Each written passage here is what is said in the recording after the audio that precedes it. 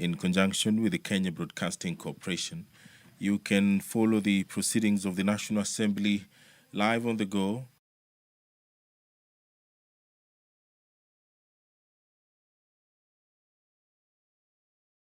The order of business this afternoon, where the chairperson, Committee on Delegated Legislation, will be moving a motion. Actually, the motion on this was debated. This motion was debated, and the business remaining there is for the question to be put. It's on the consideration of 10 regulations relating to the petroleum sector. That this House adopts the report of the Committee on Delegated Legislation on its consideration of 10 sets of regulations relating to the petroleum sector laid on the table of the House on Thursday, 16th of October 2025, and pursuant to the provisions of Section 18 of the Statutory Instruments Act, Cap 2A, and Standing Order 210, subsection 4B, announced in entirety the following regulations are among them: the petroleum business licensing and petroleum logistics facility construction permit regulations. That is legal notice number 95 of 2025. If you take a look at the order of business, which is available, the order of paper that is available on www.parliament.go.ke, you will find the other regulations listed at order number 8, that motion by the chairperson, Committee on Delegated Legislation, which has already been conclusively debated, and the business remaining is for the question to be put so that the members can consider this motion by the chairperson of the Committee on Delegated Legislation. Another business before the House this afternoon is a motion. The question will be put, and third reading. This is by the leader of the majority party, the report of the Committee of the Whole House on its consideration of the Pyrethrum Repeal Bill, National Assembly Bill number 40 of 2024, that this House do agree with the report of the Committee of the Whole House on its consideration of the Pyrethrum Repeal Bill, National Assembly Bill number 40 of 2024. The debate on the Maternal, Newborn and Child Health Bill, Senate Bills number 17 of 2023, was concluded for the second reading, and what will happen is that a question will be put so that the House can vote on whether or not this bill should be read for the second time. There will be a special motion by the chairperson, Departmental Committee on Labour. It's on the consideration of nominee for appointment as a member of the Salaries and Remuneration Commission, that taking into consideration the findings of the Departmental Committee on Labour in its report on the approval hearing of a nominee for appointment as a member of the Salaries and Remuneration Commission laid on the table of the House on Tuesday, 4th of November 2025, and pursuant to the provisions of Section 7, subsection 11 of the Salaries and Remuneration Commission Act, Cap 412D, and Section 3 and 8 of the Public Appointments Parliamentary Approval Act, Cap 7F, this House approves the appointment of the Honourable Engineer Michael Toya Kingi as a member of the Salaries and Remuneration Commission. That motion, the special motion, will be moved by the chairperson, Departmental Committee on Labour. At Order 12 is a motion by the chairperson, Committee on Implementation.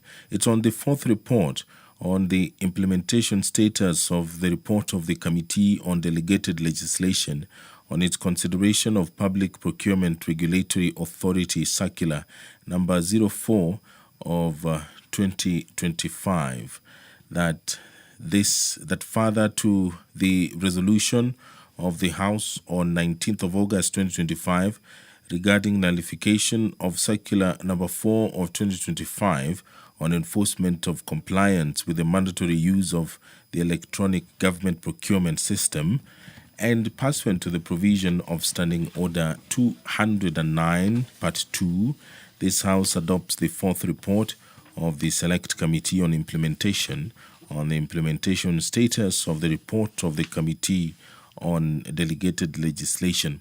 On its consideration of Public Procurement Regulatory Authority, Circular Number 4 of 2025, laid on the table of the House on Tuesday, 14th of October 2025, and further nullifies Circular Reference Number NTPPD 1/3/14, Volume 4, dated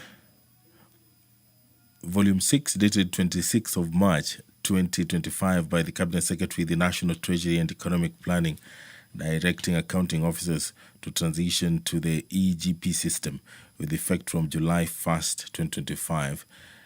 And the other circular is number OP/CAB.6/2A.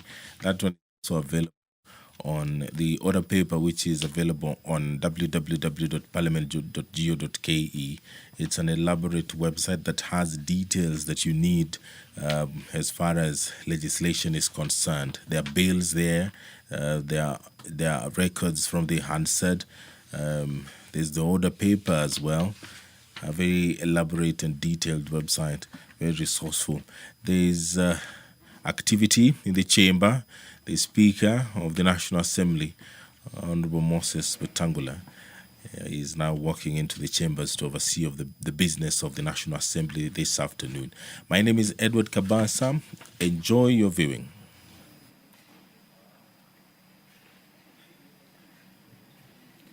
Waheshimiwa, tuombe. Ewe Mwenyezi Mungu ambaye kwa hekima na wema wako umetoa nyadhifa za viongozi na mabunge kwa ustawi wa jamii na utawala wa haki wa wanadamu, tukusihi utazame kwa neema nyingi sisi watumishi wako ambao umeridhika kutuita ili tutekeleze shughuli muhimu za jamhuri yetu. Tukuomba uteremshie baraka zako sisi tuliokutanika hapa, na utujalie tuyatende na kufikiria mambo yote tutakayofikisha mbele yetu kwa njia ya haki na uaminifu, ili utukufu na sifa zako siendelezwe, na ili kustawisha amani, ufanisi na heri ya nchi yetu na wale ambao haja zao umezikabidhi mikononi mwetu. Amen.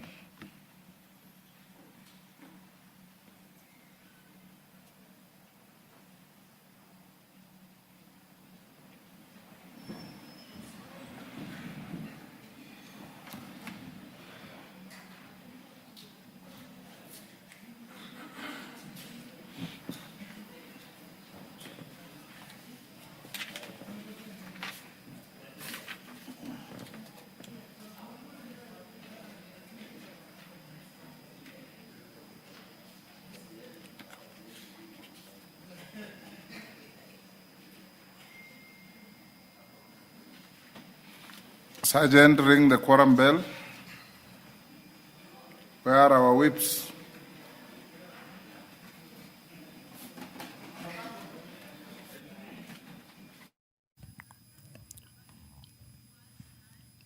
If you're just joining us, the Speaker of the National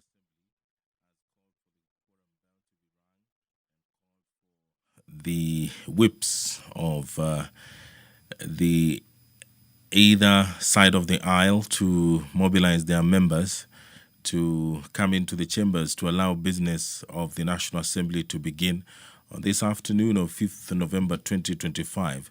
The quorum of the House is provided for under the Standing Orders 34. A quorum of the House or of a committee of the whole House shall be 50 members. So before that number is attained, then the quorum bell will be rung. If there is not a quorum present when the chair is taken at the time appointed for a meeting of the House such as this one, immediately after the saying of the prayer, the Speaker shall order the quorum bell to be rung for 10 minutes.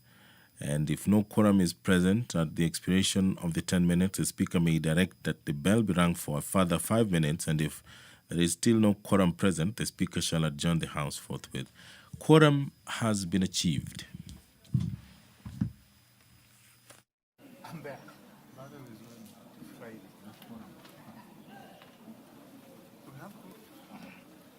Honorable members, we now have quorum to transact business. Honorable members will order Kirima. Honorable members, today we have two CSs coming to the House. We'll start with the preliminaries and probably statements. Then we'll have the Minister for Education. I don't see the leadership here. Have you confirmed if the CS Education is here? I want us to have him at 3:30 for 30 to 45 minutes, because our holding him here will depend on how he answers the question before the House. If he satisfies the House, and if the Speaker is satisfied, the House is satisfied. Then we release him and have the Minister for Health, Honorable Duale. So we'll do Honorable Gamba, 3:30, 3:15 to 3:30, and then we do health thereafter. The remaining 45 minutes from now to 3:30 will include a statement on roads from GK. Is he in the House? GK or the Majority Leader? They're the ones I instructed to come and give us a response. I believe they are within reach. As soon as anybody sees them, alert me. Okay, go ahead, Clerk. Order number 1, administration of oath. Order number 2, communication from the chair.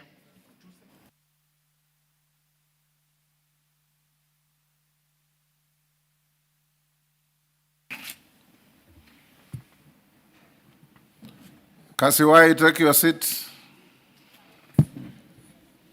Thank you, honorable members. I have a communication on the transfer of management of the Amboseli National Park to Kajiado County Government. Honorable members, under Section 26 of the Intergovernmental Relations Act, Cap 265F, and in keeping with Article 187(1) of the Constitution, any transfer or delegation of powers between the national and county governments must be formally notified to this House. Subsection 4 of the Act provides that the National Assembly shall be informed of every such decision order. It is in this spirit that I bring to your attention a letter received in my office on 22nd October 2025 from the Intergovernmental Technical Relations Committee, IGRTC, the letter bearing the title Notification of the Transfer of the Management of Amboseli National Park to Kajiado County Government from the National Government, informs the House of an agreement signed on 14th October 2025 between the National Government and the County Government of Kajiado. The core provisions of the accompanying deed of transfer are as follows. First, the County Government of Kajiado will assume full responsibility for the day-to-day management of Amboseli National Park. This includes safeguarding its ecological integrity and fostering local community involvement through conservation, education, and initiatives promoting peaceful human-wildlife coexistence. Second, funding for the transferred function will be sourced from park revenues collected jointly via the eCitizen platform, supplemented by appropriations from the Kajiado County Government. 5% of all revenues will be retained by the national government to support wildlife research, ecological monitoring, and capacity building through the State Department for Wildlife and the Wildlife Research and Training Institute. Third, net revenues from the park operations will be shared progressively over 3 financial years beginning 1st July 2026. From the 2028-29 financial year onwards, the county government of Kajiado will receive 100% of the net revenues. Fourth, the deed is set for an initial term of 15 years, renewable by mutual consent. Both levels of government will receive annual performance reports, and the National Assembly and the Kajiado County Assembly will be kept informed. A joint comprehensive review is scheduled 2 years after the deed takes effect. Honorable members, the letter and the deed are hereby referred to the Committee on Regional Development, under whose mandate devolution squarely falls, for noting. In strict compliance with Section 26(4) of the Intergovernmental Relations Act, Cap 265F, this House is formally notified of the matter, and I thank you. Then the second and short communication is to relay to this House a message of condolences from the speakers of the East African Legislative Assembly and the Transitional Legislative Assembly of the Republic of Sudan. Honorable members, I wish to inform the House that I am in receipt of communications from the Right Honorable Joseph Ndakirutimana, Speaker of the East African Legislative Assembly, and the Right Honorable Gemma Nunu Kumba, Speaker of the Transitional National Legislative Assembly of the Republic of South Sudan. These messages convey deepest condolences on the sudden passing on 15 October 2025 of the Right Honorable Raila Amolo Odinga, CGH, former Prime Minister of the Republic of Kenya. In his tribute, the Right Honorable Ndakirutimana extolled the Right Honorable Raila Odinga as a firebrand statesman and architect of Kenya's multi-party democracy. He hailed him as an unflinching Pan-Africanist who decried neocolonial vestiges, championed continental self-reliance, and advanced regional integration most tangibly through the arteries of infrastructure that bind our nations. To honor this indelible legacy, the East African Legislative Assembly held a special sitting on Thursday, 16 October 2025. The proceedings, a moving testament to the Right Honorable Raila Odinga's lifelong service to the East African community and the broader continent, have been transmitted to my office for the House's records, and I'll equally share with the family of the Right Honorable Prime Minister. From Juba, the Right Honorable Gemma Nunu Kumba lauded the departed leader's life of sacrifice, courage, and unyielding devotion to Kenya's democratic renewal. She acclaimed his stewardship in governance, justice, and inclusion as the bedrock upon which Kenya's vibrant democracy now stands. Honorable members, on behalf of the House and on my own behalf, I wish to extend our gratitude to the East African Legislative Assembly and the Transitional National Legislative Assembly of the Republic of South Sudan for their solidarity with our Parliament and the people of Kenya in this hour of national mourning. I thank you.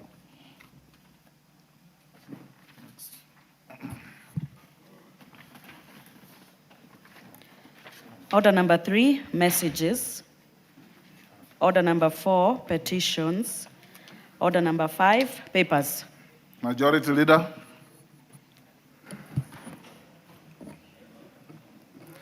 Honorable Speaker, I beg to lay the following papers on the table of the House today, Wednesday, November 5th, 2025, afternoon sitting. Reports of the Auditor General and the financial statement for the years ended 30th June 2025 and certificates therein with respect to 1. Council of Legal Education Staff Car Loan and Mortgage Scheme. 2. Council of Legal Education. 3. East Africa Portland Cement PLC. 4. Kenya Vision 2030 Delivery Secretariat. 5. Kongoni Technical and Vocational College. 6. National Youth Opportunities Towards Advancement Credit Numbers 7355KE and 7356#KE, grant number E210KE and TFOCI 1509KE, National Industrial Training Authorities, NITA. 7. Rift Valley Technical Training Institute. 8. Support to Waste Management at Lake Victoria South Project Credit number BMZ number 2013-65352, Lake Victoria South Water Works Development Agency. Number 9, Tourism Research Institute. 10, Treasury Main Clearance Fund, the National Treasury. 11, Turkana University College.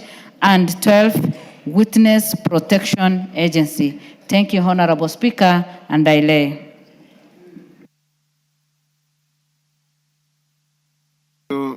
Honorable Naomi, Chairperson, Select Committee on Regional Integration.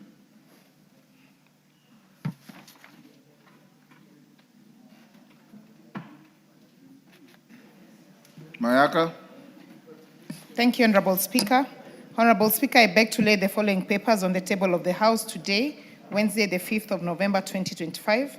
Reports of the Select Committee on Regional Integration on number 1, its consideration of the amendment to Article 24(2)A of the Protocol on the Establishment of the East African Community Customs Union, and number 2, an inspection visit to the East African Science and Technology Commission, Rwanda, and the East African Health Research Commission, Burundi. I thank you.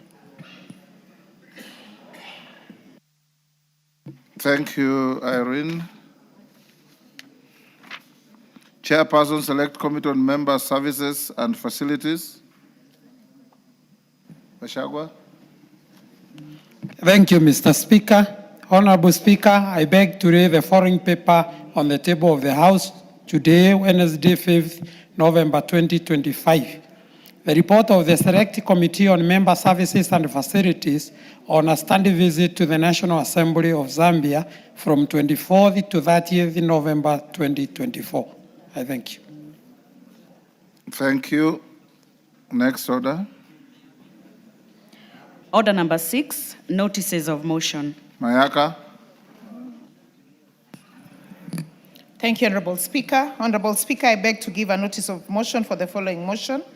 To give notice of the following motion, that this House adopts the report of the Select Committee on Regional Integration on its consideration of the amendment of Article 24(2)A of the Protocol on the Establishment of the East African Community Customs Union, laid on the table of the House on Wednesday, the 5th of November, 2025, and pursuant to the provisions of Section 3 and 8 of the Treaty Making and Ratification Act, Cap 4D, approves the ratification of the amendment of Article 24(2)A of the Protocol on the Establishment of the East African Community Customs Union. I thank you.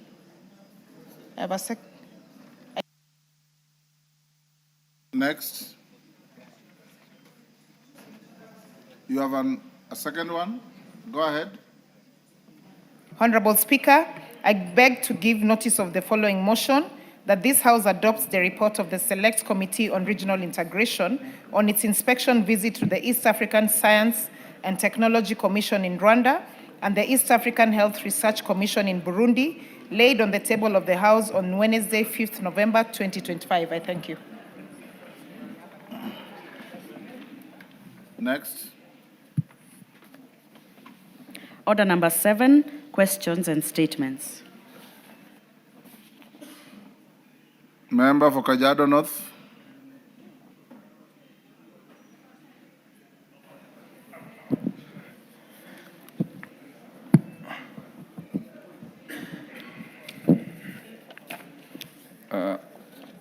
Excuse me, Mr. Speaker, I request for a minute.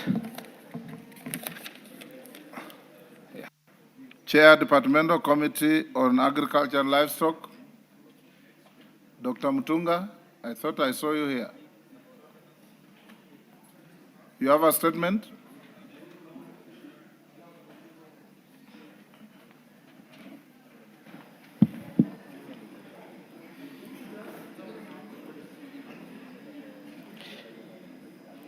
Thank you, Honorable Speaker. Honorable Speaker, I wish to make a statement on the inquiry into the pricing of tea in Kenya, pursuant to the standing order number 44(2)D.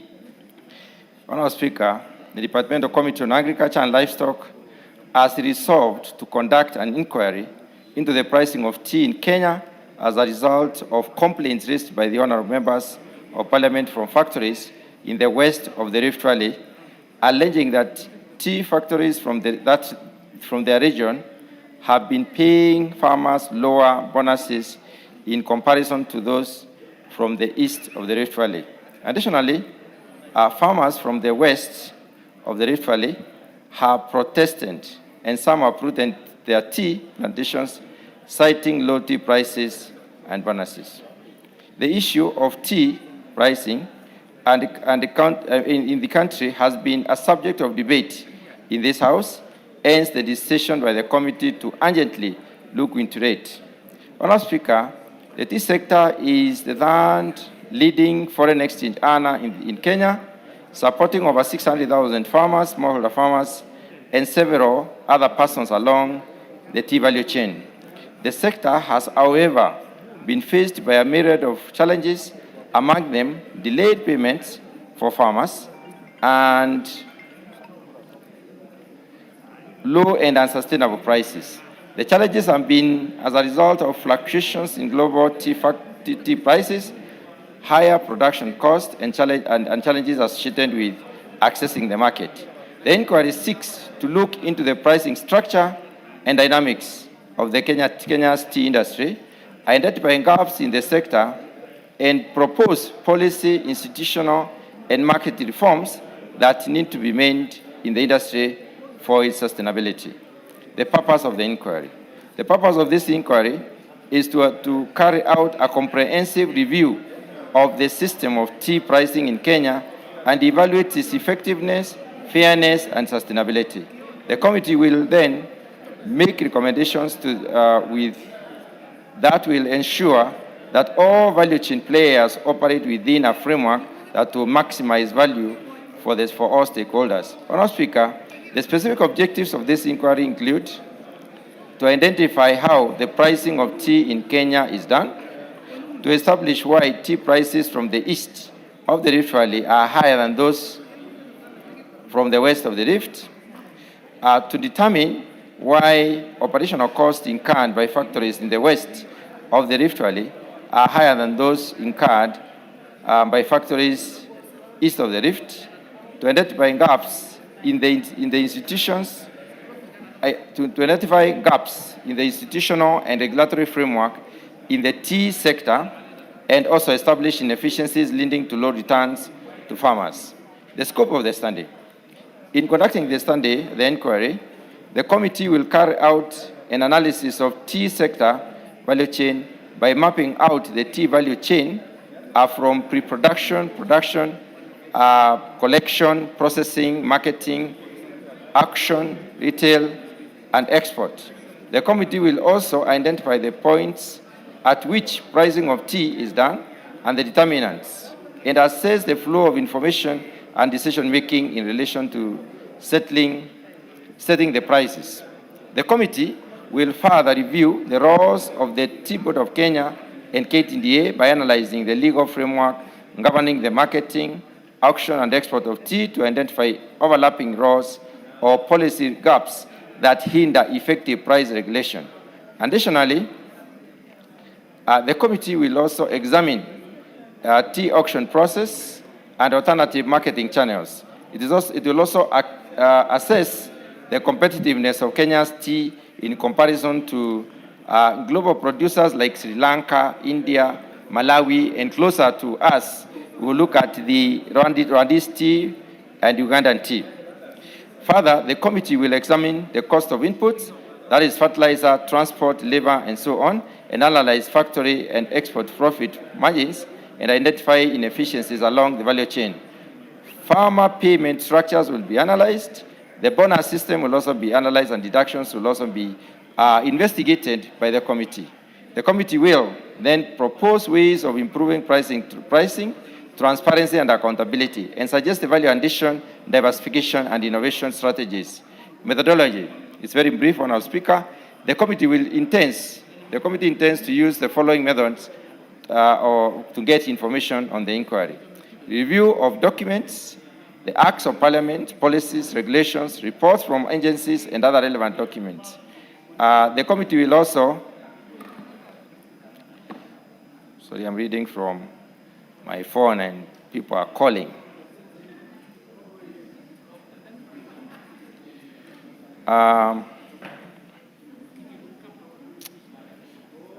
Honourable Speaker. Let me just. Mutunga, wind up. Yes, I want to. There are very many calls. Your gadget is failing you. The calls are coming in many, in multiples. When you are When I'm reading a just about to statement on finish. your phone, you bar incoming calls. Okay. I was on the methodology, Honourable Speaker. The second thing we are going to do in terms of methodology is hold meetings with the regulatory and marketing agencies, the State Department for Agriculture and Research, the Tea Board of Kenya, the Kenya Tea Development Agency. Also conduct field visits to factories in the west of the Rift, as we have done, which was already done. We've already done this. We shall therefore do a visit to the east of the Rift Valley, and also conduct field visit to Mombasa Tea Auction and quality analysis, as well as tea testing laboratories, and hold meetings with stakeholders in the tea sector, like the State Department for Agriculture, KTDA, and the Tea Board of Kenya. The framework for operation is also outlined on our speaker, and we intend to be done by 27th of November this year. So we are going to do this quite fast. So, Honourable Speaker, I invite members who are interested in this matter to attend the meetings with the Departmental Committee for Agriculture and Livestock, Tea Board of Kenya, and KTDA, and the Ministry, so that that will take place on the 13th of November 2025 at 10 a.m. At a venue that shall be communicated later as friends of the committee, and therefore they will have their issues resolved. Honourable Speaker, I submit. Honorable Mutunga, order members. Members on their feet, take your seats. No kamkunjis in the house. Honorable Mutunga, I followed your statement very closely.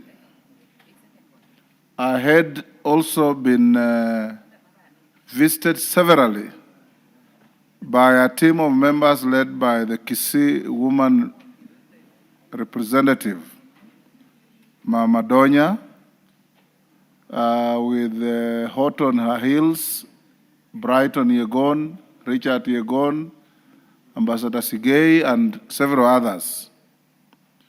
What you have read to the House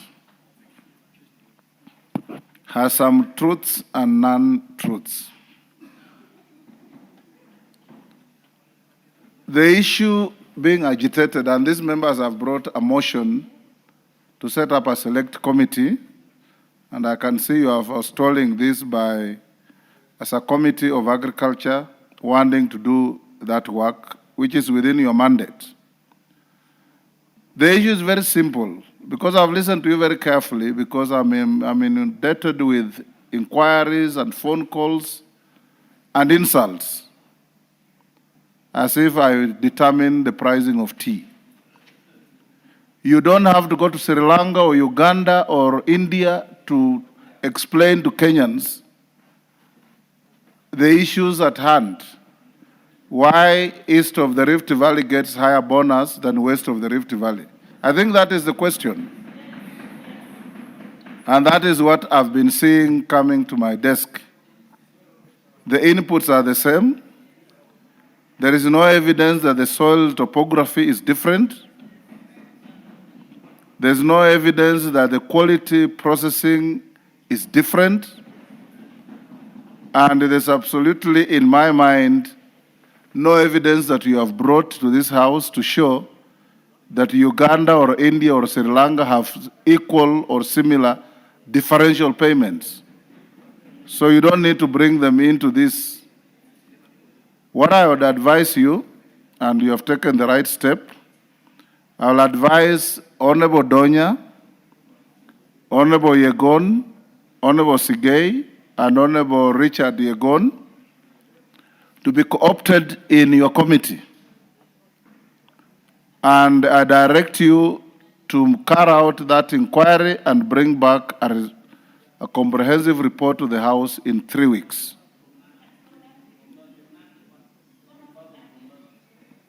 What are you? Yes, Marian Kaitani. Honorable Speaker, I think the committee you are proposing that it be created is a good one. The only request we wanted to make is that the members who are being co-opted, we don't have anyone from Nandi County, yet Nandi and Bomet, no, Bomet is there. So some areas of Nandi and I think other areas that have been left out. If the list can be conclusive to have representation in every county that grows tea, especially in the west of Rift. Thank you. Maybe the 3 distinguished members from Bomet, can one of you drop out? Sigei, you drop out on account of seniority. Leave Brighton and Richard. Brighton is a member of the Agriculture Committee. Okay, fine. Then we'll have the issues east and west of Rift Valley, so don't bombard me with counties. It is east and west of the Rift Valley. That is what Mutunga said, and that is what I've been seeing. So from Nandi County, Melia and Marianne agree one of you to be co-opted. Marianne. Kisi Nyamira, you are the same ecosystem. Donya is there.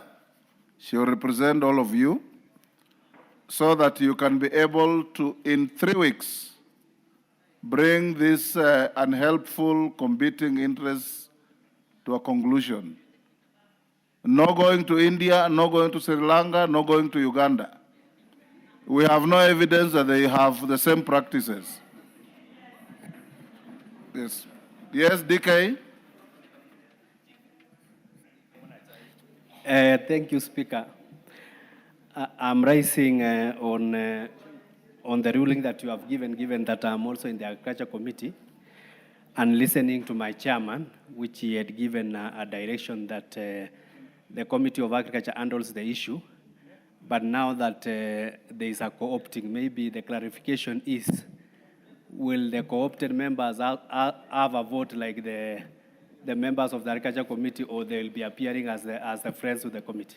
Whether you vote in the committee or not, the report will come to the House and it will be a property of this House. And we are not looking for a majoritarian decision, we are looking for a fair decision on how to handle our tea farmers. You can gang up as a majority and vote one way or the other. That will not solve the problem. We want a fair, clear explanation that can satisfy members of the public as to why we have got these differentiated payments. Yes, Mutunga?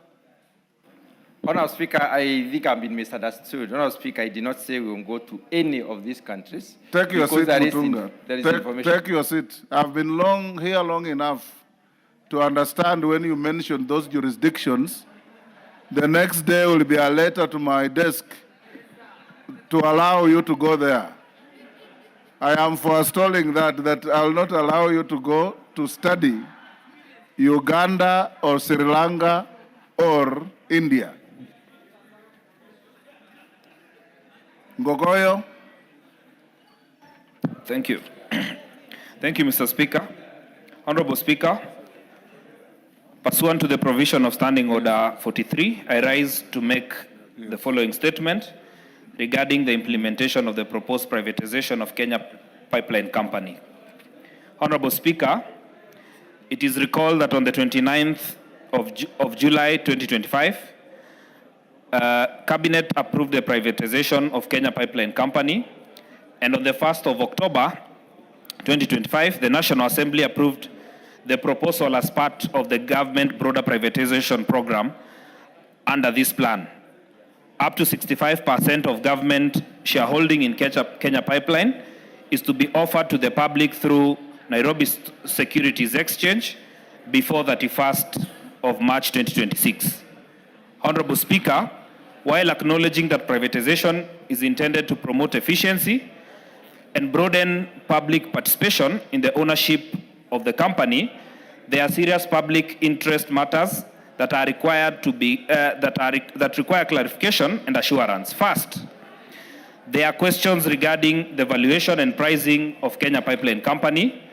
The company is a strategic national asset with extensive infrastructure across the country and the region, including pipeline, storage, depots, and vital energy installation. There is public concern regarding the valuation process, the independence of the valuer, the assumption that will inform the valuation, and whether the reserve price will truly reflect Kenya Pipeline current projected market value. Additionally, it is noted the following. Cabinet approval in 2023, Kenya Pipeline acquired Kenya Petroleum Refinery Limited by way of 100% share transfer agreement.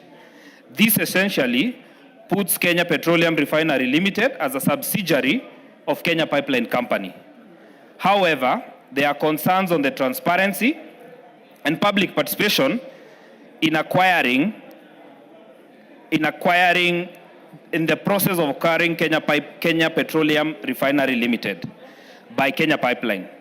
Lack of documentation relating to the merger of Kenya Pipeline and Kenya Petroleum Refinery Company, and the non-disclosure of material facts during the submission of sessional paper on privatization to this National Assembly on Kenya Pipeline. Given the central role that Kenya Pipeline and Kenya Petroleum Refinery in the transportation and storage of refinery and petroleum products in the country, the public deserve clarity on how the privatization will affect service delivery, fuel pricing, and energy security.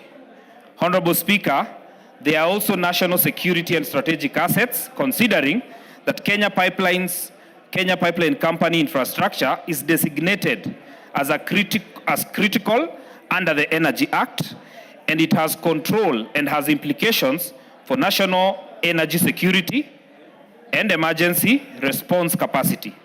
There is therefore need to explicit guarantee the national interest will not be compromised through the ownership or management changes. Honorable Speaker, this matter goes to the heart of transparency, accountability, and oversight role of the National Assembly on public process. The people of Kenya deserve an assurance that no strategic public agency is being privatized without full disclosure, proper valuation, and the oversight by this House. Honorable Speaker, there is need for the House to extensively deliberate on the emerging issue regarding the privatization exercise, including matters relating to 1, the value process and independent experts engaged in the Kenya Pipeline and Kenya Petroleum Limited merger. 2, the legal and policy consequences of the privatization exercise, noting that the acquisition of Kenya Petroleum Refinery Limited by Kenya Pipeline, and 3, the extent the public participation undertaken, including consultation with sector stakeholders, employees of the Kenya Petroleum Refinery Limited, and Kenya Pipeline Corporation. Acquisition and reported merger. The measures in place to safeguard employee welfare and protect the strategic infrastructure. And 5, the intended application process and accountability framework for monitoring their use. It is on this background, Honorable Speaker, that I am seeking the leave of the House for the establishment of an ad hoc committee to comprehensively consider all the matters noted therein and relating to the acquisition of the reported merger of Kenya Petroleum Refinery Limited and Kenya Pipeline Company, and the proposed privatization of Kenya Pipeline Company, and report back to the House in line with the standing orders. This will ensure that the concerns raised are addressed, and even the government seeks to institute operational efficiency in the management of the state-owned corporation, which we fully support. With that, Honorable Speaker, I seek the leave of the House. You know what it means to seek leave of the House? Have you looked at your standing orders? Kogoyo? Yes. You know what it means to seek leave of the House? Okay, let me continue mentoring you. When you want to seek leave of the House, you either enjoy the sympathy of the Speaker or your request is supported by at least 5 members.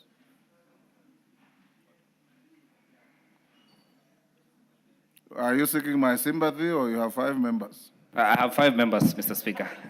You have 5 members? Yes. Where are they? Okay. Take your seats. That's hurdle number 1. Hurdle number 2, you now. That is hurdle number 1. Hurdle number 2, you prepare a motion which will go to the Speaker, then to House Business Committee. If it finds favor with House Business Committee, then it will find its way to the House. So you have gone step 1. It's up to you to navigate the rest. GK, the chairman of Roads.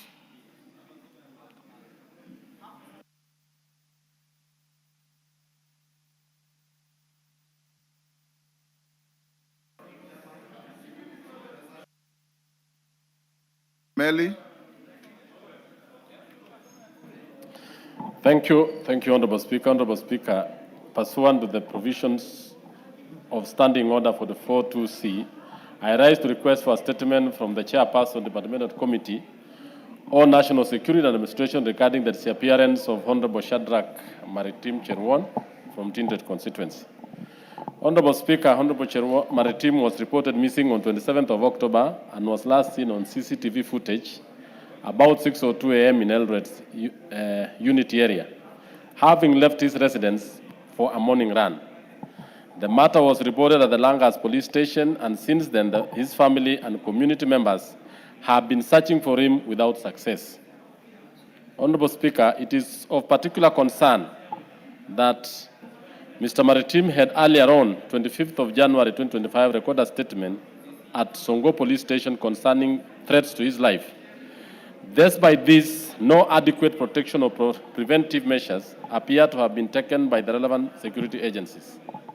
In view of the gravity of this matter, I request the Chairperson of the Departmental Committee on Administration and National Security to address the following. 1, provide a comprehensive update on the status of the investigation into the disappearance of Honorable Shadrach Maritim Cherwon. 2, explain the steps being taken by the Ministry and the relevant security agencies to trace the whereabouts of Maritim. 3, clarify the actions taken and investigation undertaken on the report of the threats to his life at the Songo police station. And 4, outline measures being implemented to safeguard individuals who have reported threats to their safety, particularly public officials and community leaders. I thank you, Honorable Speaker. Where is the chair security? Yes, Major Azo. Can you bring a response next week on Wednesday? Thank you very much, Mr. Speaker. We'll do so. Thank you. Honorable members, before we invite the Chair Rhodes, allow me to introduce to you a group of 18 students from Starehe Boys Center, Alliance High School, and Kianda School who are seated in the Speaker's Gallery.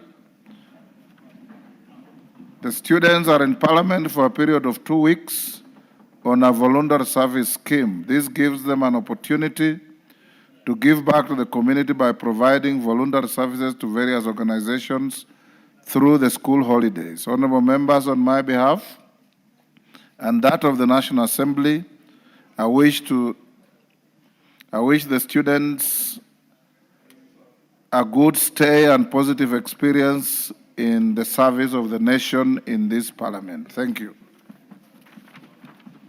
GK, Honorable Owen Bayer, we task you and the Chair of Roads to bring a statement. The Chair of Roads is here. I believe he is carrying a collective responsibility. Is he? Yes, Honorable Speaker, we've been in touch with the Cabinet Secretary, and we have a comprehensive report And I think Through the chairman. through the chairman, for which he will deliver that. Can we hear the comprehensive report? Honorable Speaker, thank you. Honorable Bashir yesterday requested to know why KERA's allocation to constituencies, that is 22 and 10% allocation, has been reduced from 62 million per constituency to 36 million as per the circular sent from KRB to regional offices. Honorable Speaker, you directed that we engage the minister, and we have done that, so that today we held a meeting with the Cabinet Secretary and the Principal Secretary, and it has been agreed that that letter be withdrawn, which has already been done, which has already happened. We've also agreed that the balance is that for financial year 23-24, 24-25 be cleared by or within this week. That is not later than 7th of this month, Friday this week. Honorable Speaker, we've also agreed that the Cabinet Secretary will appear before Parliament, of course, through your invitation, to explain to members why that letter indicated a reduction, and whereas members were expecting an increment in that allocation. Honorable Speaker, we will get a comprehensive response or report from the Cabinet Secretary because we've just concluded that meeting. Thank you, Honorable Speaker. Honorable Chair, if he has climbed down and withdrawn the letter, and you go back to the status quo ante, then there's no need to invite him. What is left is for you as the Oversight Committee to ensure implementation on the timelines you have been given, that by Friday this week, there is action. If there is action, it purges all wrongdoing, it purges all transgressions. And we can only invite him here for something else.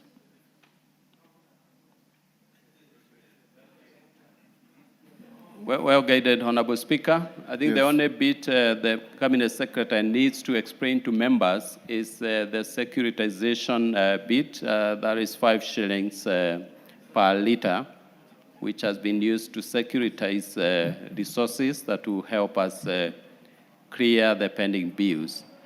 That, according to the Cabinet Secretary, will slightly reduce the allocation per constituency by not more than 10 million per constituency. I would urge you, Honorable Speaker, request you to invite the Cabinet Secretary to explain why we need to accept that reduction. He is better placed to convince members to accept that. I am a member, and I would wish that that clarification comes from the Cabinet Secretary. Thank you. I get you. I don't want to escalate this. I'll look at the Hansard, what you said and what you are saying, and I'll advise you, if I require, I'll summon the minister here early next week so that you can interrogate him. I will not allow you. Let's have Minister Ogamba to come here and deal with education issues. As he comes in,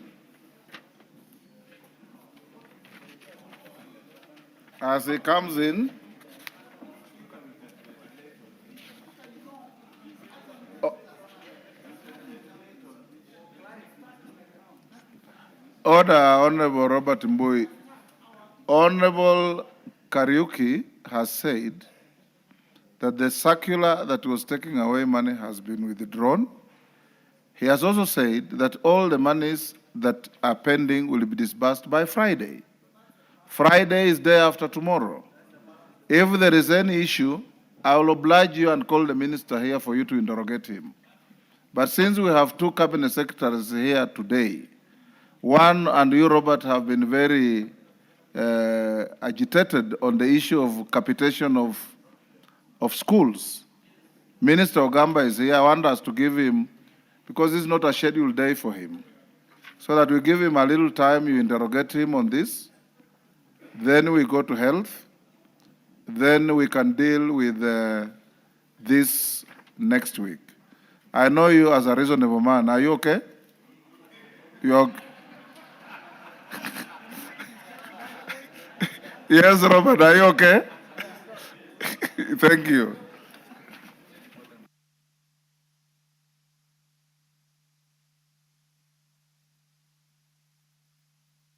Let's dispose of orders 8, 9, and 10 for putting questions. Then we have Minister Ogamba for 30 minutes, and then we have Minister for Health. Call out order number 8. Order number 8, motion, consideration of 10 regulations relating to the petroleum sector. Question to be put. Order, members on their feet, take your seats.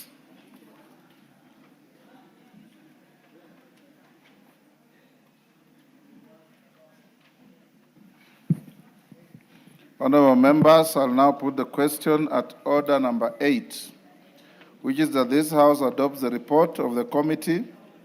Order. Hillary, you walk in and there is disorder. Let's be orderly. That this House adopts the report of the Committee on Delegated Legislation on its consideration of 10 sets of regulations relating to the petroleum sector laid on the table of the House on Thursday, 16 October 2025, and pursuant to provisions of Section 18 of the Statutory Instruments Act, Cap 2A, and Standing Order 210-4B, annuls in entirety the following regulations. 1. The Petroleum Business Licensing and Petroleum Logistics Facility Construction Permit Regulation Legal Notice Number 95 of 2025. The Petroleum Licensing of Petroleum Road Transport Business Regulations Legal Notice Number 96 of 2025. The Petroleum Operating of Common Petroleum Facility Regulations Legal Notice Number 97 of 2025. The Petroleum Information and Statistics Regulations, Legal Notice Number 98 of 2025. The Petroleum Lubricants Facility Construction and Licensing Regulations, Legal Notice Number 99 of 2025. The Petroleum Retail Dispensing Site Construction and Licensing Regulations, Legal Notice Number 100 of 2025. The Petroleum Liquefied Petroleum Gas Regulations, Legal Notice Number 101 of 2025. The Energy, Petroleum Information and Statistics Revocation Regulations, Legal Notice Number 102 of 2025. The Energy, Retail Facility Construction and Licensing Revocation Regulations, Legal Notice Number 103 of 2025. And lastly, the Petroleum Products Quality Management Regulations, Legal Notice Number 104 of 2025. As members of that opinion say aye. Aye. Will those of the contrary opinion say nay? The ayes have it. Next order. Order number 9, motion, report of the Committee of the Whole House on its consideration of the Pyrethrum Repeal Bill, National Assembly Bill number 40 of 2024. Question to be put and third reading. Members, take the nearest seats.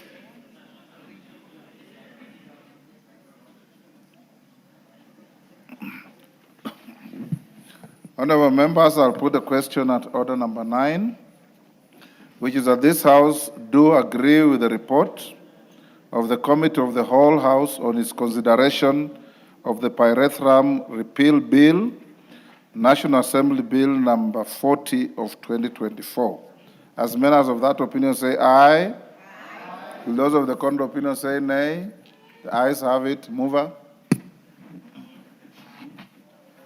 Honorable Speaker, I beg to move that the Petroleum Repeal Bill, National Assembly Bill number 40 of 2024, be now read a third time.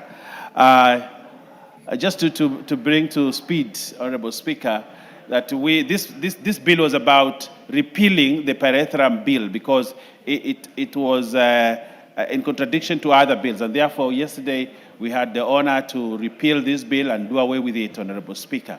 And therefore, having said that, and I want to thank the members that contributed to this bill, it will help us grow the pyrethrum sector, and farmers that are in the pyrethrum sector, Honorable Speaker, will now enjoy the maxims that are provided for in the law that exists.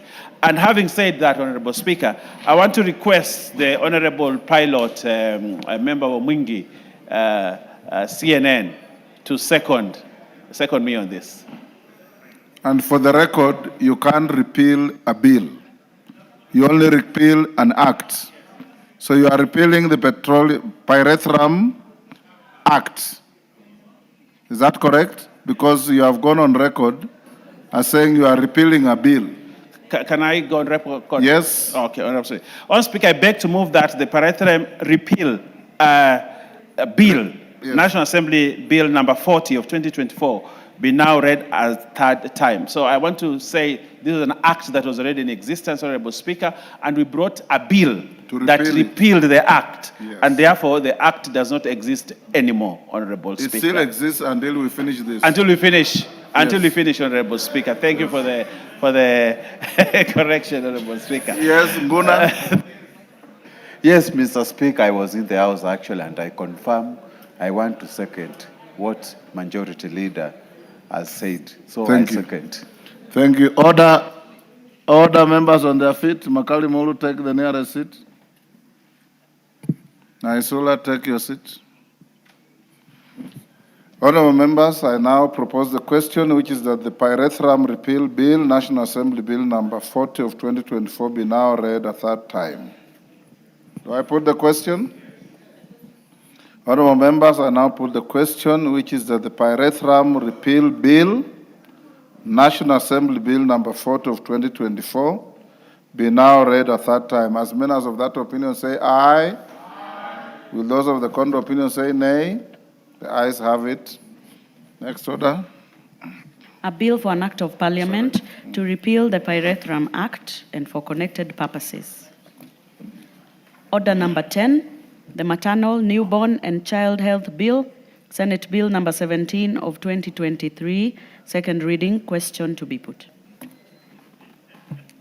Order, Honorable Makali Mulu, take the nearest seat.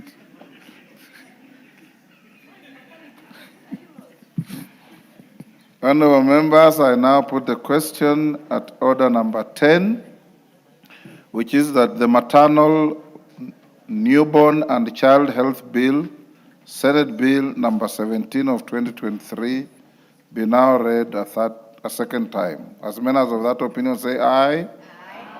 Will those of the contrary opinion say nay? The ayes have it.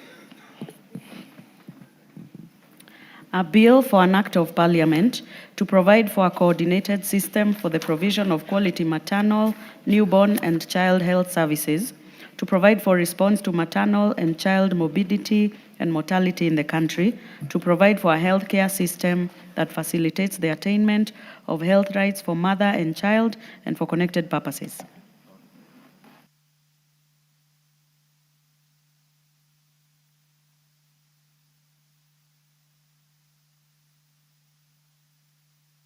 Thank you. We'll now go to the Minister, Honorable Migos Ogamba, Minister or CS for Education. You are here for a single purpose, to explain to the House the issue that has been brought to your attention on delayed remittance of money to schools. I want us to take with you 30 minutes because we have a scheduled minister for health to come and answer questions. yours is an appendage to the order of the day. So I'll now give you an opportunity to address the House, and I'll then, before you do that, there's an MP whose question is related to this. Naisula, are you ready? If you are not, it's different. Okay. Go on, CS.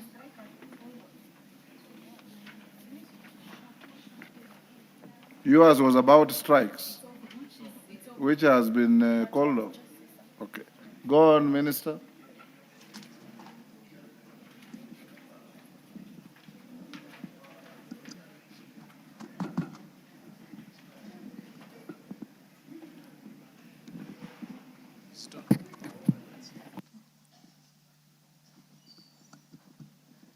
Yes, Melly, you are the one who brought this to the House, right?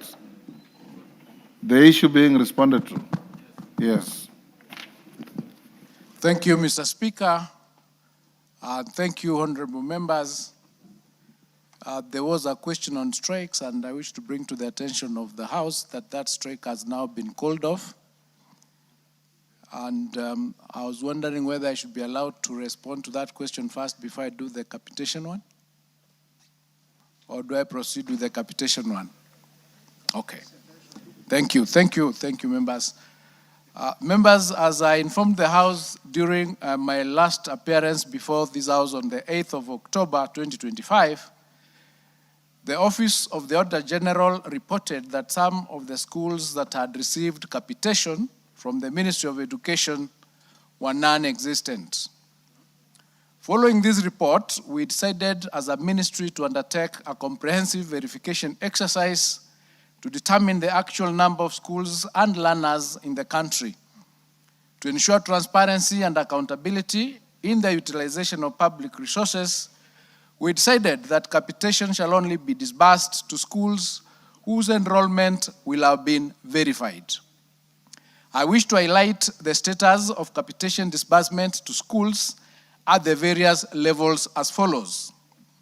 Mr. Speaker, in the capitation cycle released for the third term, the ministry used an enrollment of 5,833,175 learners in 23,889 primary schools to request for capitation funds amounting to Kenya shillings 1,656,741,687.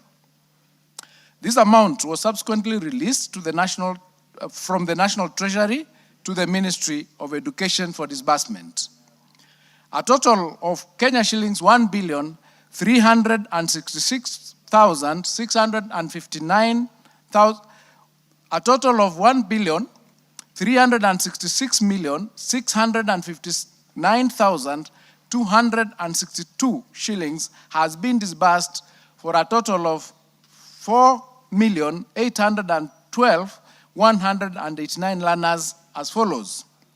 Number one, 16,788 schools with an enrollment of 4,295,820 learners were cleared for full capitation and paid a total of 1,220,012,880 shillings. Number two, 235,461 learners in 3,979 schools below the threshold, that is students with less than 90 learners, were paid full capitation amounting to 66,870,924. 3,065 schools which had not submitted data or submitted data in the wrong format were paid 50% of the NEMIS enrollment. This covered 280,900 learners, accounting for Kenya shillings 79,775,458. Mr. Speaker, in the capitation cycle released for the third term of this year, an enrollment of 2,430,398 learners was used to request for capitation funds for 20,927 junior schools. Consequently, the National Treasury released a total of Kenya shillings 5,702,842,725.04 to the ministry for this level of learning. Following the ongoing verification exercise, 2,943,224 learners in 20,630 junior schools have been cleared and their capitation released, translating to disbursements of Kenya shillings 5,134,773,150.80. This amount includes Kenya shillings 78,202,838.30 that was paid for 56,599 learners in 2,145 CS, that are in below. the interest of time, Yes. when you are talking of 5 billion, just say 5 billion. Okay. If you are talking of 78 million, don't go up to 30 cents, just say 78 million. Well noted, Mr. Speaker. And thank you for that guidance. So there was that was paid to 56,599 learners in 2,100 schools that were below the threshold, and that is learners or schools that had students that are below 45 in number. This also includes 122 million paid for 118,000 learners in 934 schools that were paid 50% capitation based on NEMIS enrollment. The 934 schools are still awaiting verification and clearance, and the delays on verification have been caused by non-submission of data, late data submissions, and errors in data capture by the respective institutions. Our field officers are currently working with the institutions to ensure that the urgent submission of accurate data is done. Mr. Speaker, for secondary schools, the ministry received the sum of 10.3 billion Kenya shillings for capitation for third term. This was based on 3.3 million learners in 9,550 schools. The verification exercise for secondary schools is complete. Following the verification exercise, an enrollment of 3.2 million learners has been cleared, resulting in the disbursement of 10 billion Kenya shillings. Out of the total of 9,550 schools that were processed, 9,540 schools have been funded, while 10 schools have been closed down for having no learners. The following schools have closed down, and I've done a list. They are Kiria Secondary School in Nyandarua, Dr. Mashage Maheto in Migori, Ragia Forest High School in Kiambu, Muwandi Mixed School in Kirinyaga, Friends Bulovi in Kakamega, Luiwat High School in Baringo, Ngamba School in Moranga, Sintankara Secondary School in Narok, Maj Mazuri Mixed Secondary School in Baringo, and Father Leo Staples Girls in West Pokot. Mr. Speaker, the amounts that have been disbursed to various levels of basic education are as follows. For the free day secondary school, a total disbursed of 10 million. For free day junior school, a total of 5.1 billion. Free primary education, a total of 1.7 billion, making the total disbursed of 16.5 billion Kenya shillings. The undisbursed amount from that verification exercise to date stands at 1.2 billion. As a ministry, Mr. Speaker, we are keen to clean our data and to make sure that all resources allocated to us are utilized for the right purposes and in an accountable manner. Our aim is to ensure that the resources we ask for and the decisions that we make on the use of these resources is based on accurate data that is verifiable and evidence-based. This will support all of us to achieve optimal utilization of the limited resources available. I submit.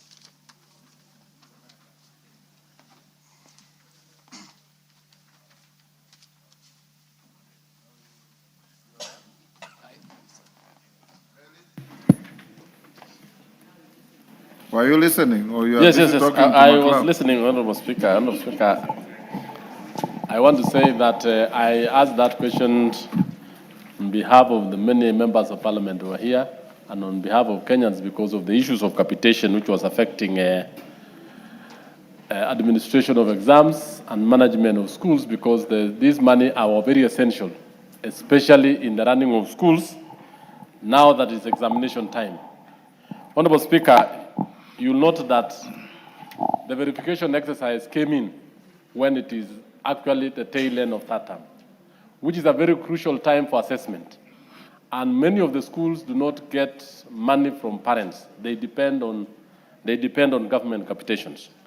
Honorable Speaker, I want to ask the CS that, yes, it is very important, and I want to thank you that you do verification, but let's do it on time so that it doesn't interfere with the running of exams and the running of school, so that during the holiday time, when teachers, when the sub-county directors of education and the quality assurance officers are within, they'll be able to run this exercise, and those teachers who are found to be fraudulent and to have increased the number of students or to have ghost schools, action need to be taken on them. In that, this kind of exercise is actually very important to save the taxpayer, the issue of ghost schools and ghost learners.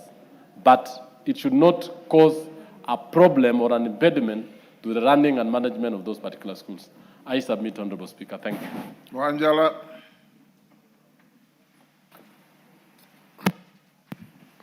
Thank you, Mr. Speaker. Mr. Speaker, the Ministry of Education has been telling Kenyans that they disbursed, and this was, in fact, last financial year, that they disbursed money to ghost schools. They even gave the number of the schools that got that were ghost, who received the money.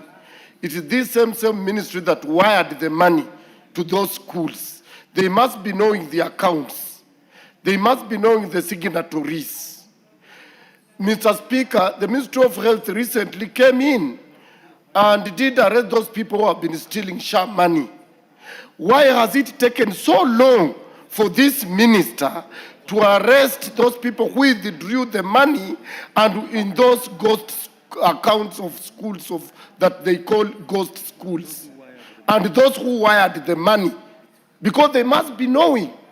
For how long will we be waiting? And yet he is causing other children to suffer for nothing. He should move the way the Ministry of Health has moved. Thank you, Mr. Speaker. Ngari. Thank you. CS, record the interventions. Thank you, Mr. Speaker. You know this has been a very serious issue, and I think Honorable Wanjala has raised it, the criminal culpability. I will not repeat it. But, Mr. Speaker, you remember yesterday we raised the issue of circulars, which the CS should address. Do the heads of institutions take these circulars serious anymore? Because, Mr. Speaker, the ministry has said they have issued a circular on when children should go to class. That was raised by Honorable Donya in this House.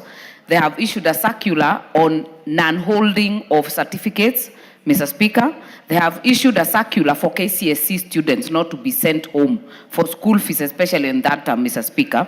So maybe they can tell us how binding are these circulars to the heads of institutions. And finally, Mr. Speaker, the ministry should consider giving a guidance or a regulation in terms of retiring head teachers and principals that leave schools with debt, Mr. Speaker. Because nowadays, Mr. Speaker, you find a principal has been promoted at 58 years or 59, they do whatever they do and leave that school toiling in debt after their exit, Mr. Speaker. So maybe that's something they can consider.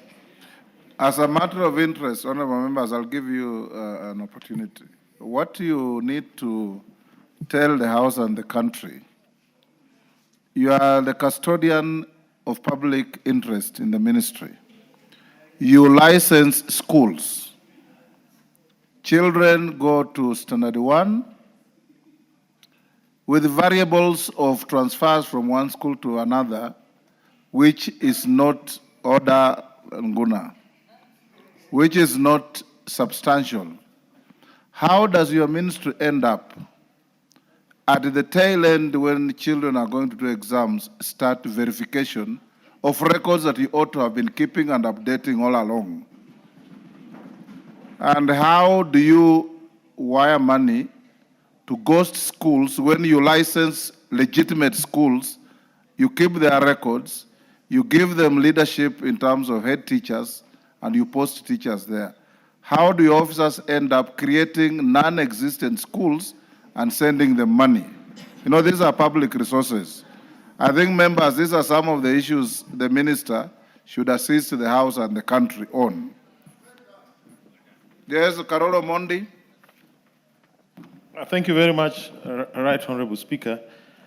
I saw a news item yesterday that school fees have been increased and standardized across the country at 53,000 per student,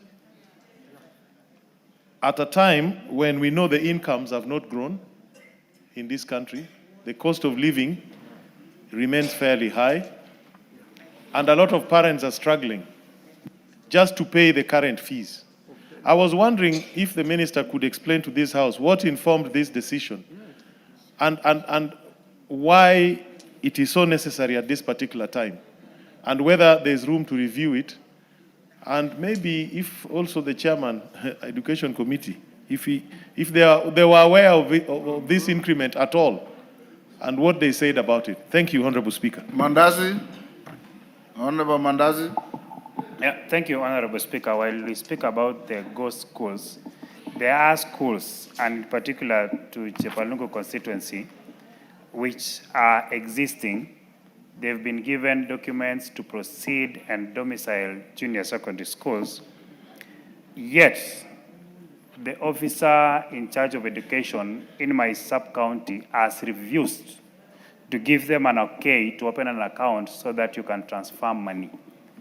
This is a matter that has affected learning in the 11 schools, and I have severally reminded the relevant persons in the ministry to act about the same, but they have failed. And up to date, the schools that I'm talking about, the 8 teachers in these particular stations have called parents to ask them to transfer students to the neighboring schools. This is an issue, Speaker, that has really affected the people and the students who are from this particular schools. Thank you. Robert Mbui.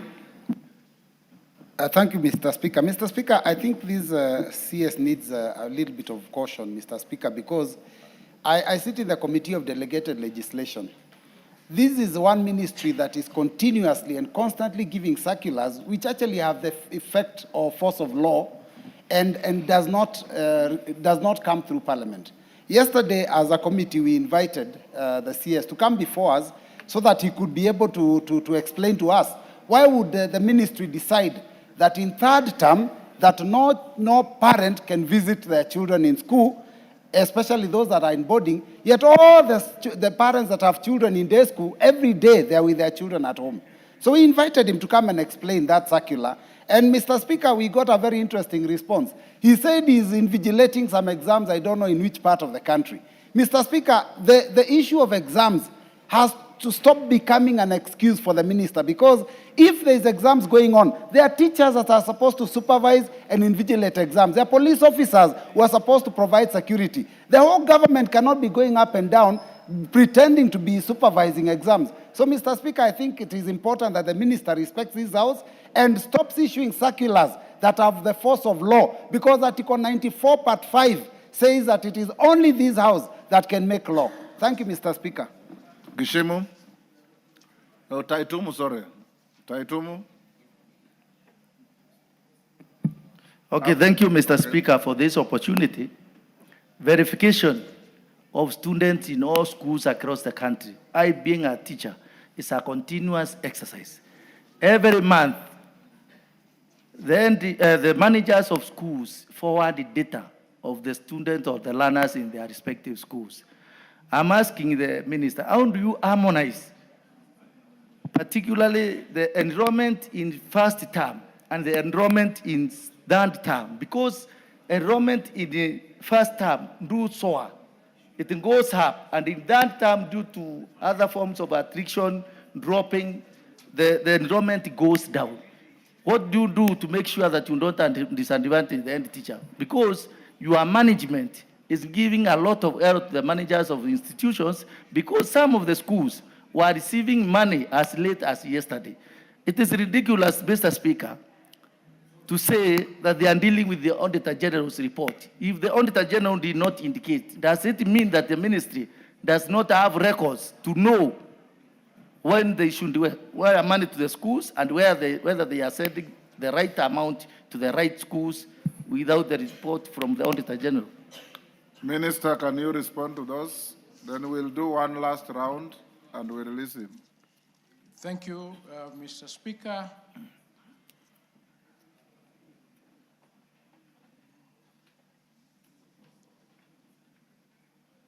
The reason why we decided to undertake the verification during this time of third term is because the report came out in August. I think there was hue and cry that we are releasing money to schools that do not exist. It would have been irresponsible of us to ignore that report and continue releasing the money the same way we used to do.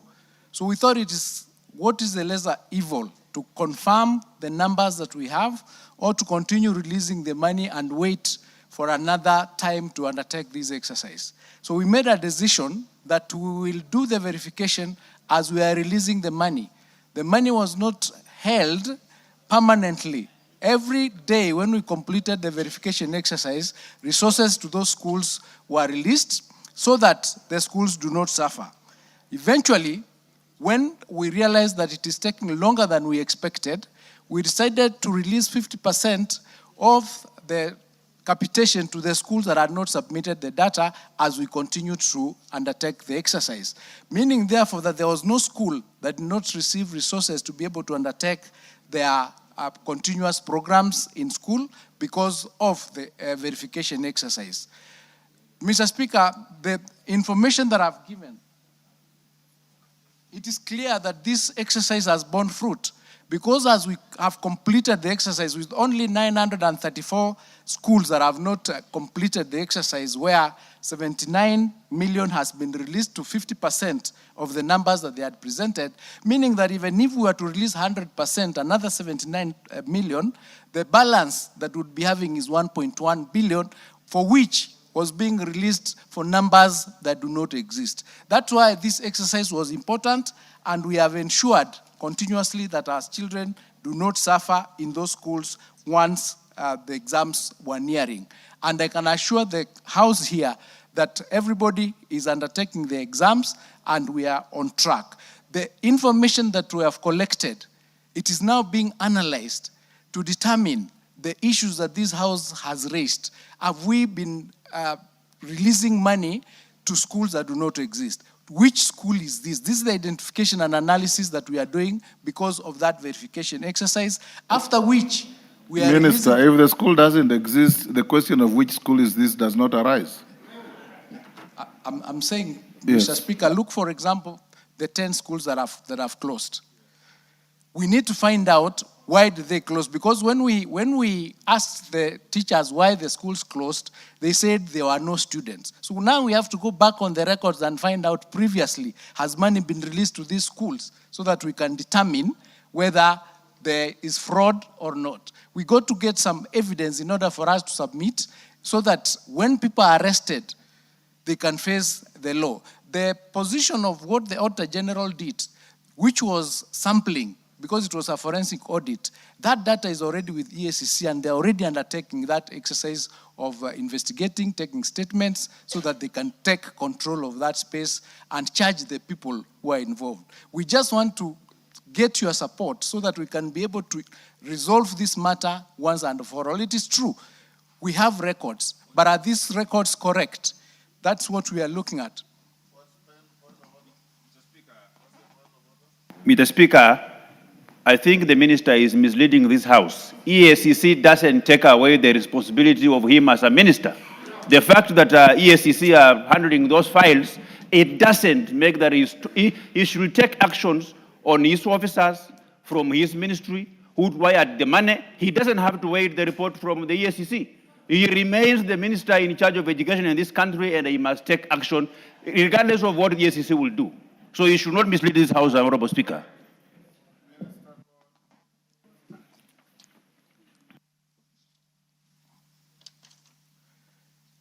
The criminal culpability that we are talking about, that can only be undertaken by the investigative agencies. We would be able to take administrative action on the officers we find culpable, and then we hand them over to the investigative agencies to undertake the criminal process.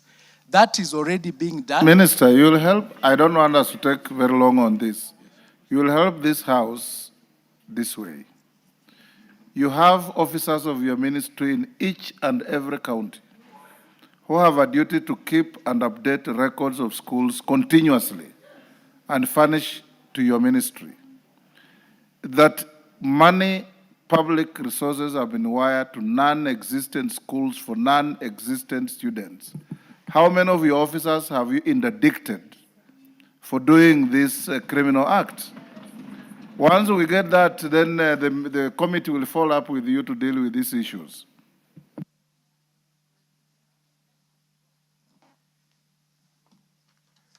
Based on the verification exercise that we are undertaking, we've not interdicted anybody because we've not completed the analysis of the exercise, as I've indicated.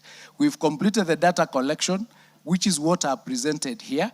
And once we complete the exercise, we will then be able to take action. It is at that stage where we are analyzing the data that we've collected in order for it to inform us who is involved, which bank accounts, which institutions, which individuals, which officers, which sub-county, so that we can then take action against them. We can't take action against anybody based on the data that we have now because we've not concluded the exercise. That is the reason, Mr. Speaker. Yes, Millie. Mr. Speaker, the CS is disappointing me, being an alumni of the same primary school as myself, Homa Bay Primary School.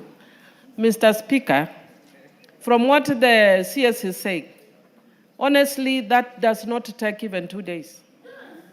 So if there are things that are going wrong, and if there's one problem that we have been facing as a country is the issue of corruption, and we have been told that we have actually identified where there are corrupt practices, why would we be taking so long telling us that we are trying to trace here and there? You have found that there is a school, non-existent school, and somebody has paid to a non-existent school. Can I come to your office and tell you who paid to that school? It's as simple as that. Just pinpoint who paid that non-existent school and throw them out of the office. It's as simple as that. It's as simple as ABC. Minister, let him finish this round, then we take a few more. Mr. Speaker, yes. I had difficulties making that decision because the exercise is not complete. I have indicated here that there are another 934 schools that have not submitted their data. So we wanted to have this as a complete exercise, prepare a complete report, including what action we have taken. Where we think there's a crime committed, we'll then forward it to the investigative agencies to undertake. It would have been premature for me to take action against officers before I confirm for sure that this is the position or this is the offense that they have committed. We are all of us taking this exercise in order to take action at the end of the exercise. That's the reason why. Yes, I'll take 3 here, then we close. Rachel Nyamai. Thank you, Honorable Speaker. Honorable Speaker, I am equally disappointed, just the way the Honorable Millie Odhiambo is, because the Cabinet Secretary, who I believe is very knowledgeable, is telling us that 1.1 billion... He is a lawyer of very good repute, by the way. I don't know why he's doing this. Yeah, very true. So, Mr. Speaker, it is worrying to be told that 1.1 billion was released in favor of numbers or students that do not exist. Mr. Speaker, he also tells us that 934 schools have benefited from money and he is not able to verify. Mr. Speaker, there is a problem. I think it's a huge curtail that ensures that information is not provided. If it is provided, it is not provided within the right time, and that even the cabinet secretary himself could be having a lot of problems below him at the director level, at the county level, at the sub-county level, at the, which is the other level? Zonal level. So there must be a problem. And 934 schools, Honorable Speaker, is not 9 schools. It means that there is a problem of failure to provide information. These people are not providing information, have a name, have an identity card, they are known where they belong to, their counties are known, their sub-counties are known, their wards are known, and they can be arrested. It is happening in other ministries. Why not in the Ministry of Education? Owen Baya. Honorable Speaker, I want to say this, yeah. Don't say, ask the minister. I want to ask the minister. Yes. You know, you need to take action not only on teachers. That ministry, there are people who have overstayed in certain positions that will forever guard the information. Yourself and the PS are new there. There are people who are very strong roots, deep roots, and they will protect their system so that they continue to eat the money in that ministry. Unless you become ruthless and have ruthless focus on those people, Honorable Speaker, money will continue to disappear in that ministry. So what you need to do is do what Kiraitu Murungi said, a radical surgery in that ministry, just like they did in the judiciary, so that you can unearth, but as you unearth, it also goes with people who then you will get breathing space and space to manage that ministry. Otherwise, our children will continue to suffer if we go that way. I can assure you, Honorable Minister, you will wait for that date and it will not come. You will. I have seen it in my county. The people there protect each other. From the county director who has stayed there for over 8 years, to all the sub-counties who have stayed there for over 10 years. And everybody else is just comfortable waiting for the money from the ministry to eat the money. Honorable Speaker, unless radical surgery is done in the Ministry of Education, we will continue to say the same things here. Honorable Speaker, I thank you. Thank you, Honorable Speaker. As we join this, the Cabinet Secretary must be aware that, as Baya said, the ministry is full of cartels. For example, there is a deliberate process to understate the number of learners in some schools and inflate in others. How is it done, Honorable Speaker? They deliberately refuse to admit them or register them in NEMIS as it is now, on very spurious reasons, non-existent reasons at all. For example, I can tell you, Honorable Speaker, and I want to tell the Cabinet Secretary, that in Funyula constituency, we could be having about 25% of the children in school who are not registered in the ministry records and they do not get that capitation. What is he going to do to clean up the ministry to ensure there is fairness in distribution of the resources available? Thank you. Russell. Thank you very much, Honorable Speaker. Honorable Speaker, listening to the CS here, I am really concerned because today there's more supervision of education in our counties and sub-counties. What didn't exist maybe during your time or my time. We have curriculum support officers, quality assurance, all the way to the divisions. So that simply means that what he is telling us, either there is no supervision or there's too much bureaucracy in education that we can have schools that don't exist, or youngsters or learners who cannot be found or registered.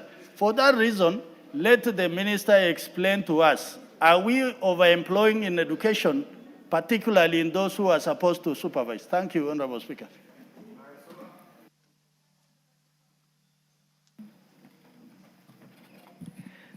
Mr. Speaker, I had requested your indulgence on a different question.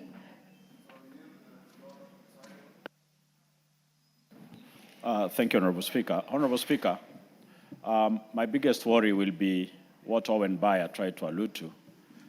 How long do the county education directors and sub-county education directors stay in one station? Because, Honorable Speaker, that is where the cartel has its roots. These are the people who are forever going around schools, collecting money from the heads of institutions and threatening them on what will befall them if they don't comply. Why do sub-county education directors stay in one station for 10 years? We saw the Ministry of Interior ensuring that police, OCSs, do not stay more than 3 years in one station. Why can't they do the same so that they don't come here to tell us 934 schools have not submitted their returns? Yet, if you look, 934 divided by 47 counties, that is one day work, Honorable Speaker. Thank you. Alice? Thank you, Honorable Speaker. Mine wanted to ask the Cabinet Secretary, why don't you come back here when you have all the information instead of giving us excuses because we were here and we represent the people back at home? When you come with half-baked information, you're not helping this House. Yes, Didmas, what is it?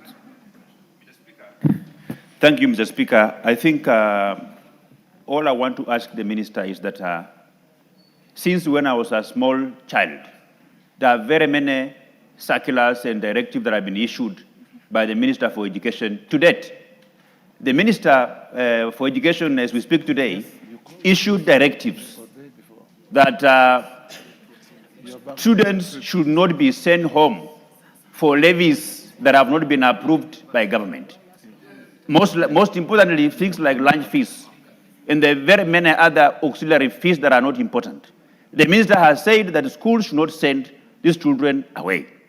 Millions of children are at home for failure to pay lunch fees, which is a private levy, not a government-approved levy. So how sure are we that the minister directives that is telling this House that the principals are going to obey? Is it true that the principals of high school are more powerful than CS for education in our country? Is it true, the Honorable Speaker, that if you check at the circulars that the ministry has issued to the principals of high schools and the headmasters of JSS and primary schools, none of them have been obeyed. They have been disregarded, Mr. Speaker. We need to know if those head teachers are powerful than the minister, then we should summon those head teachers directly here instead of passing through the minister whose directives are not obeyed. Thank you, Mr. Speaker. Kwenya, what is it? Mr. Speaker, one of the schools that was mentioned, one of them is in my constituency. The number one school that was mentioned, Kiria Secondary School, that was closed. And the reasons given by the minister do not hold. And that is why, Mr. Speaker, we need to interrogate the ministry properly. Because it cannot be you saying that the school was closed because of lack of students. Yet we know that TSC refused to post teachers to that school because the location is not so favorable for teachers. Mr. Speaker, number two, the issue of capitation. Every time we pass budgets in this House, they are premised on numbers, and numbers that are known. But when it comes to disbursement, it becomes very difficult. I think it is orchestrated within the ministry, so that then the money does not reach reach our schools, and that is a matter that we need to get the depth of. Minister? We must get to some setting, to some factory settings of this ministry, so that then it functions. Finally, the issue of sub-county directors overstaying in one station is not an issue that can be taken lightly. They are masquerading and moving everywhere, with powers that they do not wield, collecting money from institutions, as it has been said. Point made. Yes, Minister. Thank you, Mr. Speaker. As I indicated, we started this exercise and it is not complete. It is true that the data that I'm giving is preliminary, and I've been asking to be given time to complete it so that when I come back here... How much time do you require? Wangela, what is it? Mr. Speaker, sir, you know the cartel that are taking this money. I don't know. No. I know you don't know. Thank you, Mr. I know you don't know. But, Mr. Speaker, the cartels from the ministry that registers, that do all this dirty work, that deposit money in accounts, are all from the ministry. Would I be in order to say that this minister, who is claiming to be auditing all these documents from June to December to January, that he's playing tricks with us until we forget, so that we go to next year, the same thing continues, because he's a beneficiary of these cartels, because they steal from there. The minister must be a beneficiary. And Mr. Speaker, I would ask even the president that now that he wants Akisi to be the minister for education, why can't he bring back Matiang'i? Order. Order, Wanjala. You are totally out of order. Minister, ignore that and answer other questions. I will. Order. Order, Donya. Order, Donya, sit down. I have ruled Wanjala out of order. Order. I've ruled Wanjala out of order, and that material will be expunged from the Hansard. Minister, go ahead. Thank you, Mr. Speaker. For the record, this exercise of verification, we started exactly 2 months ago, on the 5th of September, 2025, not June. And it is unfair to make a claim, and I've asked, give me time, I give you a report and the action that I've taken. I cannot, for example, in the middle of the verification, sack people from the office because they will litigate. It is important for us. How much time do you require, Minister? We want I'll give you the time you we require. want to ask for exactly 2 months because we are undertaking exams that will end on 21st. Then I come back here with the report. And this is not something that started in September. It is something that has been going on in this country for a long time. So we need to make sure that we are solving it once and for all. Minister, as you order members, Minister, you can feel the mood of the House. And I did tell you, I know you are new in the ministry, and it's common knowledge that there are quite a number of underhand transactions that go on in that ministry. Please do the following. Realign your representation at every level. Use ICT to keep accurate data. A child who goes to Standard 1, from your computer, you should know next year is in Standard 2, 3, 4, because those records don't need to be relayed by somebody getting onto a train from Mombasa to bring to the ministry. They can wire them to you. And when you are releasing money to schools, you have records which schools you registered, which schools you have posted head teachers, which schools have bank accounts, you can verify from the accounts. How do you wire money to a school that does not exist to an account that you don't recognize or you don't have? Those are some of the questions. We'll give you time to finish verification, but you must satisfy the country that as a minister, you are a custodian of public good to protect public resources and see our schools run properly. And, you know, great men must bring change and leave legacies. Don't sit in that ministry and have it business as usual. And this House will support you if you have positive, radical changes to change the ministry. Raisula, we are finished with that. Naisula had something different. Thank you, Mr. Speaker, and thank you for that direction. I had some questions on the prolonged university lecturer strike, and I noticed that this afternoon it has been resolved. I have other questions that I will not now. Allow you now. Not now. Yes. I was just going to say, Mr. Speaker, that I will redraft them because one of the questions was the issue of what it is being done to be resolved. And since it has been resolved, just to make sure that this issue does not recur, it will be important that then I'll still ask the questions maybe next week so that the CS can give a brief to the nation on a number of other questions that I had. Thank you, Mr. Speaker. Thank you. Basil, what is it? Speaker, my question is about the fate of interns. We have 20,000 interns whose contract is coming to an end in December. So what is the ministry planning to do? Do they intend to absorb them in permanent and pensionable terms? Thank Minister, interns, do you have any program for interns? My phone is bursting with messages. There is a program for interns whose contract is coming to an end in December 2025. And one of the available options, unless we get resources from National Treasury in order for us to be able to confirm them, is to extend their contracts. Okay. Thank you. You are released. Bring in the Minister for Health. Thank you, Mr. Speaker. Owen Bai, you are the one who has asked me to manage time. Yes. Thank you. I just wanted to say something to the minister.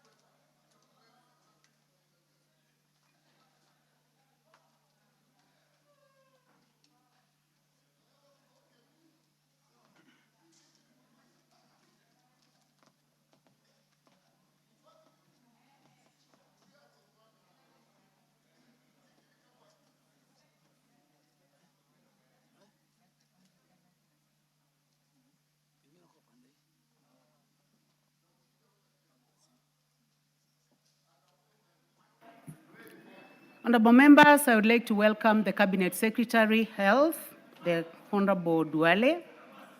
And the first question was by the Honorable Member for Kiamba, the Honorable John Kawanjiko.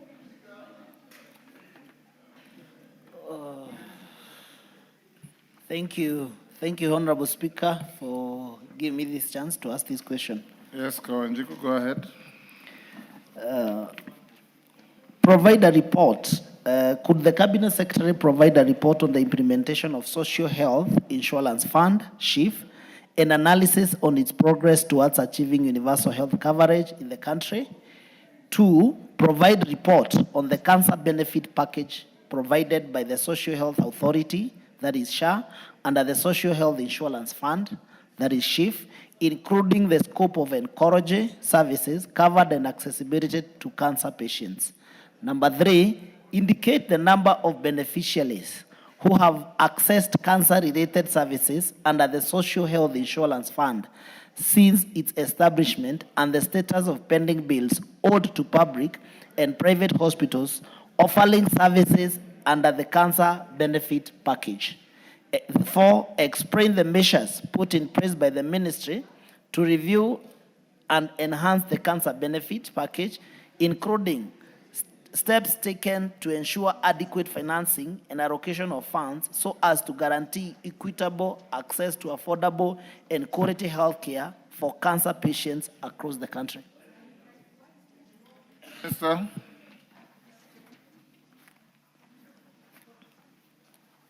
Thank you, Honorable Speaker and members. Honorable Speaker, the first question, and Honorable Speaker, I provided the answers to the members.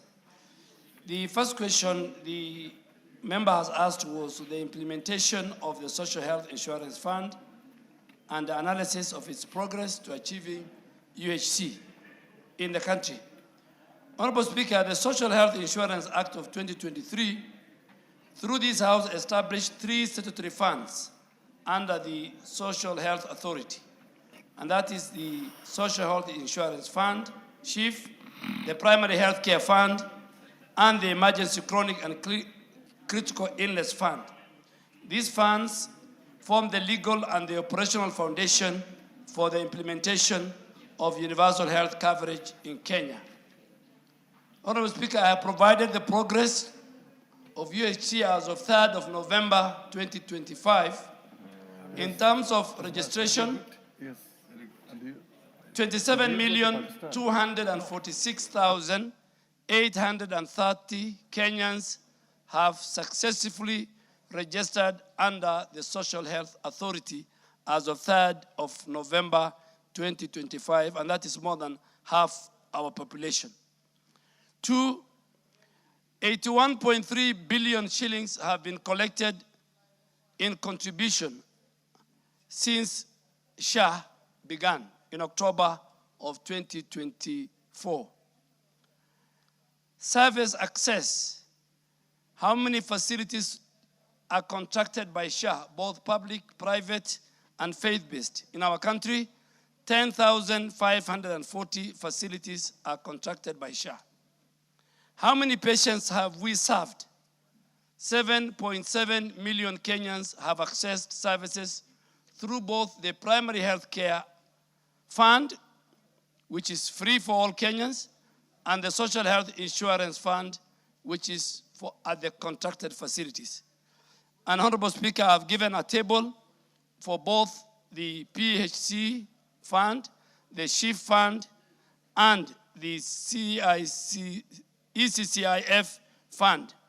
And all these funds, for example, the Primary Health Care Fund, which is supposed to strengthen both our preventive and promotive care, outpatient, and optical service, and which is free outpatient to all our citizens. All that they need to do is to register as SHA members, has disbursed 9.8 billion shillings to date. For the Social Health Insurance Fund, that provides very comprehensive coverage for inpatient care, surgical procedures, specialized imaging, renal care, maternity and child health, mental wellness, and cancer treatment, has disbursed 64 billion shillings to date. And for the Emergency Chronic and Critical Illness Fund, which supports the critical care, the oncology service for those who exhaust their shift limits, and accident and emergency, has disbursed close to 1.75 billion shillings. Honorable Speaker, the second question was to provide a report on cancer benefit, which is provided by SHA under the Social Health Insurance Fund. And Honorable Speaker, SHA oncology cover is very comprehensive. And this is where cancer falls. And what does SHA do? They provide support throughout the patient's history, starting from diagnostic all the way to the staging services, to treatment, and even to palliative care. Once you are diagnosed, patients have access to a range of treatment options, including surgery, chemotherapy, radiotherapy, hormonal therapy, immunotherapy, and this ensures that care is tailored to individual clinical needs. The cover also caters for essential medical supplies and equipment, such as consumables, stoma appliances, chemo pumps, and other medication which are used before and after treatment of cancer. Chemotherapy is one of the areas that we have very much focused on. But under the Social Health Authority, significant improvements have been made to enhance equity, flexibility, and comprehensive coverage. And the scope of oncology service covered, Honorable Speaker, I have provided from diagnostic in terms of the numbers. For example, it covers confirmation of cancer type. For first to find out what type of cancer it is and the stage through a diagnostic service, it is covered.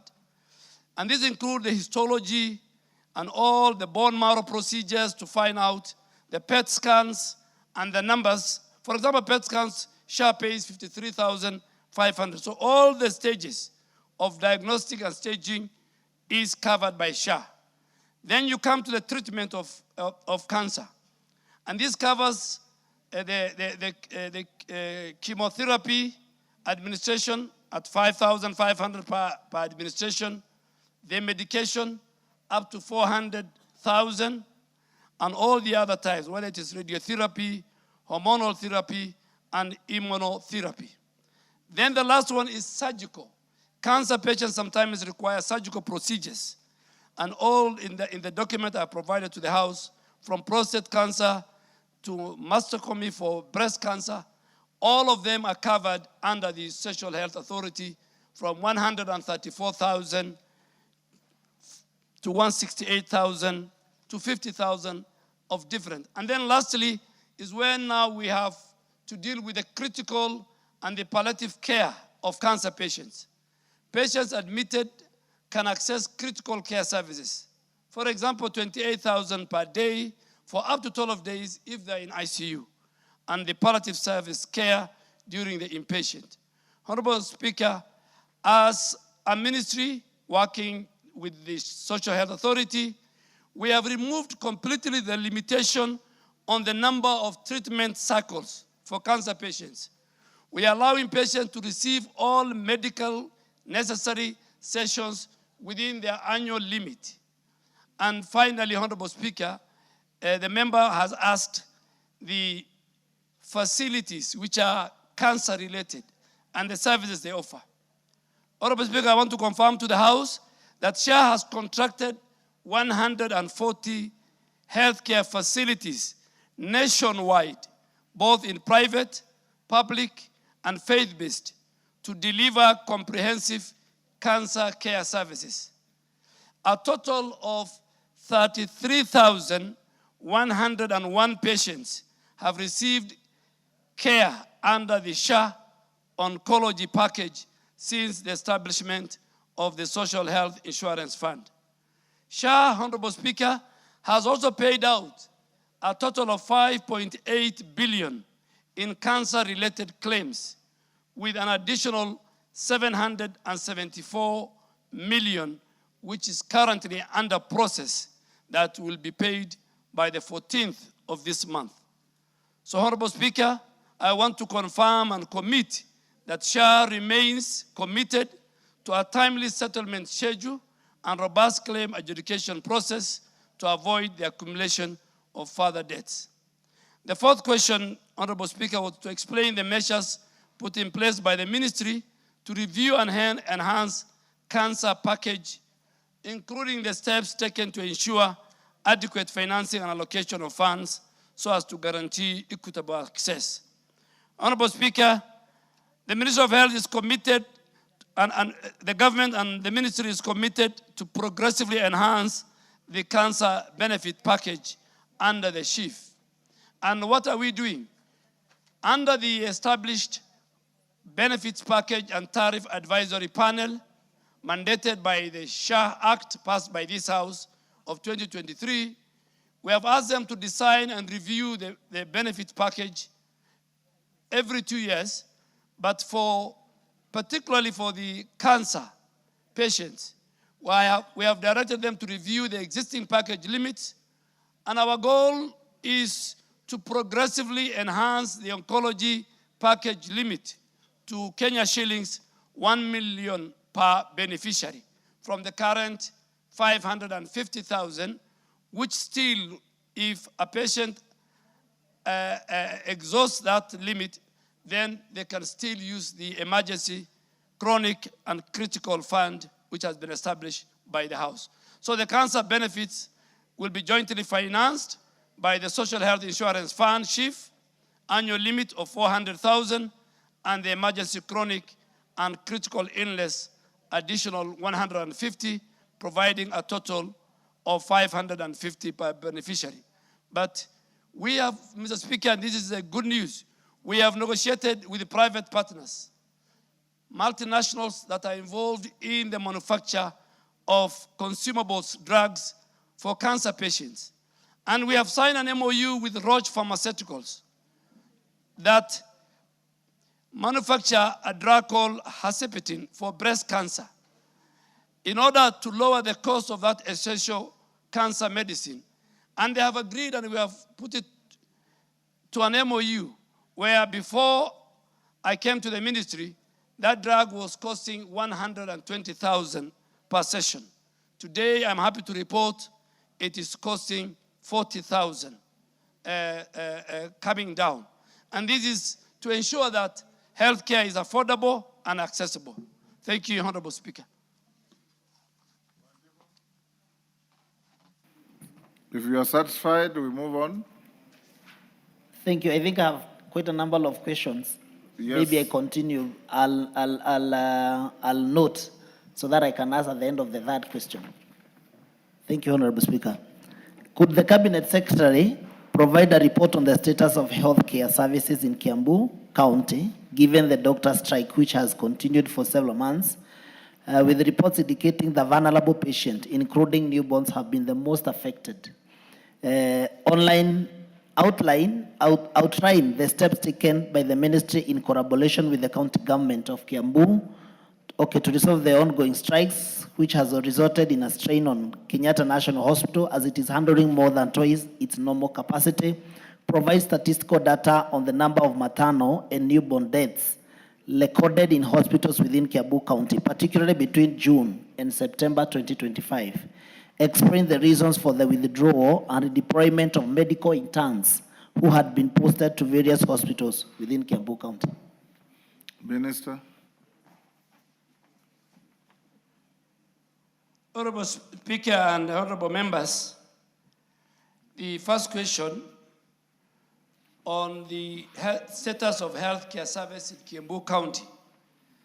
My answer is this. A joint inspection by the Ministry of Health, the Kenya Medical Practitioner and Dentist Council, and other regulatory bodies within our ministry has found out that the service workload, outpatient department visits at facilities like Thika Level 5, Kiambu County Referral Hospital have significantly reduced compared to the same period in the previous year, indicating a strain of service.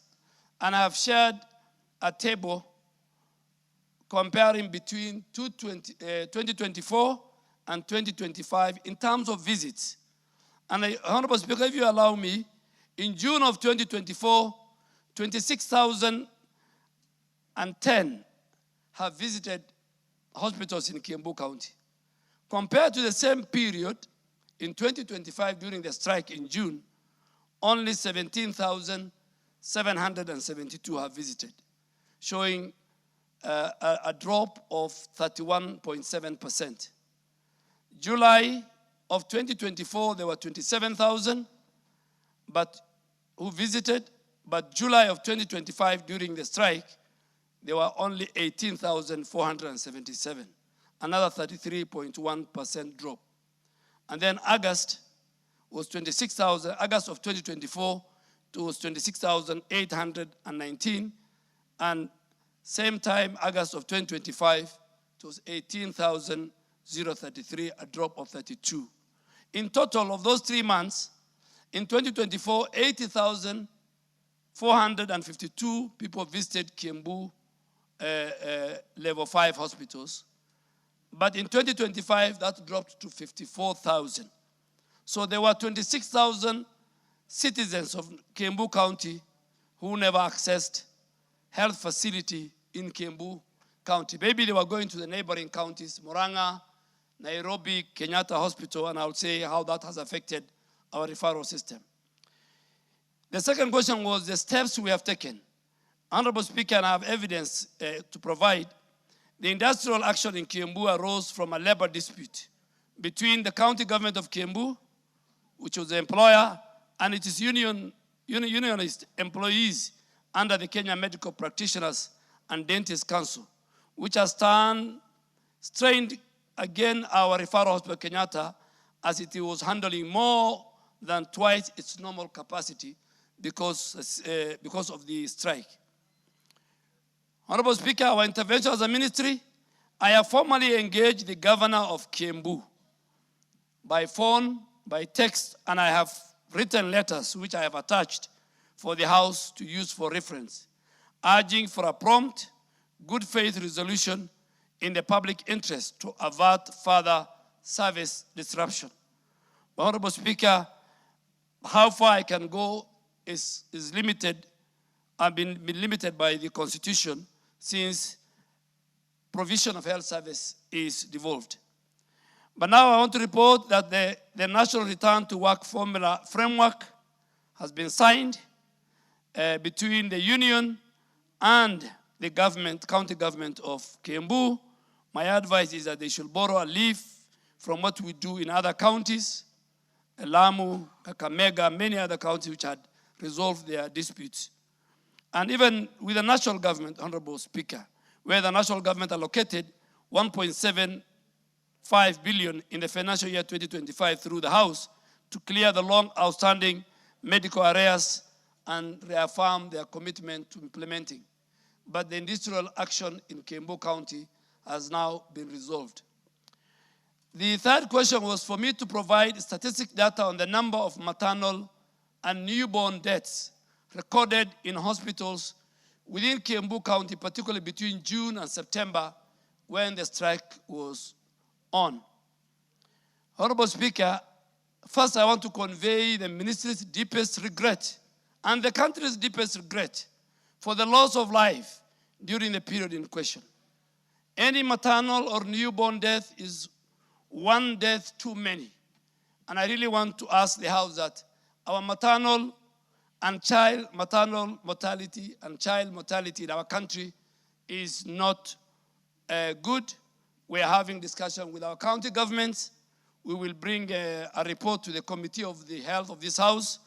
I think it's something that we must discuss, that no mother who is not a patient, who is walking to a health facility to give us a living, dies and the child dies. That I think is unacceptable. But coming back to Kiambu County, maternal and newborn services are highly sensitive to disruption in service delivery. So when there's a strike of healthcare workers, the maternal and newborn services are highly affected more than the other sectors. So during the month of June and September, during the industrial action in Kiambu County, significant service disruption routine was reported to us through the Kenya Health Information System. And some staff failed to submit reports altogether. Some staff of Kiambu County. And the Speaker, this is a very serious offense. And going forward, we will ask digitally through our digital health agency and our digital system, every health facility in our country will report on a daily basis any maternal or child mortality that happens in that facility. But for Kiambu, it is very, very sad, Mr. Speaker, when staff fail to submit reports altogether, resulting to gross underreporting. Some of them are not reporting the right data of both maternal and newborn deaths. Notwithstanding these gaps, the county government of Kiambu itself have reported 164 newborn deaths over this period. It is very sad, it's unacceptable, it's immoral, it should not happen in any hospital, private, public, faith-based, it should not happen. So 164 newborns deaths were recorded during this period of the strike. Further, in the same period, 14 maternal deaths, 14 mothers died, were reported.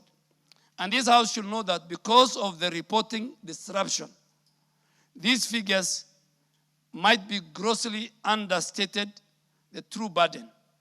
And I want to now read the law for which this House has passed, that failure to report health data or to misreport is an offense under Section 59 of the Digital Health Act of 2023, Honorable Speaker, that this House has passed. And this offense include relating to non-submission, falsification, or obstruction of required health information. So I am sure colleagues, healthcare workers who get licensed through our ministry from Kiambu County, I want them and the leadership, they must be cognizant of the Section 59 of the Digital Health Act of 2023. And the ministry therefore proposes and will support punitive measures against any officer found culpable for non-reporting or misreporting in accordance with the Act passed by Parliament and all other applicable public service regulations. The reasons why we withdrew and redeployed the medical officer interns who had been posted to various hospitals within Kiambu County. Mr. Speaker and honorable members, I want to report Kiambu County received, because of the number of level 5s and the health facilities and the population, received the highest number of interns. The withdrawal and the deployment of medical officer interns, amongst other healthcare interns, was necessary due to the industrial action in Kiambu County. These interns, by law, must obtain interim practice license that is strictly conditional, and the condition is they must be supervised by qualified and licensed medical consultants. And this industrial action resulted in the absence of crucial supervisory support, meaning that the internship training standards could not be met by these interns. They could not receive it in Kiambu County. And to avoid further delay in the commencement of the internship program, the ministry, under my signature, wrote a letter to the governor of Kiambu, urging the governor to resolve the industrial action by the 15th of September to allow the internship and the interns to proceed.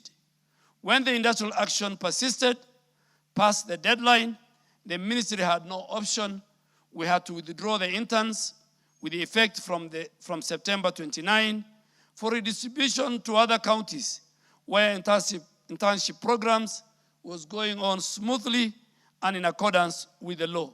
So as much as we wrote to the governor and he did not enter the industrial action, we are the ones who pay interns.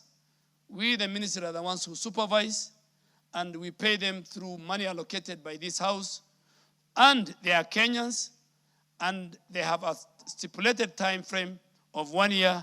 So, Honorable Speaker, we had no choice but to withdraw so that our interns can continue with the internship program in the other counties where internship program was proceeding smoothly. Thank you, Mr. Speaker. Thank you, Honorable Speaker. I think I have two questions on top of what the CS has asked. And my first was on my first question, whereby, Honorable CS, you say that we have corrected 80.3 billion shillings as far as SHA is concerned.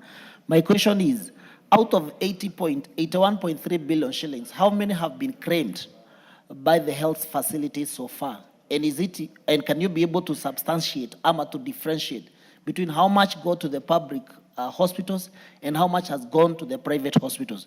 Because, Mr. Speaker, we learn a risk of making sure that we correct this money from the public, but at the end of the day, because of the log, and because health is devolved, and because of the log governors, who are not able to facilitate, or who are not able to fund, who are not able to make sure that the health facility are in good conditions. Many people are going to private hospitals. And therefore, this money may tend to benefit more the private hospitals more than the public hospitals. And the decision that we made as far as the SHA was concerned is to make sure that we improve our public hospitals as far as that's concerned. Mr. Speaker, I also want to ask the CS Dore, you know, the health is devolved, and we want to agree with him. but where can the minister get a grip? Because at the end of the day, when there is that discrepancy, when there is that problem between the county government and probably the health practitioners, what the ministry cannot just sit down and watch people dying. The ministry cannot just sit down and watch health facilities get dilapidated. There must be something that the minister is able to do to call either the governor to order and to make sure that the health services are directed or they are given to the public. Because at the end of the day, even if health is devolved, the ministry has a responsibility to make sure that they provide health to the people of this country, Mr. Speaker. So therefore, can we also plead with the CS, because now the majority of the interns, the interns were taken away from the Kiambu County, and not because now the doctors are back to work. Is it possible, Bona CS? Because if you don't bring these interns to our hospitals, many of our people are now not going to be benefiting actually from the services rendered probably by these interns, Bona Speaker. Waziri.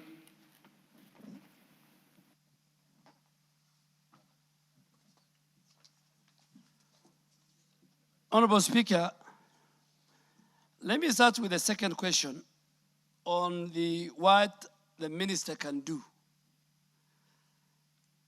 I think all that I can do is administrative, which I have done. Health is devolved. The legislature has the powers of oversight. I have contacted the Health Committee of the Senate, the Health Committee of this House are aware, and it is the decision of the Kenyan people who have devolved. If today healthcare workers go on industrial action in our referral hospitals, which are under me, then I will.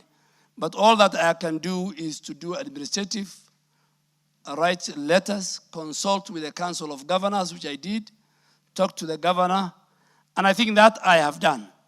On the matter of withdrawal of the interns, interns is a very important component on the training of our medical and healthcare workers in all cadre, whether they are doctors, medical officers, whether they are dentists, pharmacists, clinicians, nurses, and they have a period to do internship. We have already disrupted them when there was an industrial action in Kiambu. I think it will be morally wrong for me to provide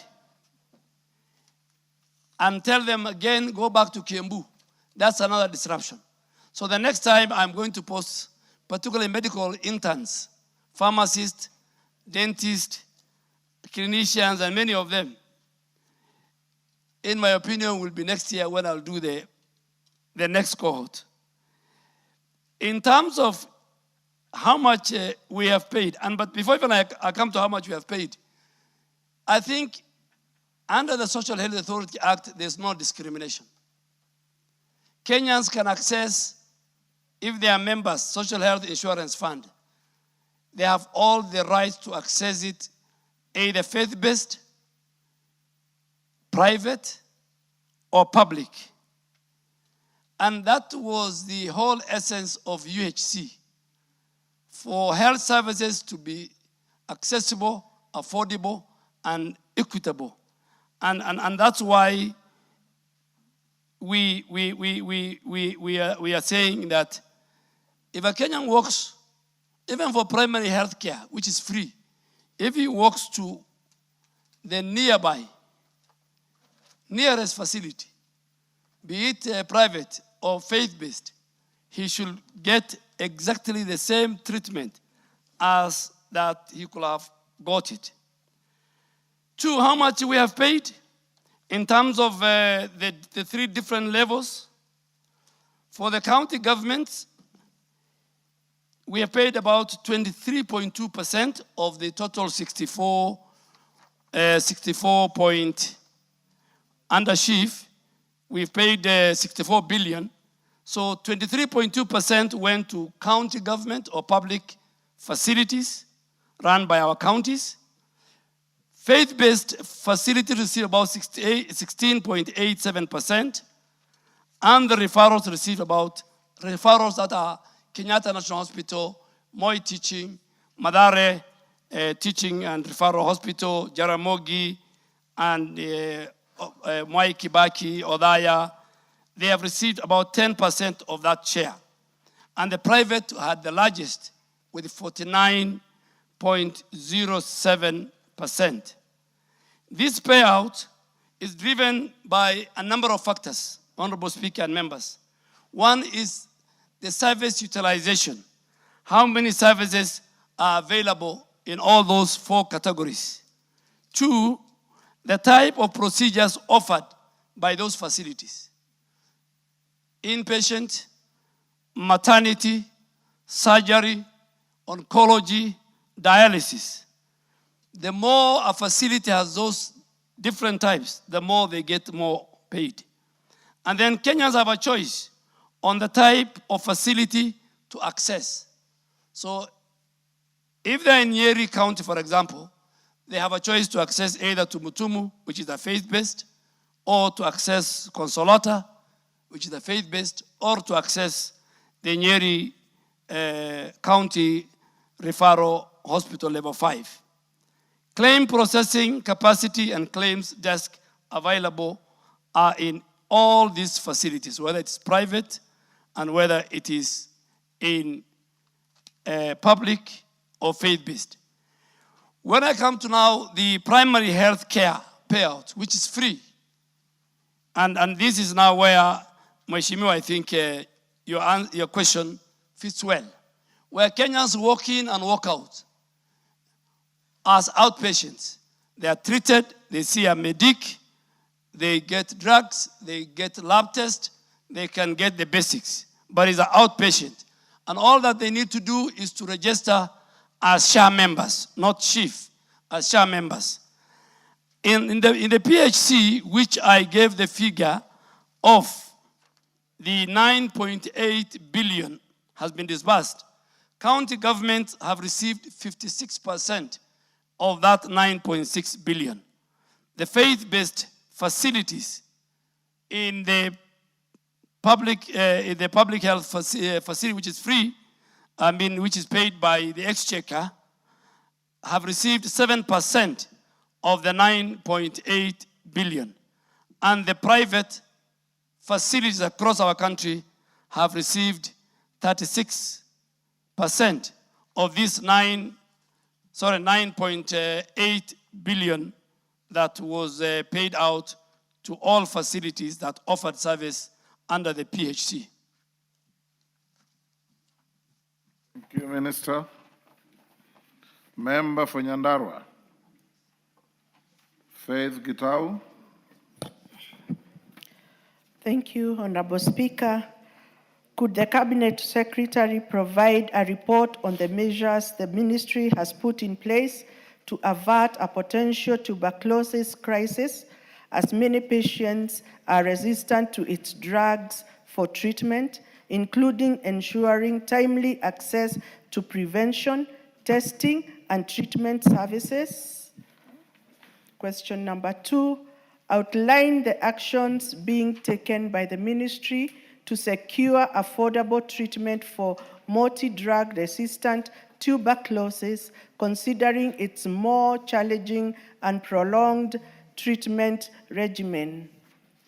Number 3, state the efforts in place to preserve and build upon the progress previously achieved in the fight against tuberculosis through USAID funding.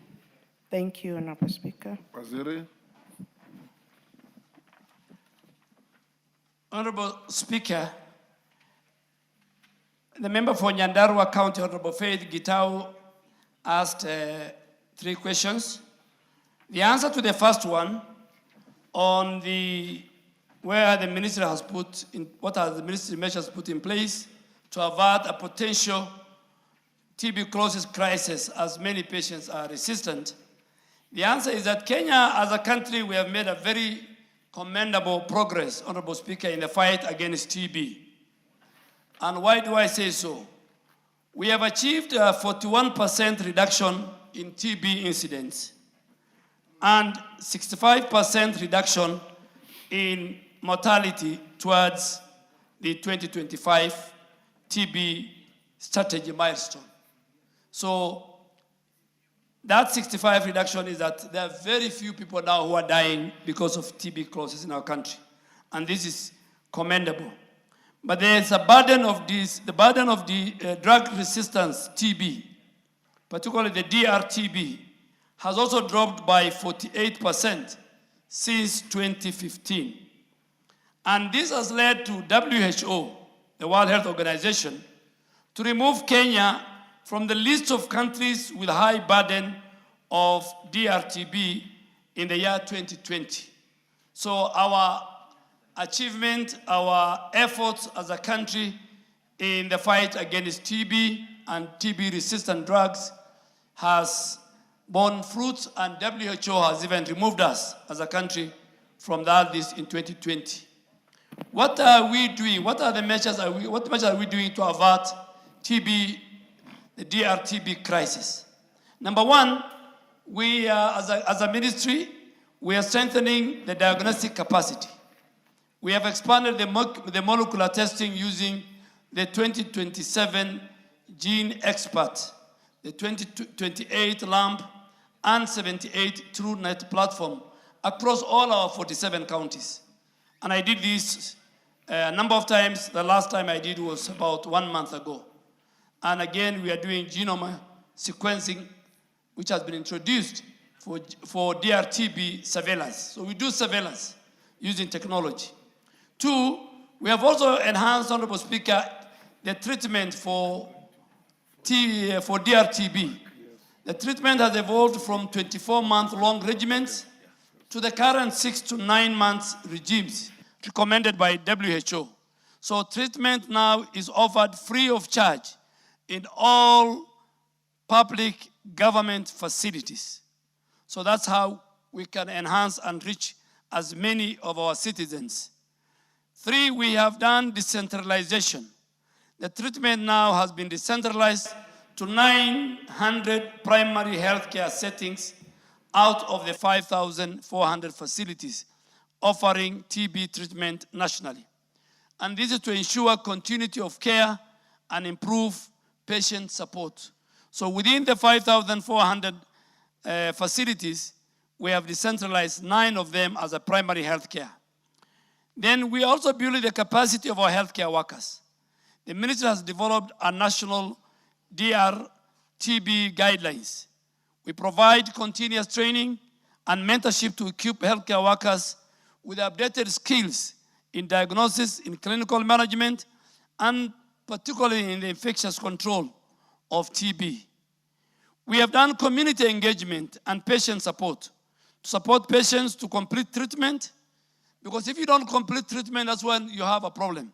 So we make sure that we do community engagement, we provide patient support so that our citizens who are patients suffering from TB, first they complete the treatment and prevent DRTB.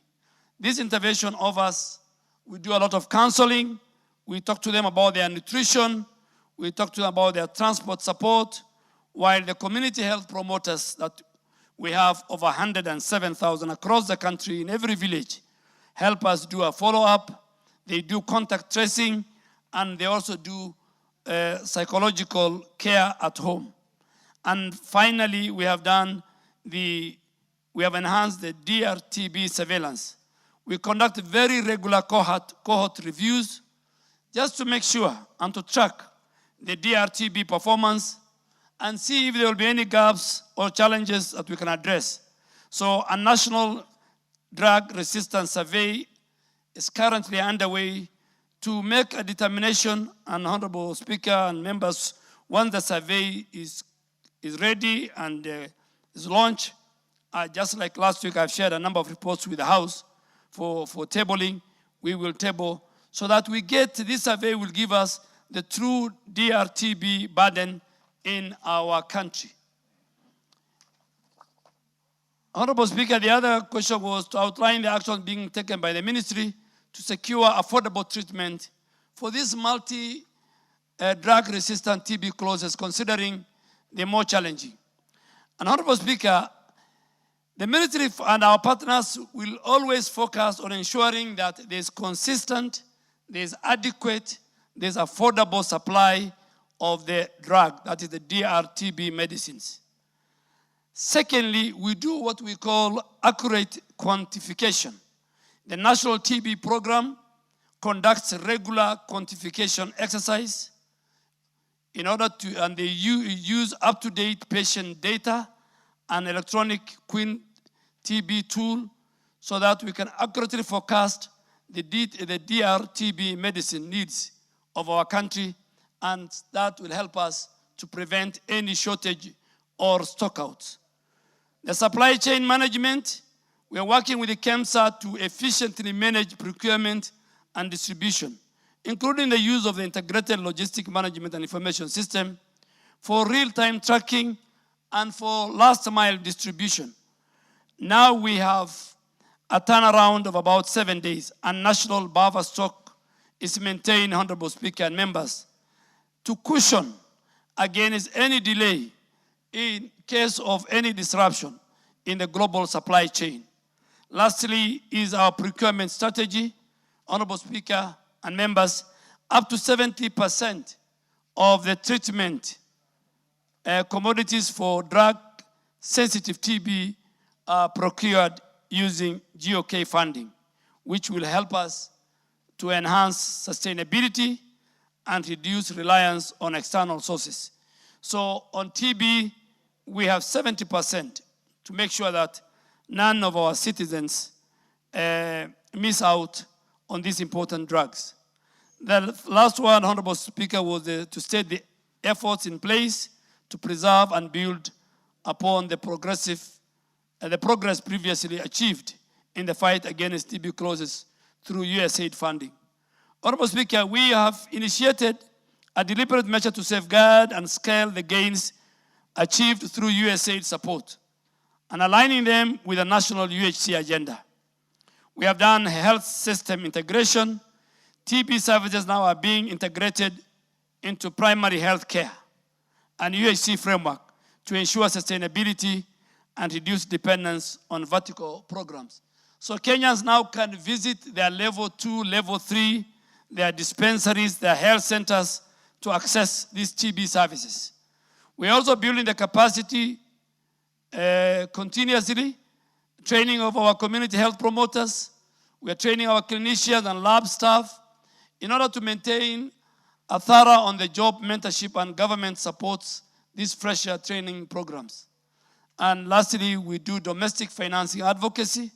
We continue as a ministry to advocate for increased domestic financing at both national and county level.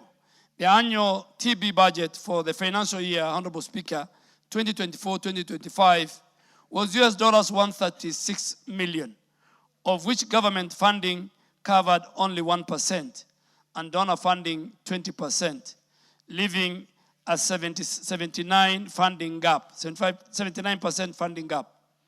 We will appeal to the House, the National Assembly, which is a budget-making house, for increased resource allocation. But, Mr. Speaker, I don't want to say much, but we are talking to our colleagues under the new U.S. administration, and we are coming up with a substitute for USAID. And I think by the end of this month, the country will hear the good news. That we might not call it USAID, we might call it something else, but we are negotiating, and by the end of this month or early next month, we will find a way of how we can bring back the role USAID played, because USAID was key in this area. And then, of course, we are collaborating at the multi-sectoral level to make sure that there's accountability. And so sectors like housing, nutrition, correctional services, and labor, we are also telling them how to address the social determinants of TB. Thank you, Honorable Speaker. But just to finish, we will, through Honorable Gitau, and we will write to the House, we will ask for more allocations, but Rest be assured that TB control will closely linked to poverty, it's closely linked to poor housing, it's closely linked to poor nutrition, and that's why we have to adopt a multi-sectoral approach and talk to other stakeholders for accountability framework. Thank you, Mr. Speaker. Faith Gitau, you're satisfied? Thank you, Honorable Speaker. I want to confirm to the Minister that we have no TB drugs in Nyandarua, and most of the hospitals around, in Kenya, do not have these drugs. Please, you have said that you're providing free of charge. When do we expect these drugs in our hospitals? Minister. Honorable Speaker, I was in Nyandarua 3 weeks ago. I want to confirm to the House there are plenty of TB drugs in Nyandarua. And I am ready to send my officers to Nyandarua with the Honorable Member to go and verify. I am ready, Honorable Speaker. I cannot lie to this House. The TB drugs are available in Nyandarua County, in all the hospitals, and I'm ready, under your direction, that the Director General of Health, approved by this House, is here. I will dispatch him to Nyandarua tomorrow and to confirm to the Honorable Member. Fair enough. Kagusha. Thank you, Honorable Speaker. Could the Cabinet Secretary in charge of health clarify whether there is an outstanding debt amounting to Kenya shillings 450 million shillings owed to Consolata Hospital, Mathari, and of course 433 million to Nyeri County Hospitals, including 36.7 million for Mukurweini Hospital and 236 million for Tumutumu Hospitals. That is and this comprising Kagusha. That's not your question. You are not allowed to go beyond what is on the order paper. So just read out your question. You can ask those other figures in your supplementary. Thank you, Honorable Speaker. And this amount comprising of arrears accumulated at the National Hospital Insurance Fund and payments for the Social Health Authority, that is NHIF and SHA. Number two, state the factors contributing to the prolonged delay in remitting payments to Consolata Hospital Mathari, despite the provision of health services to patients. Of course, Honorable Speaker, I would like just to note that the fraudulent payments in millions have also been made to dysgenious hospitals, while genuine ones are missing out.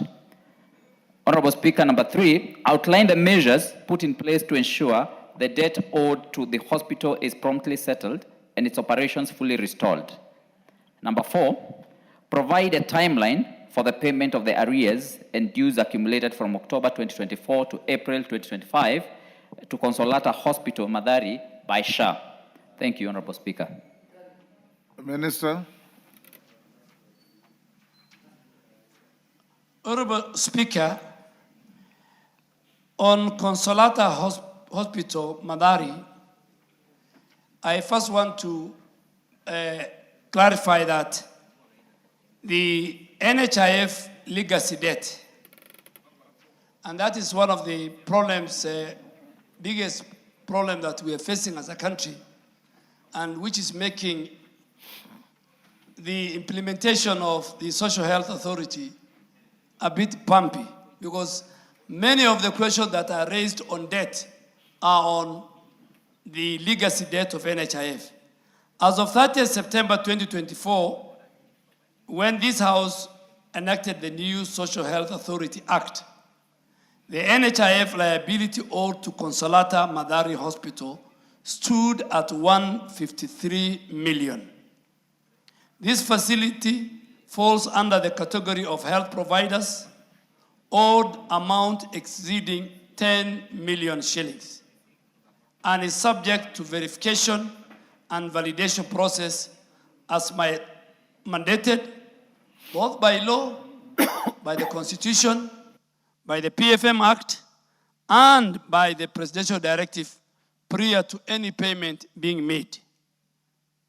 So, Honorable Speaker, and I've attached the letter that Kenyans who are owed between 1 shilling to 10 million of the former NHIF debt, amounting to 5.3 billion, accounting for 92-93%, will be settled.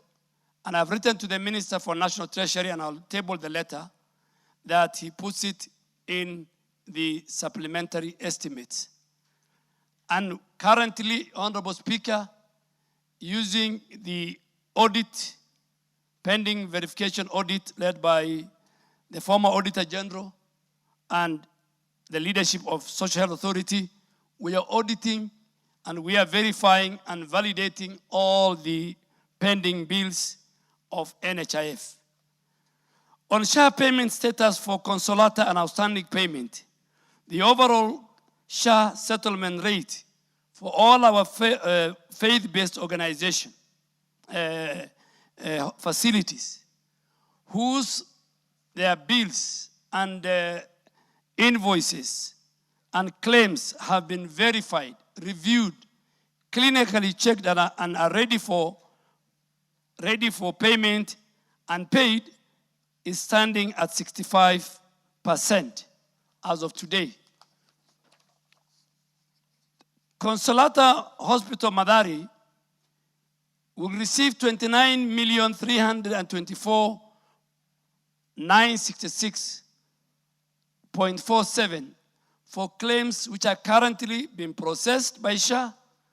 They have been validated, they have been reviewed, and they have been confirmed that they are the right claims, and they will be paid in the next payment cycle, which is the 14th of November next week. Honorable Speaker, I have also provided a table summarizing the payment status of Consolata Hospital Madari. And this is a document. Since SHA started, Honorable Speaker, over 372 million have been paid to Consolata Hospital Madari. And that constitutes about 17,432 claims. In October of this last month, we have received 4,792 claims, totaling 81 million. And they are the ones which are under review. Honorable Speaker, it's good to say it here on the floor. And the leadership of Consolata, we have told them, we have shared with them, they sat with the claims managers at SHA. A total of 335 claims have been rejected with a money value of 14,799,325. And Honorable Speaker, if you allow me, what is a rejected claim?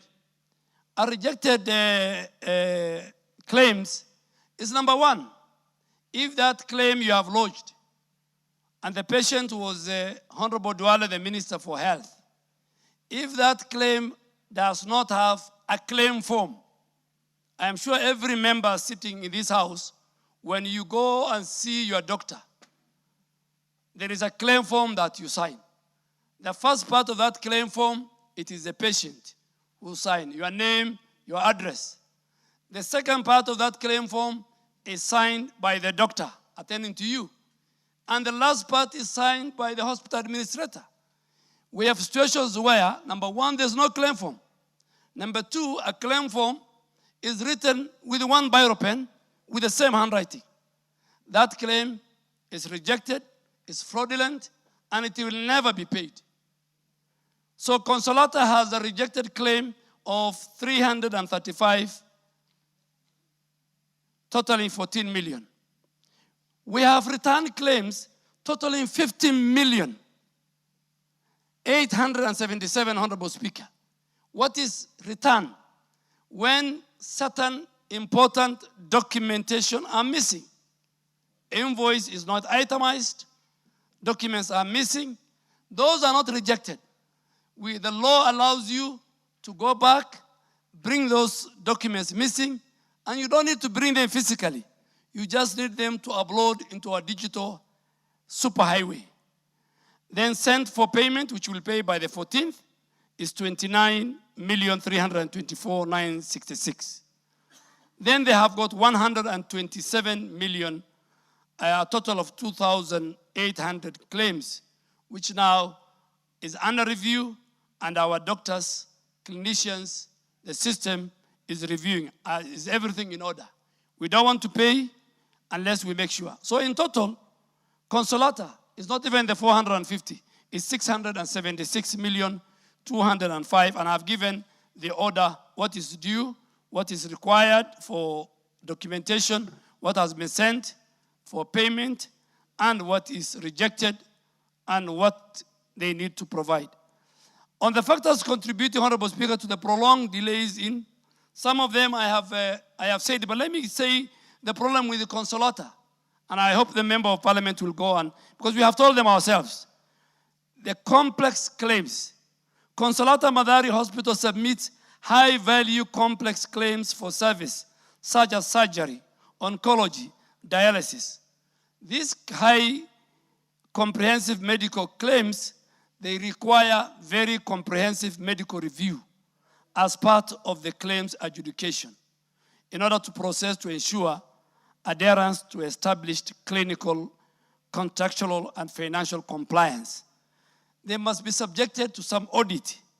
So if it's oncology, we must make sure the cancer patient was there. He has gone through all the systems. We have to check the ID card.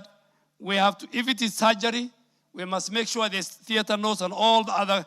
And all this is for compliance because of the contractual obligation, because of financial compliance, or because of standard before payment.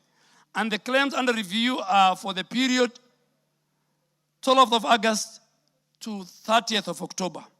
Number two, with the Consolata, we are facing what we call provider submission issues. There's delays, which are largely occasioned by provider-based factors. If they take long to provide submission of documents, if there are missing signatures in those documents, if there are incorrect patient details, and if there are low resubmission rates for correction, then the Social Health Authority will not be blamed. And we are telling all facilities, public, private, and faith-based, including our referral hospital, going forward, they must employ dedicated staff, managers, claim managers, who will make sure from morning to evening they are dealing with claims and reimbursement and work closely with our county and relationship managers for different categories. Honorable Speaker, the last question was, and then we had an issue of, we took long in terms of claims management, but I want to say that because of many litigation and court cases, at least now, SHA has since hired 9 case management officers, and recruitment is going on to build the capacity. The third question, Honorable Speaker, was to outline the measures to put in place to ensure the debt owed to hospitals. I think on the NHIF legacy debt, the claim of Consolata falls above the 10 million threshold, and we have subjected it to comprehensive verification and validation process mandated by the President and the Cabinet. But Honorable Speaker, let me now speak as a Kenyan. I think Parliament at some stage will come and talk to you. I think there are facilities, and they are both in public, private, and faith-based, that face imminent closure because of the NHIF legacy debt. I think we must do whatever it takes, and I will do it myself as the Minister for Health in consultation with the President and the Cabinet to make sure that we resolve this. Because once we resolve that, then I think a lot of the questions are on that legacy debt. On NHIF claim settlement, as I have said, we are reviewing our medical review capacity. We have done full automation of the claims processing using AI-driven in collaboration with the Digital Health Agency. And now we have a faster verification and timely payment. And we have enough money, Honorable Speaker, to pay our facilities. We are doing also stakeholder engagement. where I led a meeting with all the bishops who run and the different churches that run and the SUPKEM who run faith-based. And we have agreed, we have created individual relationship managers. We have set a number of private sector players in Nairobi and the surrounding counties. When we do our rollout, SHA rollout, we also engage with the people. But I want to ask Honorable Member from Kroini that even tomorrow we will engage with the Consolata Madari Hospital so that we reconcile our accounts because they provide very important facilities. But Honorable Speaker, if you allow me, I had 2 weeks ago, I had met in Rumuruti the CEO of Tumutumu, the CEO of Chogoria, and the CEO of Kikuyu Eye Hospital. And they sat with our team led by Dr. Masi. They have reconciled the claim submitted by Tumutumu is 276 million.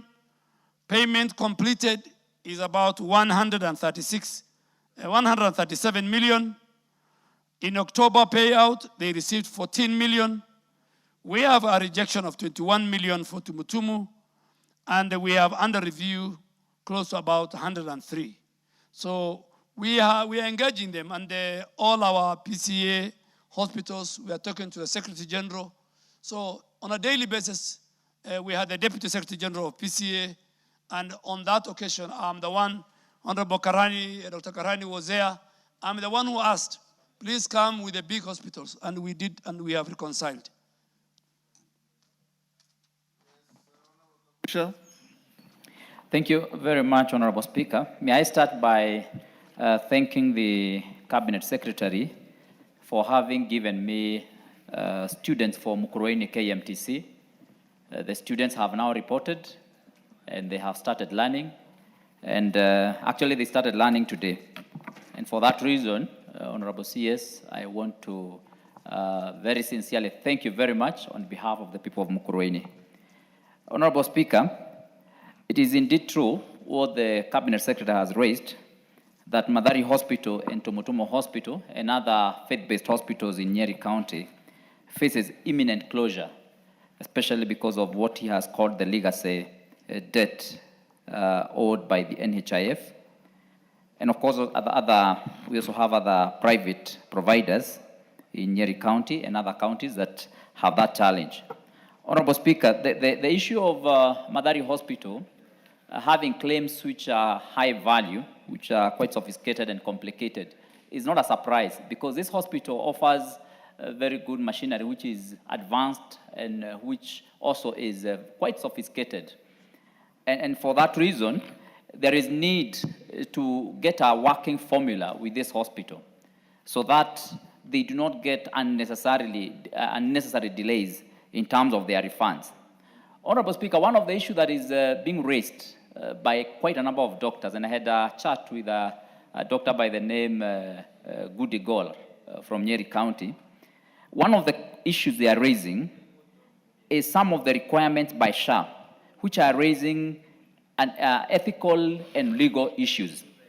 When, for example, Honorable Speaker, SHA requires you to provide written notes after every surgery by the doctors. One of the issues which is coming out that this information is quite sensitive, and if this information has to be passed through the what the CS calls the information superhighway, sometimes it's also considered to be an insecure information system. And you can imagine what kind of damage this information would do to the patients if it lands in the wrong hands or if it gets out there in the public. And of course, Honorable Speaker, this also is seen to be against our Data Protection Act. And I think the ministry, SHA and the ministry will actually need to come up with this, to come up with a way of handling this information. The last issue, Honorable Speaker, is that in Madari Hospital, which is handling a lot of oncology issues, they are also missing coverage for a number of cancer treatment and diagnosis procedures, like the biopsies, histopathology, immunohistochemistry, cancer staging CT scans, which are very important in diagnosis of cancer, and of course, which are also pretty expensive. Some of them go up to 40,000 and above. So, Honorable Speaker, there's an issue maybe that we also need to be addressed. Lastly, Honorable Speaker, very lastly, I can see the Honorable Chair for the Health Committee is also here. Honorable Speaker, you remember I raised a question here and a statement request on the issue of blood transfusion reagents and blood bags in the country. Honorable Speaker, now it is well over 7 months or 8 months since I raised this question in this House, and the chairman has not responded even after approaching him privately, personally, severally. Honorable Speaker, maybe you need to prevail upon the chairman of the committee to respond to this very important question, especially now because the CS says that the US is returning their funds, even though through a different name other than USAID. Thank you very much, Honorable Speaker. Leave the chairman out for now. Chairman, prepare and bring a response next week. Minister? Mr. Speaker, the Social Health Authority was enacted by this House, and it aligns to the data protection. The same with the Digital Health Agency.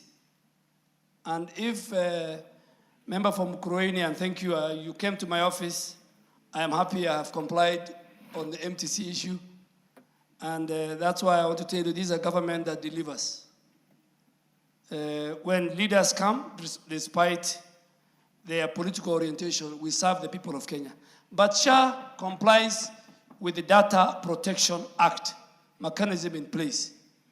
2, patient consent is also availed. But let me bring to the attention of this House, Honorable Speaker, that claim adjudication requires verification that the service took place.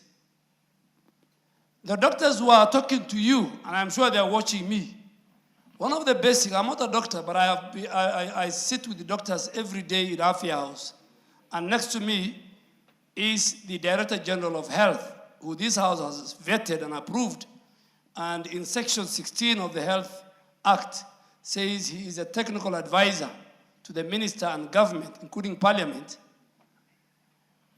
In medical school, in theater, for Social Health Authority to confirm a procedure has taken place, that facility, that doctor must provide theater notes. Minus theater notes, that claim is rejected. I'll give you another more simple example. If a delivery, a maternity delivery has taken place in a facility, whether through C-section or normal delivery, and you want Social Health Authority to pay, part of the claims document, there must be a very important document known as birth notification. If there is no birth notification, then how can SHA pay you and prove that a child has been born? You know, Honorable Speaker and members, we should not compare the Social Health Authority to the defunct, corrupt, with no system NHIF. They are world and a world apart. It's like first world to third world. It's like day and night. So the people who used to be paid millions of shillings for birth or maternity without providing birth notification, that will not happen anymore. Without, even Honorable Speaker, now for a doctor to use his authorization, pre-authorization, OTP, he must be within 500 meters of the health facility. There were days when doctors and healthcare workers could do could use their OTP to authorize from their bedroom at midnight. We want doctors, when they want to use their pre-authorization code, we want them, and healthcare workers, we want them to go and visit and do it in the health facility, meet the patient, see the condition of the patient. Never again will theaters and health facilities be run using the mobile phone of healthcare workers. Honorable Chair, I don't want to go into the blood services. I have done the answer. The chairman, my chairman is very capable and competent, and I'm sure when the time comes, he will provide the answer. Kazi Mtandaza.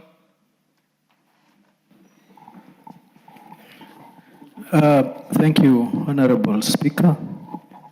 I rise to ask question 74 of 2025 to the Cabinet Secretary. Could the Cabinet Secretary, one, provide a report of payments made by the Social Health Insurance Fund, including the number of vulnerable people catered for by SHIF in Matuga constituency and nationally? Two, state the timelines which the Social Health Authority, SHA, will reconcile payments made under NHIF through the NGCDF that were not transferred to SHIF and indicate the fate of these payments. Three, outline measures implemented to cover the patients who are unable to pay their balances after exhausting their SHIF cover. And four, state the plans put in place to clear balances of patients detained in public hospitals due to their pending hospital bills balances after exhaustion of their SHIF cover. Thank you, Honorable Speaker. Minister. Honorable Speaker and members, on the vulnerable persons, the national government is currently sponsoring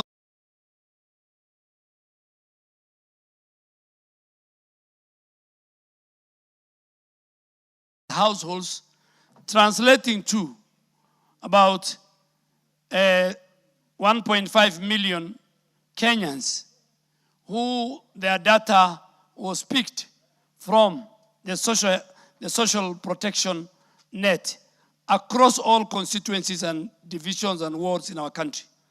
Of this number, 1,769 households were from Matuga.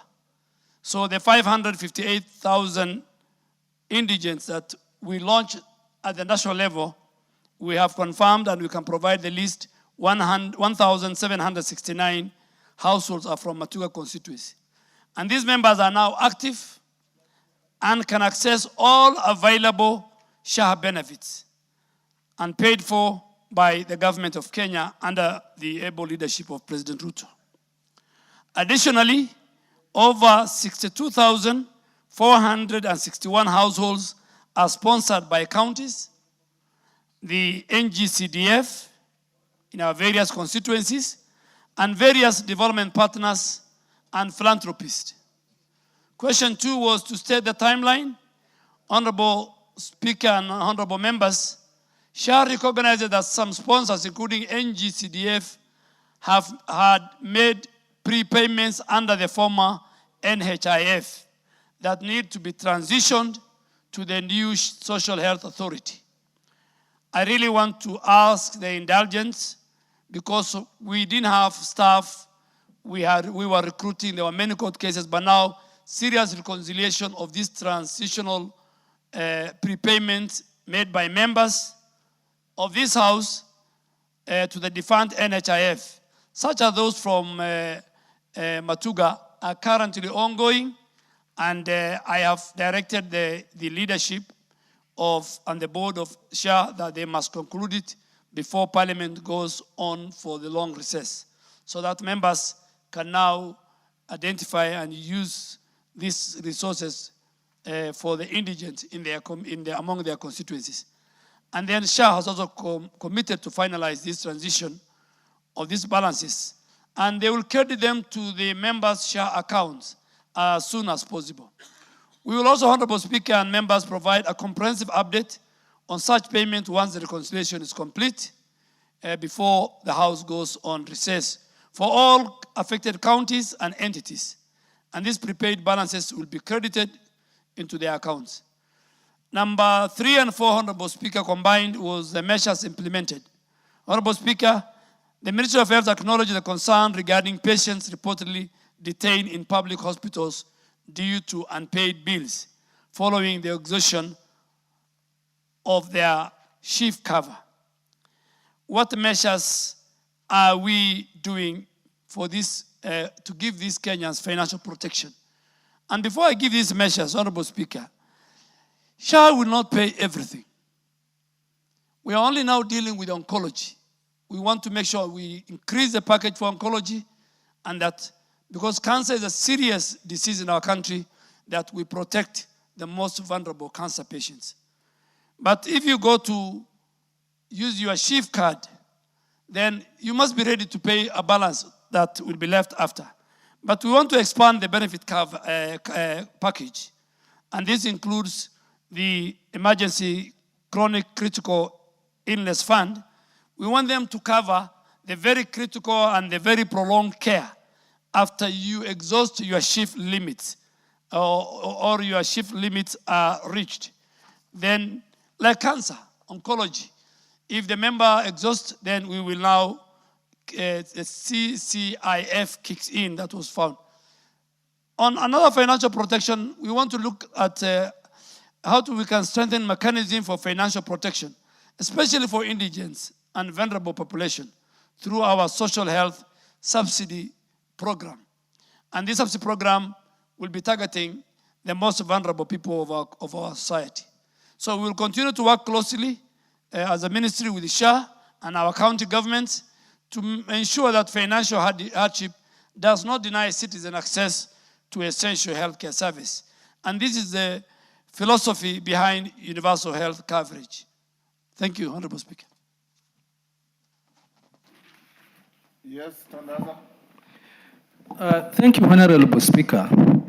Let me start by saying that I'm half happy, given the statement that they are working on the vulnerable people in Matuga. And he has said, before we go for recess, he'll have completed that process.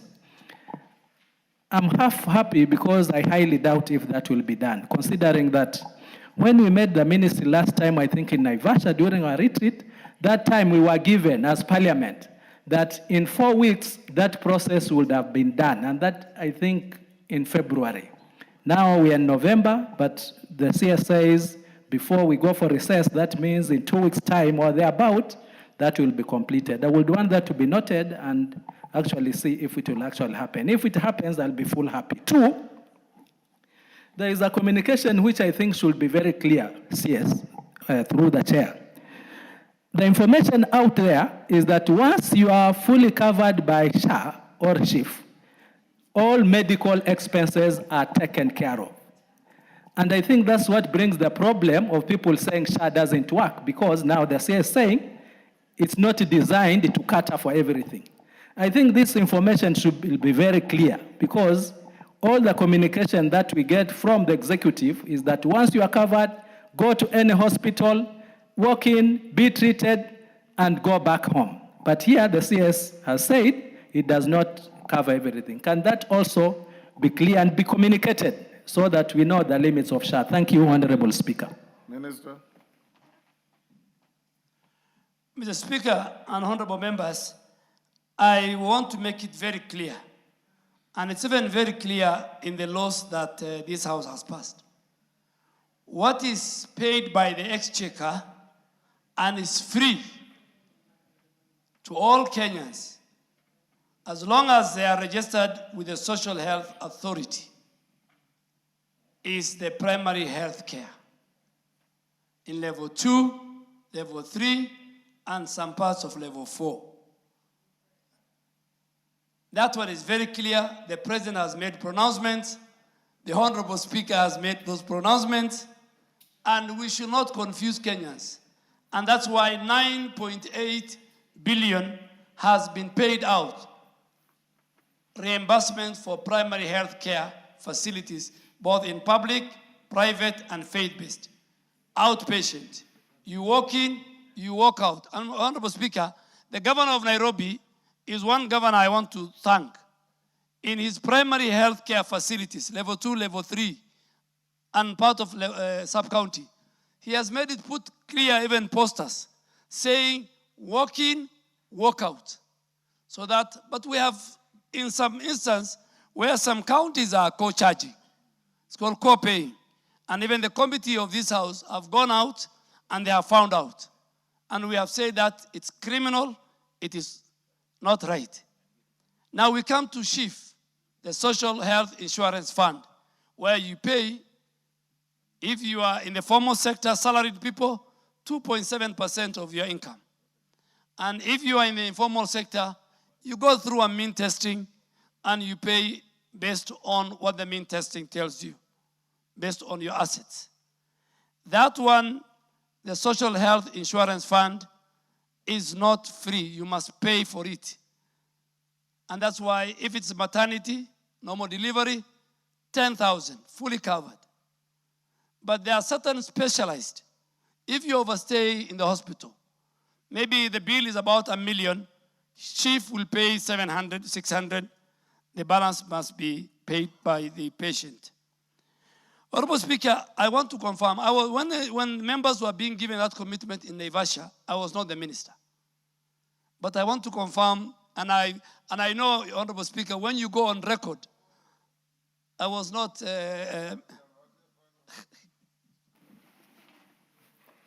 Mr. Speaker, the Honorable Cabinet Secretary has kept on telling us that in some instances, the SHA will pay and it will leave some money for the patient to pay. Is the minister aware? Is the minister aware that the Constitution guarantees Kenyans health services? Because there are some Kenyans who are very poor, and they don't choose which type of sickness that will befall them. Any type of sickness, whether expensive or not expensive, may befall them, and they will overstay in the hospital because of those sicknesses, or it may exhaust their contribution.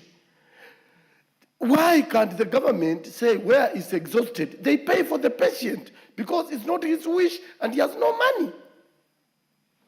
Yes, Bayer. Thank you, Honorable Speaker. I think the Honorable Cabinet Secretary has been very clear on SHIF, SHA, and the other one.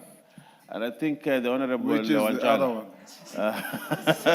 The Honorable Wanjala needs to be awake and listen to SHIF or SHA, the one that pays and the one that you don't pay. Those are two different things. So I think Honorable is probably to say SHIF does this and SHA does this, so that the Honorable Wanjala understands clearly. Naisula. Order. Naisula. Wanjala, your noise maker. Honorable Speaker, I had the Cabinet Secretary clearly giving credit to the governor of Nairobi, but then he said there are some counties which are co-charging. It is in the same breath that those counties should be named in this house, because for the same stick you give credit, we need to punish, and those counties have to be ashamed and they have to be named, and those governors should be surcharged and should be jailed for co-charging the patients, Mr. Speaker. They need to be named. Yes, Jalango. Thank you so much, Mr. Speaker, and thank you so much, Cabinet Secretary.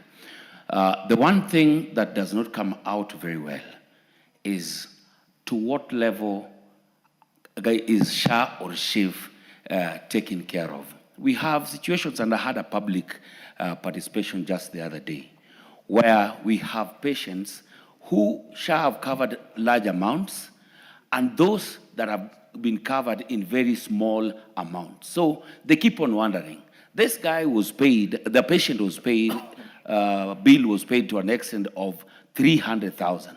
There's this one who is requesting only 15,000. It is not being paid. So there's one thing that the Cabinet Secretary and his team must come out and tell the public. Continuous communication about what is covered by what to what extent. And lastly, Mr. Speaker, during this public participation that we had with our people, there are those who still want even to be told to be taken through on how to register, and they want to register, they still don't know how. And your medium of communication cannot rely on TV and newspapers only. Nowadays we have so much. You're even talking about AI being used now in the medical space. We have these influencers. We have these social media spaces that we need to have this communication go out again and again so that we demystify this thing about SHA. It is working, yes, but you get to a point where you have to still have to explain to people, Mr. Speaker. Cabinet Speaker, the Cabinet Secretary needs to come out, as my colleagues have said, very clear on what SHA covers and what SHA does not cover. And I want to go on record, Honorable Speaker, my own mother stayed in hospital for 5 days, and SHA, out of a bill 213,272, SHA only paid 11,740.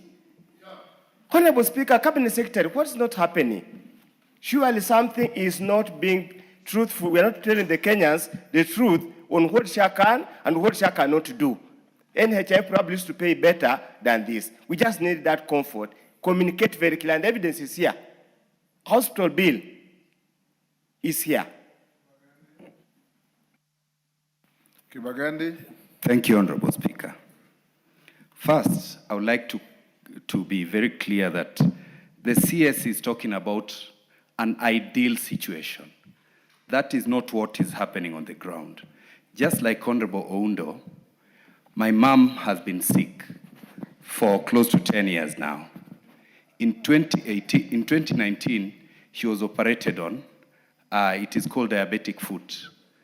And the bill then came to about 625,000. NHIF paid 270 or thereabout. On Saturday, the bill for my mom, who has been ailing again and had to undergo 2 operations at Metropolitan Hospital in Buruburu because of diabetes, the bill came to 1.1 million shillings, and the bill that was paid by SHA is 123,000 shillings. I shared that with my chairman, and we shared that with the hospital. And Honorable Speaker, today I'm trying to control myself so that I don't demonstrate the unfortunate thing that happened the other day.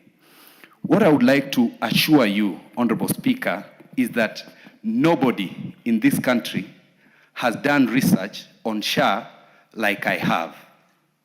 Number one, on issues to do with benefits. The benefits in SHA are inferior to what NHIF was offering. That is one. Number two, the processes of reimbursing hospitals is systematically oppressive to hospitals, in the sense that hospitals now are too careful on how they handle patients. Number three, professionalism within the ministry, SHA, and every other space within the Ministry of Health, Honorable Speaker, we have trouble. And this is happening, including up to the counties. And at this point, Honorable Speaker, I would like to request the Honorable Cabinet Secretary, when people raise concerns, please don't politicize these concerns. Seek to have proper interventions for these concerns. Thank you, Honorable Speaker. Didymus. Thank you, Mr. Speaker. I want the Minister to confirm 2 questions. Number one is during means testing that those Kenyans who are perceived to have some stable source of income will pay more than those who do not have, so that we can be able to understand why Kibagendi's mother, NHIF, paid more than what SHA is paying her. If that clarification is done, then we can understand that in terms of means testing, the amount you pay is dependent on your perceived income. Number two, Can the minister confirm to this House? Because any new policy that the government implements must either generate into some small public problems, because it is new. You may think you are solving one, then 3 or 4 comes up. So can the minister confirm to this House that in his ministry, he has set up a team that will entail in collecting data, collecting those problems that are coming in implementing this SHA and SHIF, and that they are working around the clock to ensure that those problems don't recur again, because policy improvements are done by using feedback as a tool for continuous improvement. Can the minister confirm to this House that indeed Kenyans should be confident that SHA and SHIF will continue to improve because they are collecting data which they use as a tool for continuous improvement? I thank you, Chair. Yes.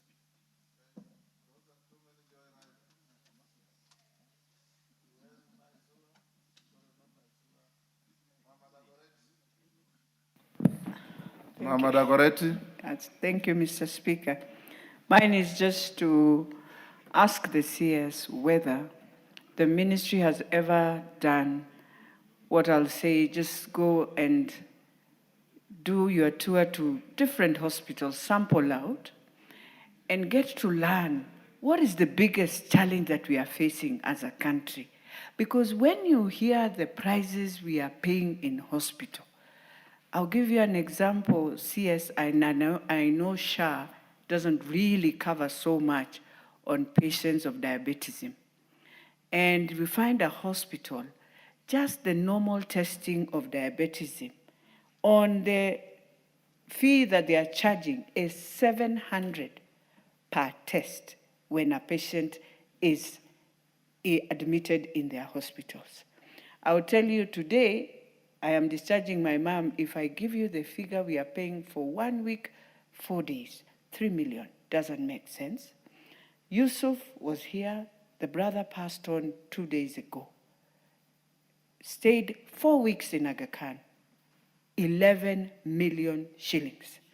200,000 was the dialysis test every time. We need now to come with a cap, and I want CS to look at it. Either you tell us the taxes on issues of health are so high that the hospitals should be charging this, or we bring a cap and we decide as a country, this is where a hospital can reach. If it is management, take a patient the way they do in the US to a management care hospice for Kenyans are going to go to the worst in this health system. Thank you. Nabulindo. Thank you, Mr. Speaker. Mine is very specific, and I would like to talk to Waziri. Waziri came to Mumias 2 months ago and had negotiations with our Bishop Kakamega, over St. Mary's Hospital, Mumias. And on that day, the CS announced publicly that St. Mary's Hospital is going to be opened the next day. Mr. Speaker, I would like to inform the House and the CS, if he's not aware, that St. Mary's Hospital is yet to be opened. The people who are getting services at St. Mary's are still suffering. And St. Mary's, this is an institution that was opened 1930. It has a lot of significance in Wangaland, and all of us have grown up using St. Mary's Hospital. In fact, several of my children have been born in St. Mary's Hospital, and another one will be born there next year if it will be open. So could the minister... You are a very hard-working man. Yes, I'm sure next year Mama will go there to get a baby. But the hospital is not open. So what will happen? So could Waziri tell us what is actually going on about St. Mary's Hospital? People are really suffering. Thank you, Mr. Speaker, and thank you for the chance. Robert. Thank you, Mr. Speaker. You know, NHIF had a very, very bad reputation, and due to its poor management of claims, and the CS has constantly made, mentioned that. CS, when now you started deducting more money under the new arrangement of SHA, with a system that cost us 104 billion over a 10-year period, we thought that this issue of fake claims and this management of claims would be a thing of the past.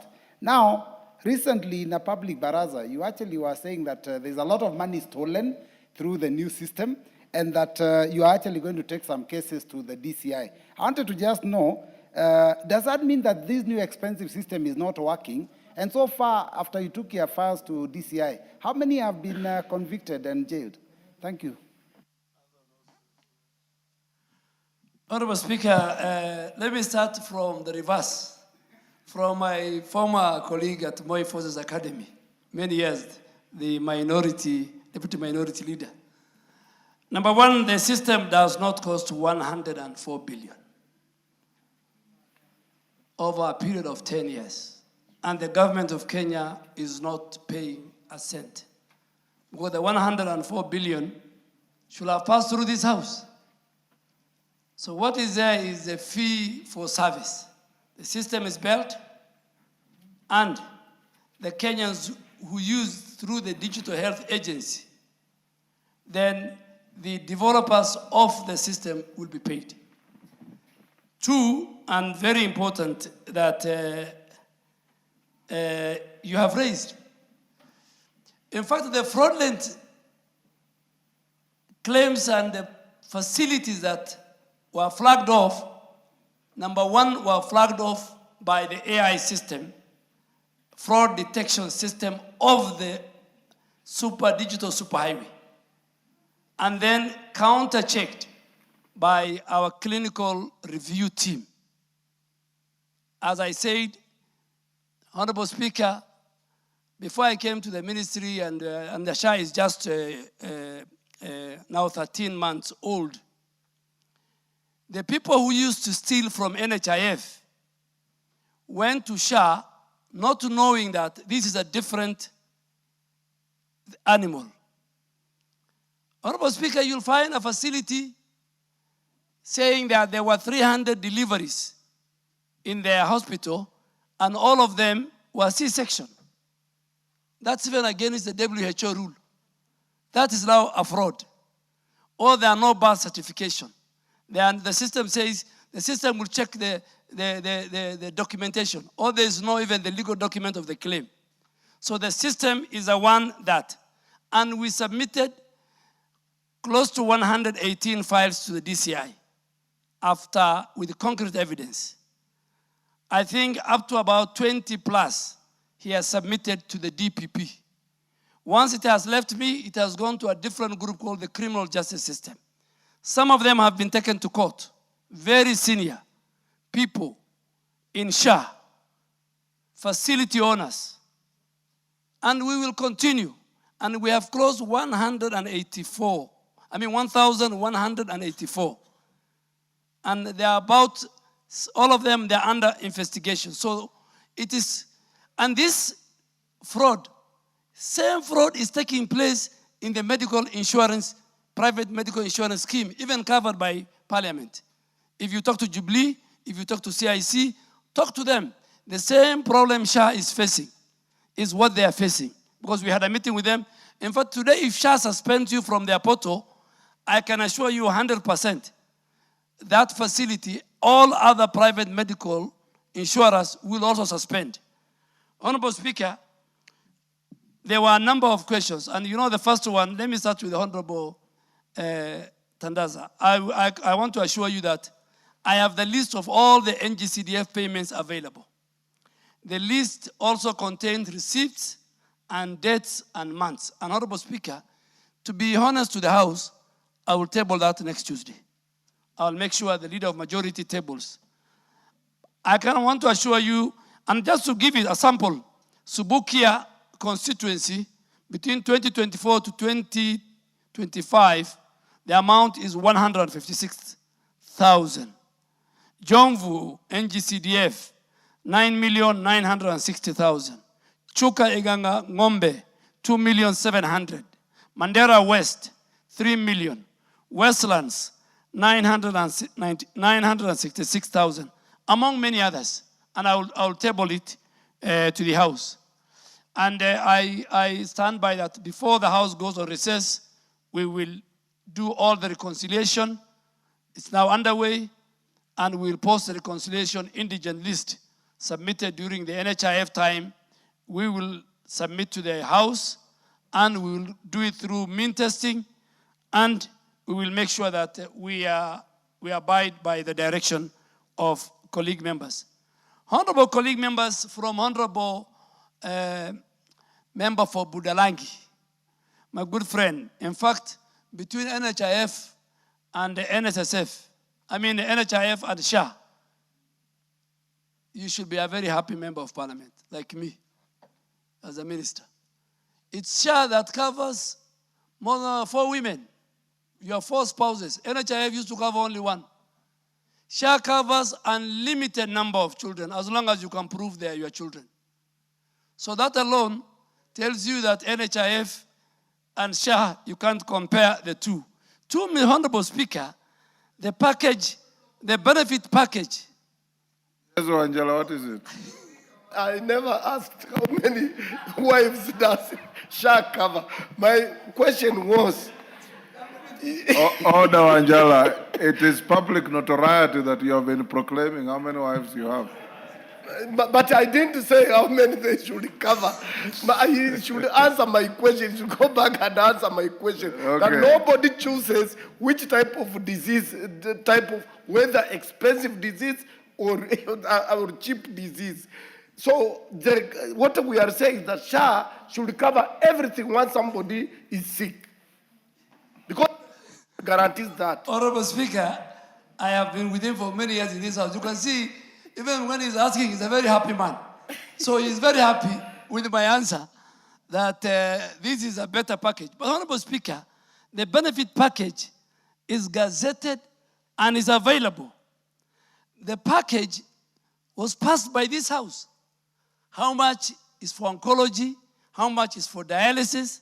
How much is for... And if the House, through its wisdom, increases the package, we will. But the package was passed by this House. The package under law is due for review by the Health Benefit and Advisory Panel. And I've taken the concerns of Parliament, and Parliament should also provide the budget. But Honorable Speaker, let me even go a different way. Because many members were asking the differences between NHIF and SHA. For surgical tariffs, across all providers, any surgery, they are unstandardized across all the providers. Before you could go to a private hospital, they charge you a different amount that is charged in the faith-based, that is paid for in the private. But now we have said any surgical procedure, whether it's you go to Aga Khan, or you go to a county hospital, or you go to a faith-based hospital, it is standard. 2, the tariff limits have been increased by 12% under SHA. And I want members to look at even the law we have passed. Every tariff, every benefit tariff have been increased by 12%. Under NHIF, the limits were different for different facilities. Different hospitals were charging differently. And Honorable Mama Degorot, Beatrice, let me agree with you. Healthcare is very expensive. And it depends on which hospital you choose.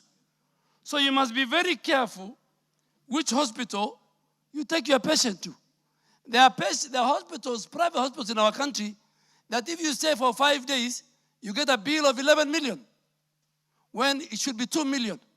I have concerns. So I think in previous parliament, we have discussed the cost of healthcare in our country. Before this House, Honorable Speaker, my committee, led by Honorable Dr. Nyikal, is looking at quality care and patient safety bill. I think we must do amendments to that law to deal with the cost of healthcare in our country. In other professions, lawyers, their costs are regulated. We must regulate as a country. I'm sure those who are doctors who are in this house and the ones who work with me will not be very happy, but we have to say it. The difference between NHIF and SHA, emergency evacuation will soon be launched. There is the ECCIF. Once we do the emergency evacuation, the ambulance will be paid for by SHA. The first 24 hours will be paid by SHA. That never used to happen under NHIF. All Kenyans now will have an access to an ambulance. The days when a patient is taken to a hospital or an emergency and you are asked for deposit is over with Social Health Authority. These are the benefits. SHA will pay for the ambulance. SHA will pay for the first 24 hours. The only package that I think the feedback we got, and we get a lot of feedback. We have a call center, 147, that every day over 5,000 to 10,000 Kenyans call. We get feedback from leaders like you. We get feedback from citizens on their concerns. But the Social Health Authority, the Social Health Insurance Act, the Primary Health Act.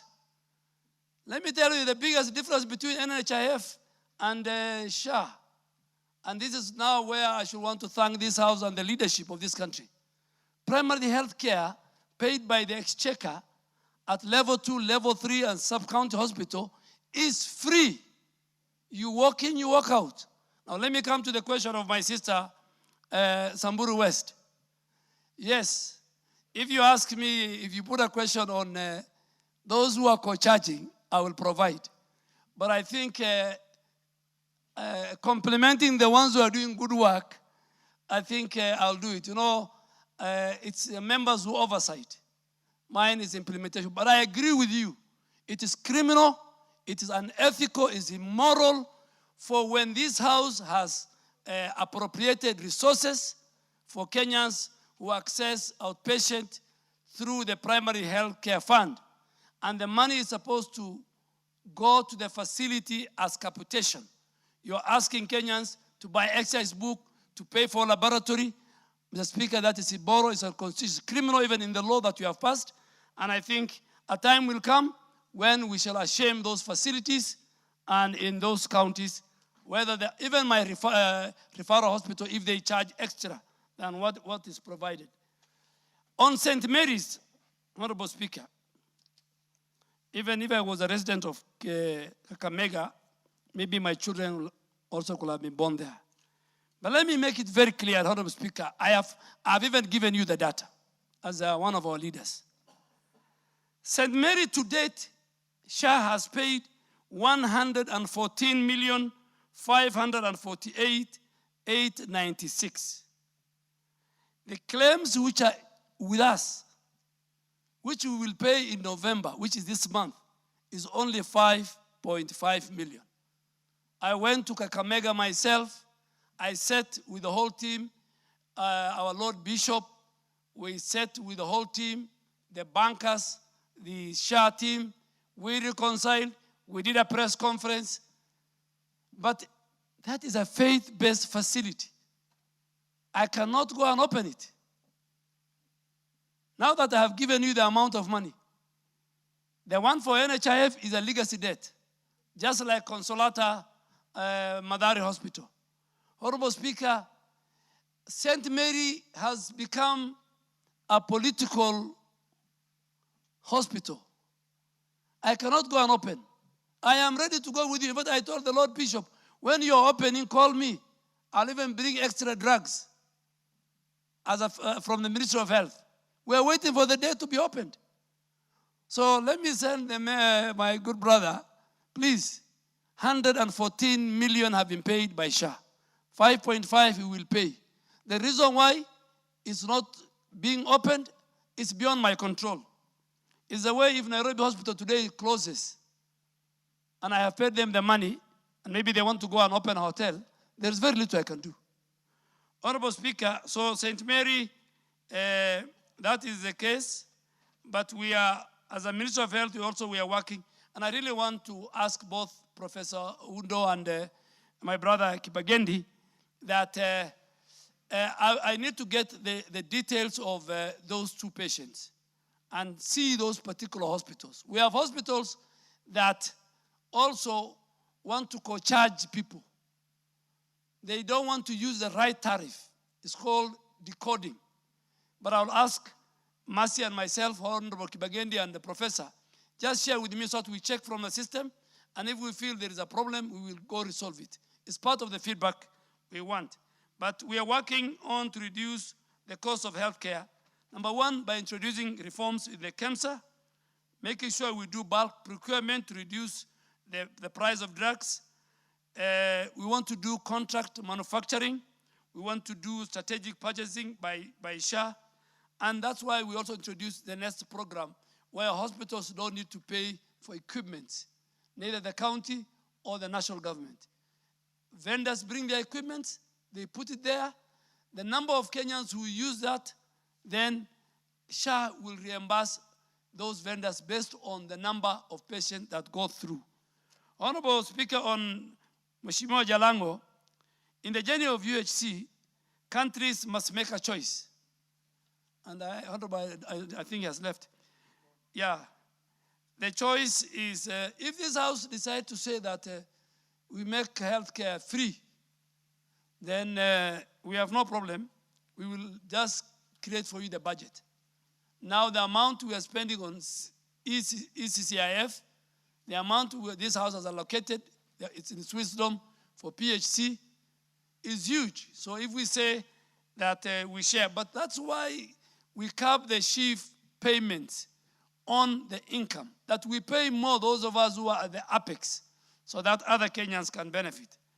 And the principal goal is to reduce those ailments which are very catastrophic health expenditure, like cancer, like dialysis.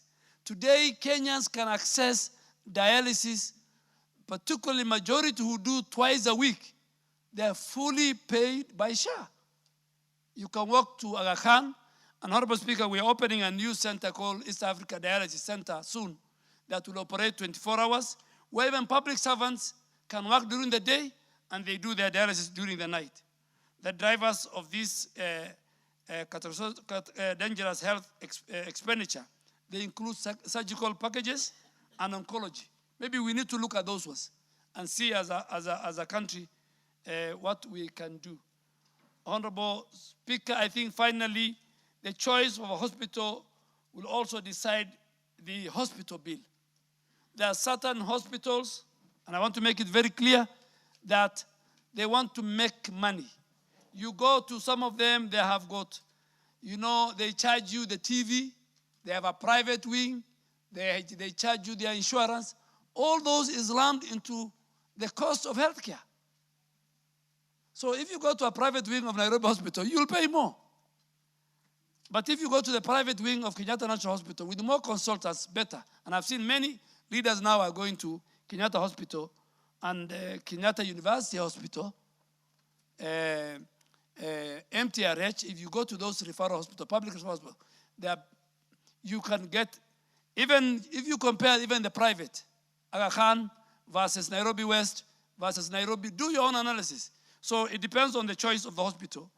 But we have done an analysis and we have found out that surgical expenses are the drivers of healthcare costs in our country.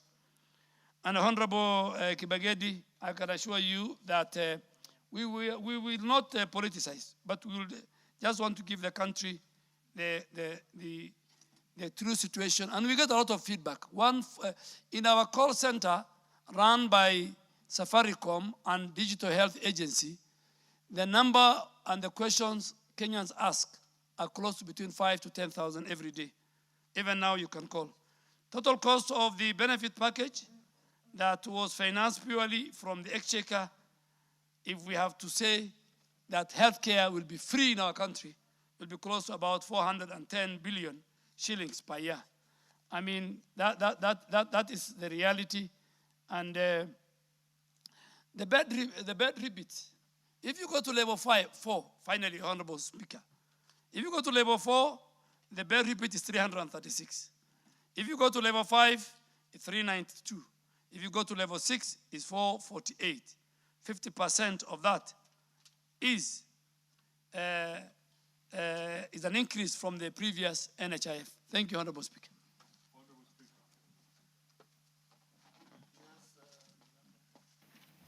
Thank you, Honorable Speaker, and thank you, CS. For every information, myself, just like all other members, believe in SHA. But then, there are the small health centers in the village, which really assist the people on a daily basis. In my constituency, there are many of them. We have a Sirulo, we have a Musire, we have a Matsuli, we have many of them, including a Lukongo. And I'm one of the people who often gets feedback to the minister. Honorable Speaker, they have never received any SHA monies. And their SHA monies, because they come and talk to me, are small, but they have never received, like a Sirulo, a Matsuli. So they are really surviving. Yet these are the first places where the patients go to in the village. And the village setup is a very difficult setup. Could you speak on this? That why would it happen that since you began, the small health centers have not received? And I'll be more than willing to give you the full list before you go away. Thank you, Honorable Speaker.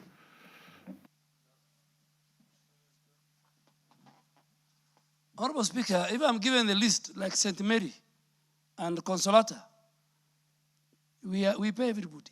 Primary health care, level 2, level 3, and sub-county hospital, under PHC, we have paid 9.8 billion, 13 months.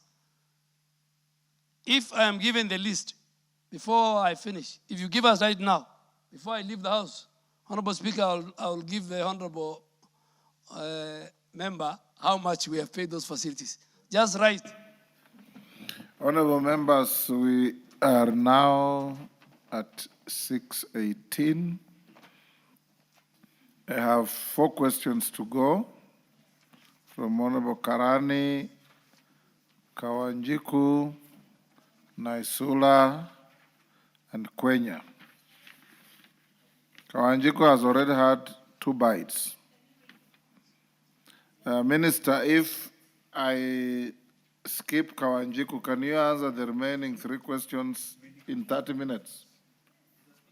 Minister, if I skip Kawanjiku's question 77 for another day, he has asked 2 questions already. Can we do the remaining 3 from Karani, Honorable Kwenya, and Naisula in 30 minutes? We can. Yes, Kwenya, what's your suggestion?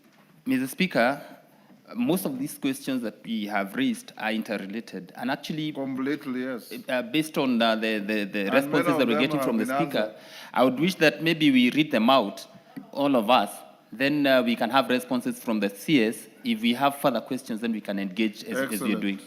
Then even Kawanjiku will be in the net. Let's start. Stephen Karani, Minister, record all of them, and you'll answer them in 30 minutes. Thank you, Mr. Speaker. I stand to ask question number 75 for 2025. Can the Cabinet Secretary explain why informal sector workers are no longer able to remit monthly contribution to the Social Health Insurance Fund SHIF under the Social Health Authority SHA, including being required to make top-up contributions when they are receiving medical services from hospital, creating discrimination as this requirement is not imposed on salaried individuals. Number 2, can the Cabinet Secretary Order, Nabulindo and Oundo, this is not a market in your region. And the Cabinet Secretary clarify whether any assessment has been undertaken on the impact of requiring annual contributions from informal sector workers on their right to access affordable health care. And finally, number 3, outline the alternative payment models accessible to informal sector workers, and measures put in place to ensure inclusivity and flexibility in the remittance of SHIF. I thank you, Mr. Speaker. Could the Cabinet Secretary A provide a report on the number of Kenyans that have registered with the Social Health Authority, including measures taken by the ministry to sensitize the public on payment of premiums and the benefits available under the package offered by the authority? Question 2, clarify on whether indigents are subjected to a means testing process, and if so, provide a report on whether claims by indigents have been fully paid for and the number of indigent households that have benefited under SHA. 3, outline the current uptake of premium financing and the utilization of the Lipa Pole Pole scheme under SHA for Kenyans in the informal sector. Number 4, provide the status of recruitment by the SHA and whether staff of the defunct National Health Insurance Fund, NHIF, have been transitioned to the authority. Number 4, indicate the status of the suspension and investigations of health facilities that had integrity issues, including actions taken by the ministry to resolve the matter and ensure accountability by the health facility. Number 5, clarify whether the Lulo and Urban Private Hospitals Associations, RUFA, allied facility are accepting and treating SHA members in their facility. Thank you, Honorable Speaker. Naisula. Thank you, Speaker. Could the Cabinet Secretary outline measures put in place to ensure the provision of quality healthcare services and patient safety in health facilities, including the manner in which pre-authorization for admission and procedures is done by the Social Health Authority? Clarify whether the Ministry of Health, the Social Health Authority, and the Kenya Medical Practitioners and Dentists Council conduct inspections of the contracted health facilities to ensure strategic purchasing of services and that SHA members receive quality healthcare services. State measures put in place to ensure availability of drugs in healthcare facilities by Kenya Medical Supplies Authority, including improving the institution's order fill rate and ensure uninterrupted supply of drugs. 4, explain the relationship between the Social Health Authority, the Digital Health Agency, and the Kenya Medical Practitioner and Dentist Council with regard to updating of bed capacity, empanelment, pre-authorization, claim settlements, system downtime, and surgical reviews. Explain why the Social Health Authority Tribunal has not been operationalized, and explain how disputes in relation to billing disputes, claim rejections, and closure of facilities are being handled by SHA, KMPDPC, and the ministry. Clarify whether Kenyans may seek medical services outside Kenya under the Social Health Insurance Fund, and if so, provide the procedures that are to be followed for getting approvals to be treated outside of the country by the Social Health Authority.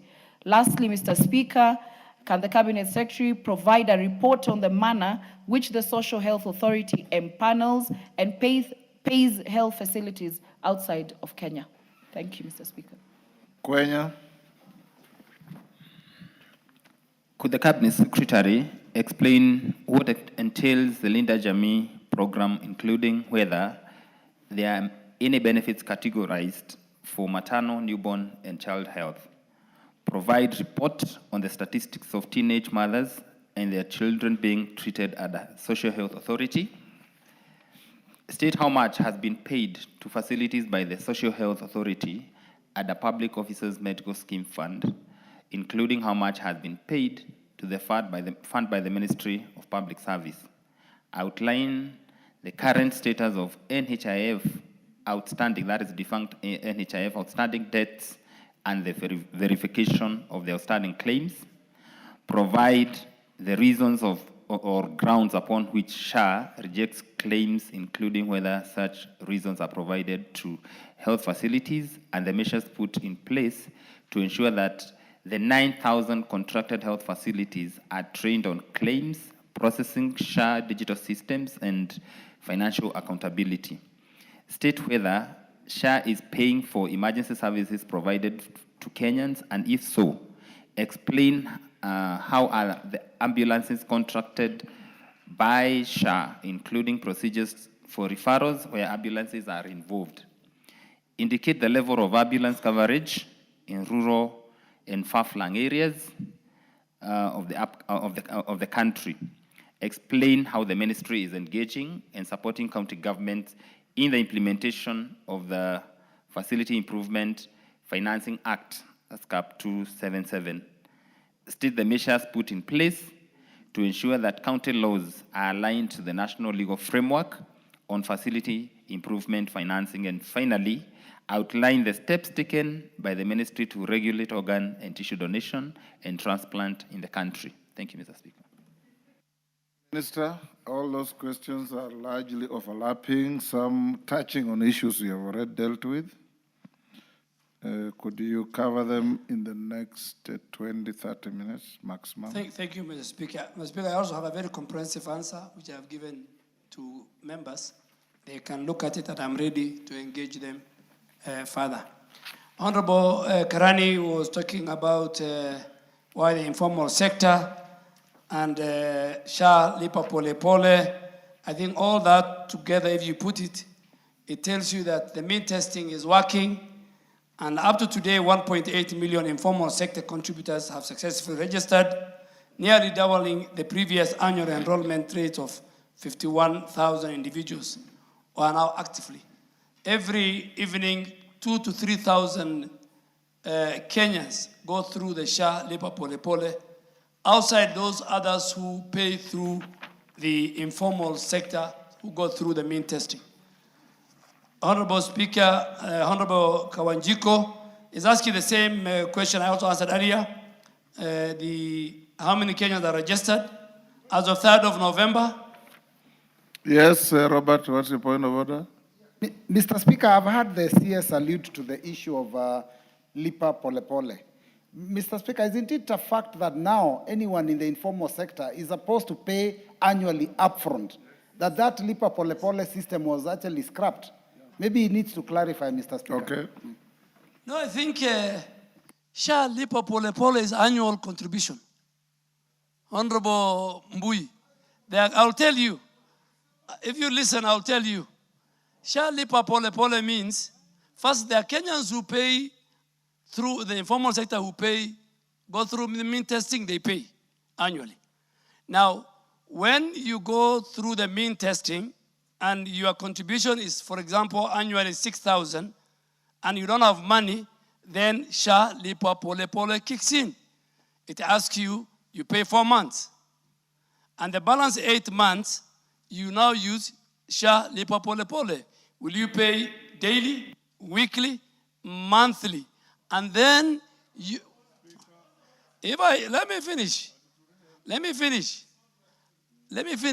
Because unless you go through the mean testing, when you go through mean testing as an informal Kenyan, for example, Boda Boda, it tells you your annual payment is 7,200, for example, and you have only money for 4 months, okay?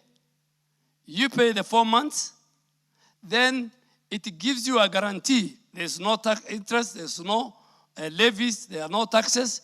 It pays for you the 8 months. Once it guarantees you to pay the 8 months, then the next question it is, do you want to pay the 8 months on a daily basis, on a weekly basis, on a monthly basis? If you say, for example, weekly, every Friday you'll get a text message on your phone telling you you are to pay 100 shilling, for example. If you don't pay, then the next week it will tell you you have to pay 200.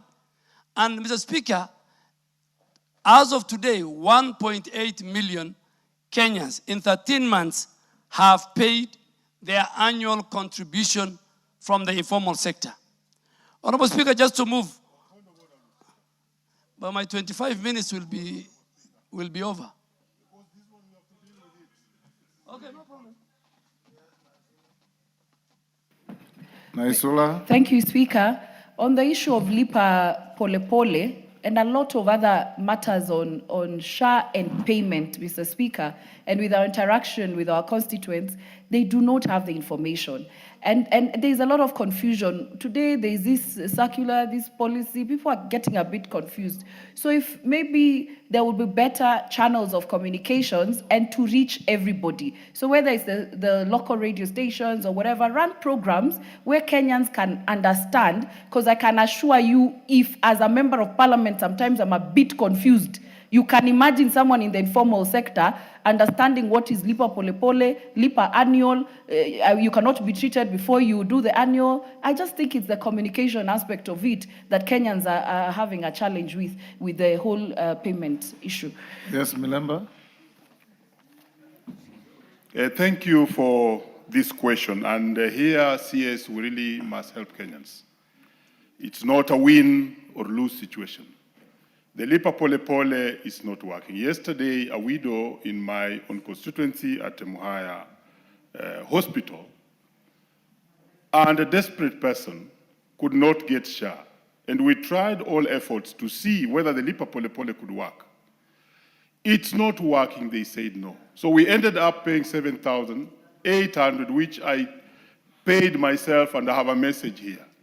If we fixed Lipa Pole Pole, it would really help Kenyans. So when we are dealing with this particular one, we must not win out of an argument, but just go to the real issues that let's make the Lipa Pole Pole work. We shall be happy and you will be happy. Thank you, Honorable Speaker. Minister. Honorable Speaker, I want to go on record. Every night at 10 p.m., myself and the leadership, including the president, we receive updates of how many Kenyans register with the Social Health Authority. Last night, and I can table it, over 2,000 Kenyans across the country went through SHA Lipa Pole Pole and paid money close to 5.1 million shilling. Every night, and I can give this house the whole data for the last 6 months. I was a cabinet secretary. It's working, and it's very popular, and it is going to make the social health insurance fund sustainable. 2, I agree with my sister. 13 months. Even as leaders, on your Twitter, Honorable Lesuda, I will send you. And I told you, you are one of the people. It is not rocket science. You went to the vernacular. And I want every leader, myself, I'll go to the vernacular. It is not only it's the healthcare of all Kenyans. We will provide, I will go to all the vernacular myself. I have done it on social influencers, very key. This is something we must sell. In fact, the most important element why we introduced social health insurance was to make sure NHIF was more of a club. It was for the salaried people. And that is why our speaker today is paying 46,000 and members are paying close to 32,000. No, I pay 58,000. Yes, he pays 58,000 so that those who are going through the mean testing can be covered and healthcare becomes accessible. Honorable Speaker, the last time I was here, you told me 46. I pay 50, I think now you need to look at it. I pay 58,700. And I am ready, Honorable Speaker, to On come my to payslip. Akamkunji and take members through SHA Lipa Pole Pole. But I agree, I want to look for the vernacular stations based on different regions, bring them together and take them through this SHA Lipa Pole Pole. But it's working. Many Kenyans have gone through it. And that's why today we have Honorable member for Minister, to be on the safe side, 27. say it is working, but it's a work in progress. Yes. The whole of SHA, Your Honorable Speaker, the whole of SHA is 13 months old. The system is 8 months old. So let us not treat it. This baby is just walking. And we are getting very good feedback from leaders, and we will keep on improving. A good example, Honorable Speaker, that Honorable Milemba asked me, we have 440 facilities in counties, and we have written to COG, that have no bank accounts. So if you have facilities that their bank accounts are not with the SHA, we will not pay them, but we have their money. No, we are checking yours. If they have no bank accounts, then we will not pay, but we have the money, Honorable Speaker. And we have told him to give us the list. Honorable Speaker, there's a member who asked us about the donors, the indigents. I have provided the list from UHNCR. Murang'a County had the highest, Kasipul, Laikipia East, Nakuru East, Kikuyu constituency, Langata, Rana Motors, Tarbo. Murang'a County has the highest indigent. Highest number of indigents that they have paid for, What 37,000. What about Turkana? Turkana has not paid for. But there are a number of counties that have committed, including Kajiado, including Vihiga, including Kakamega, the ones we have. And we do a rollout of SHA. A number of governors, a number of members of parliament have committed. Honorable Speaker, the legal framework and transition of former NHIF staff, we have agreed. It is this House that has reduced the administrative cost of SHA from 18% of their budget to 5%. And because of technology, the staff also was reduced from 1,800 to 800, close to about 900. Those who will be observed through competitive recruitment to SHA, we have done it and we are continuing. Those who have not, they will be placed in other public institutions at the same salary, at the same scale. So that because they have mortgage, they have other commitments, they don't lose it. That commitment, I have made it. Last time when I was here, I tabled the letter from Head of Public Service and from Public Service Commission. And the number of people we have employed from the Chief Executive Officer, Dr. Mwangangi, to all the directors, to the deputy directors, to the assistant directors, we have employed close to 65 and we keep on. On enforcement, I've said fraud detection and claims rejection, close to 10.6 billion have been rejected in fraudulent claims. We have regulatory facility closure. KMPDC has the powers to register, to upgrade, to downgrade, to close as a regulator, and it has revoked the license of 454 facilities, and it has closed 546 premises. And all this is because of non-compliance. They claim to have a theater, and they don't have a theater. SHA has also suspended a total of 85 facilities for fraudulent activities. We have submitted a number of files, I have said earlier, to the DCI, and the ministry has also submitted 1,180 files for further interrogation to the criminal justice system. The status of prosecution by the ODPP as of 4th of October, a number of people, both staff and facility owners, have been taken to court.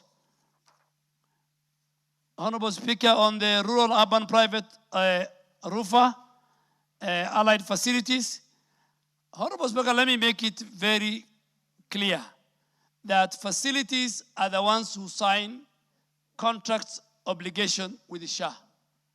Bodies that represent, there is a Kenya Private Healthcare Federation, there is RUFA. All that they can do is to lobby for their members. They have absolutely no construction obligation on SHA.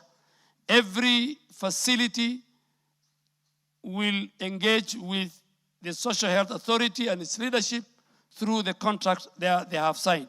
But we do active engagement, we do structured dialogue, and we do operational support.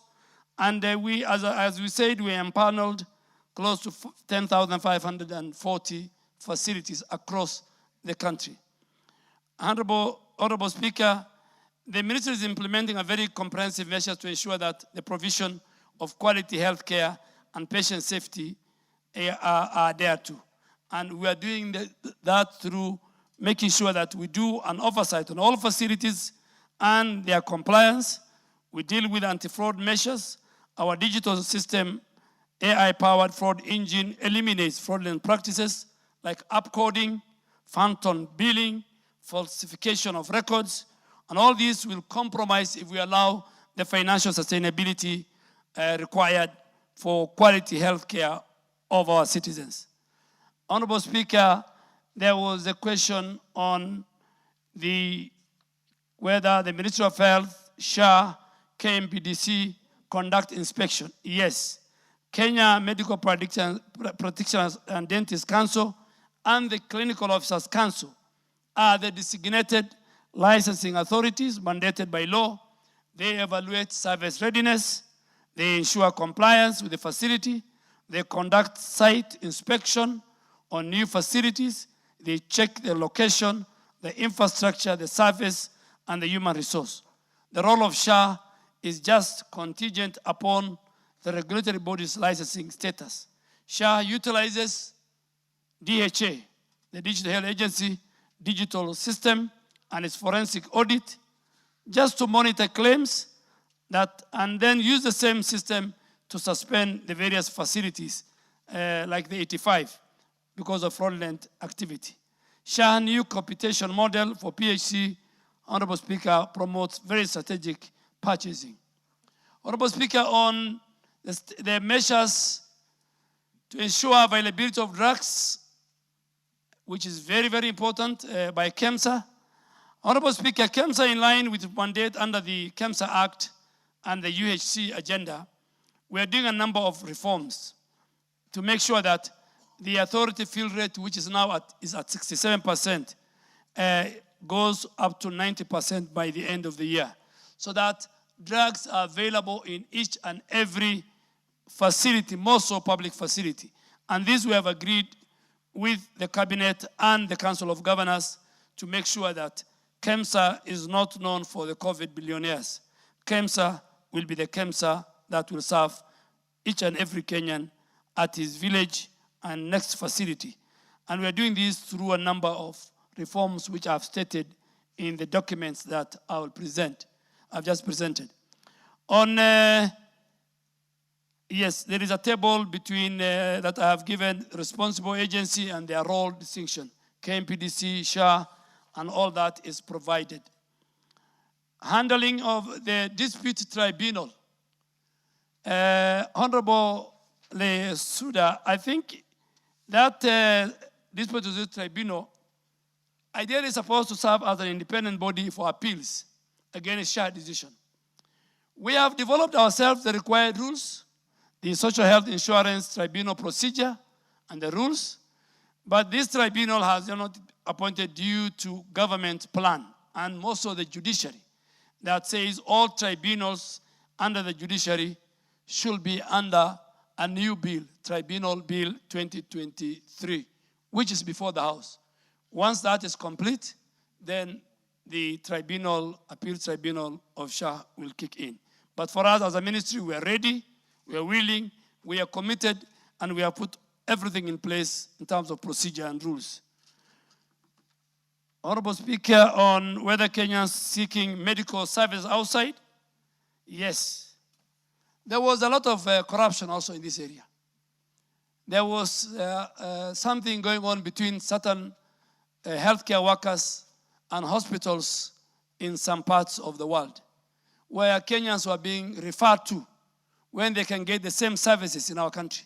Today, Honorable Speaker, we have done for the first time 54 Kenyans got who could not hear, who could not speak, who could not talk. Young children, Codler implant was done at Kenyatta. 54 of them, and 10 was done in MTRH. This is one of the treatment that Kenyans who are going abroad. We have the expertise, we have the doctors, we have the specialists. So we have said there are only 37 treatments that if you want to use the resources of SHA, that you can go out. The rest, you must be at home. You know what happened during the COVID, Honorable Speaker, in India, where many Kenyans died and their bodies could not come back. And Honorable Speaker, we want to turn our country. Our hospitals, both private, public, and faith-based, are the best in the region. So we must make sure that not only our foreigners who come for medical tourism, but even our own people. On Linda Mama, defunct Linda Mama and Linda Jamii, Honorable Kwenya, I have given a table. For Linda Mama, it was only maternity only, but for Linda Jamii, it's full household health cover. Pregnant women and newborns was only covered under Linda Mama, which was also budgeted here. Sometimes it was a victim of supplementary. In fact, by the time we were doing SHA, Linda Mama had a debt of a pending bill of 4.9 billion. Linda Jamii deals with all vulnerable mothers, spouses, and the children. It gives full range of service under SHA funds, whether it is PHC, whether it is SHIF, whether it is ECCIF. It's fully covered. It covers the whole family, and it gives full insurance coverage. But Linda Mama was only restricted to maternity, limited to the mother and the child, and I've given all these services. Under maternity, SHIF covers normal delivery 10,000, C-section 30,000. For Linda Mama, the defunct, it was about 5,000, and it was paying different figures for different facilities. Public health facilities, they were being paid 3,000. Private, Linda Mama was paying 5,500. Faith-based, they were being paid, I think, 4,900. So the primary health care fund provides free treatment for all common diseases.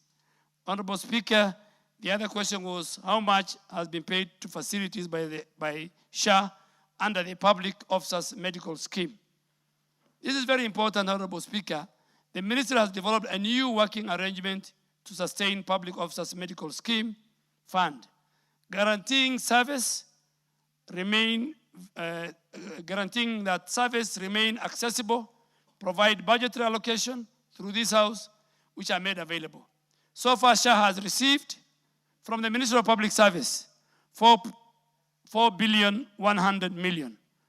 And this is for this Public Officers Medical Scheme Fund. The amount paid to facilities, SHA has already paid out of that 2.4 billion to facilities under the scheme. Outlining the current status of NHIF outstanding debts, I think that, Honorable Speaker, I have answered it very comprehensively. And I think the only last question is state whether SHA is paying for emergency service provided to Kenyans, and if so, explain how the ambulance system work by Honorable Kwenya. The Honorable Speaker, payment for emergency service. Emergency treatment is covered under the Emergency Chronic and Critical Illness Fund and is accessible to all Kenyans, regardless of registration or premium payment status. So emergency treatment service is, again, like PHC, is free and no Kenyan will be denied. So emergency care is provided for up to 24 hours. On the ambulance contracting and referrals, the benefit package says SHA is rolling out an ambulance evacuation service benefit package under the ECCIF fund that the House has created. The tariff structure is 4,500 for within 25 kilometers. So if an ambulance picks you from point A to the nearby facility, SHA will pay 4,500. Outside 25 kilometers, 75 per kilometer for extra kilometer service. We are contracting both county and private ambulances, and this will be just like the way Uber runs. Our command center, you call it, they will tell the nearest ambulance to come to you, pick you, take you to hospital, SHA pays the money, and the first 24 hours, all the treatment, whether it is surgical, will be paid by the Social Health Authority. So it's free. And I think the Kenya Medical Practitioners and Dentists Council, the regulator, has put the adverts. And Honorable Kwenya, as a businessman, you can also invest in the ambulance. But the standard is very high. The standard is very, very, very high. Honorable Speaker, the SHA board is in the process of implementing a nationwide ambulance service across all our 47 counties, designed to complement the efforts of our county governments. Finally, Honorable Speaker, the last question is to explain how the ministry is engaging and supporting county governments in the implementation of the Facility Improvement Act, CAP 2022. Honorable Speaker, this Facility Improvement Financing Act requires all public health facilities, level 2 to level 5, to establish structures for collection, retention, and management of revenue from health services. And this aim is to improve local facility operations. The money should not pass through the county treasury. It should go directly to the facility. They can buy drugs, they can hire healthcare workers on locum, they can improve on the facility. But Honorable Speaker, we need to engage. The Committee of Health of the National Assembly has gone around the country during recess, and they have found out a number of issues. One of them is counties having their own FIF legal regime. And I want to make it very clear through you, Honorable Speaker, if you allow me, that national legislation always supersedes county assembly legislation. So there's no way you can use the county assembly law to undermine the law passed by this House. And this must be very, very clear. If you do that, then you contravene the law. But the operation of SHA inherently supports FIF implementation by making sure there is a cash flow to these facilities. The capitation and the claims payments directed to the fund will help them manage their funds locally. We'll also streamline their ordering way so that SHA and KEMSA are now ordering directly from the facilities. And then there is alignment of the laws. The ministry defers the detailed updates of alignment to our county laws, to the Council of Governors. We have discussed and they are looking at it. Honorable Speaker, I have a very detailed report which I can table for members to look at it, and if there's anything... Indeed, members, each of you, there is a very detailed response to your questions. If you haven't received yet, you can pick from the table office. Chair, Health. Thank you, Mr. Speaker. Let me start by appreciating the Cabinet Secretary for the detailed report he has given, which to a large extent is actually correct. In terms of design and intention, the ministry is doing a fantastic job. And I think the only issue that is coming is actually when you go on the ground on implication, there are areas that there are still gaps. We have discussed this with them, and as you can say, and I'll mention just a few, but that is the basic thing. It is like the issue... Do it in 3 minutes. 3.5. So, in the issue of registration, that SHA pole is a problem to people. And if it can be done, it will make things work much better. 2, in the area of benefit package, again, there is a problem there, and the minister says rightly that it passed through Parliament, but it passes as delegated legislation, which means if it goes through, then it doesn't really come through the committee, and we have acted with them. We will actually have to look at the benefit package and the tariffs. And like the case of Honorable Oundo and Honorable Kibagendi, it's extremely simple what's happening there. Honorable Kibagendi's mother had diabetes, which was the basic problem. And her basic treatment was for diabetes. But then she had a wound in the foot because of diabetes and I think a toe. So the diabetes had to be treated and then the surgery done and I think the toe amputated. Now, the benefit package looked at the surgery and paid for the surgery, but not the treatment of diabetes. So these are the areas we really need to look at. So if you look at then the primary care, again, very quickly, and I'll ask members, please go to our health centers and dispense level 2s and level 3s and even level 4 outpatient. Ask patients, are you getting treatment and coming out without paying? Because this is what, as a committee, we actually did and will give back. And the FIF, Mr. Speaker, the minister is right that it is in law, but we have looked at that and there's already a proposal from our committee on how to look at that and remove the power from the counties of varying it. So what we are really, and cancer, for example, what is happening? There was 400,000, but when ACCFI came, the emergency and chronic care, they added 150,000, make it 550. But what is happening, there's a difference between the package and the tariff. So if these patients are getting chemotherapy, It's something about 84 to 100,000, and they're getting 10 to 12. It is already above 550. So these are really the issues that we are having.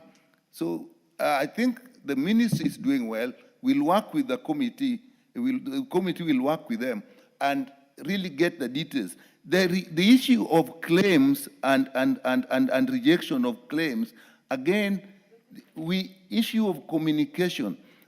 What Honorable Jalango said is so key from what we saw in the ground, Honorable Minister.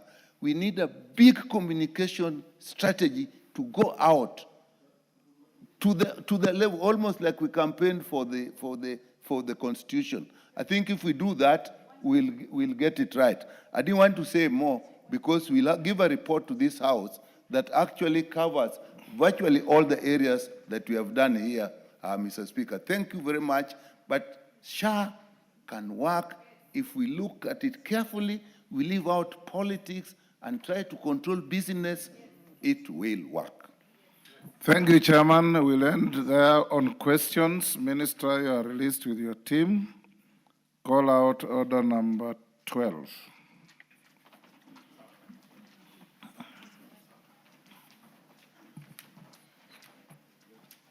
No. Order number 11, sorry. Order number 11.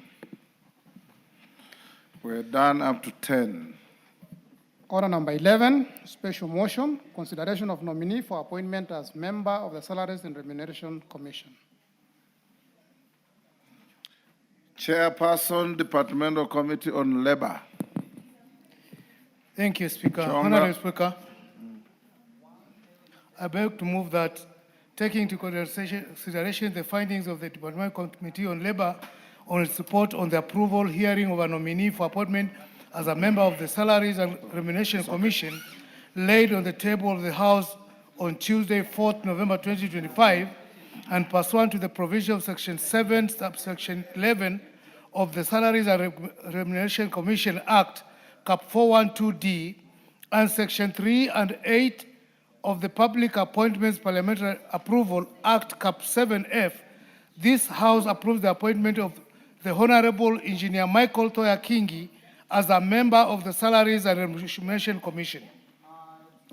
Honorable Speaker, following the notification of presidential action nominating Honorable Engineer Michael Toya Kingi for appointment as a member of the Salaries and Remuneration Commission to represent the Public Service Commission, and the subsequent communication by the Honorable Speaker and referral to the Departmental Committee of Labor, the Clerk of the National Assembly on the 9th of October 2025 facilitated placement of an advert in the print media notifying the public of the date, time, and place of the approval hearing of the nominee. B, in compliance with Section 9 of the Public Appointments Parliamentary Approval Act, the clerk invited the public to submit memorandum by way of written statements on oath affidavits on the suitability or otherwise of the nominee. C, to fulfill the requirement of personal integrity, the clerk on the 8th of October 2025 brought to the Kenya Revenue Authority, the Ethics and Anti-Corruption Commission, the Director of Criminal Investigation, the Higher Education Laws Board, the Director of Public Prosecution, and the Registrar of Political Parties to ascertain the nominee's integrity and good standing with the said agencies.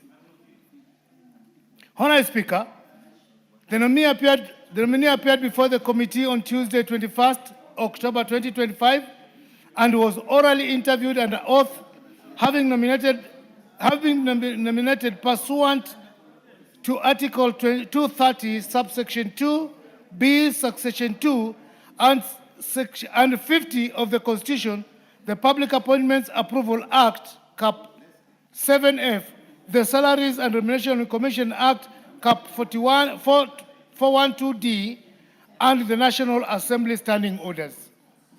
Honorable Speaker, the committee, having considered the nominees filed questionnaire pursuant to Section 6, subsection 8 of the Public Appointments Parliamentary Approval Act, Cap 7F, the curriculum vitae and having had his oral submission during the approval hearing, made the following findings. 1. The nominee is a Kenyan citizen and does not hold dual citizenship. Thus, he satisfies the requirements of Article 78, subsection 1 and subsection 2 of the Constitution, which bars a state officers from holding dual citizenship. 2.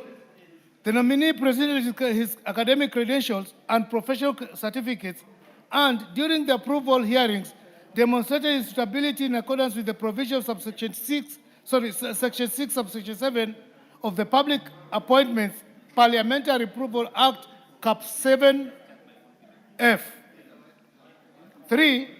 The nominee does not hold any office in political party, a requirement under Article 77, subsection 2 of the Constitution and the schedule to the Public Appointments Parliamentary Approval, Cap 7F. And 5, in line with the provision governing the personal integrity, the committee exercised due diligence and contracted the clearing agencies to ascertain nominees' integrity and good standing with the said institutions.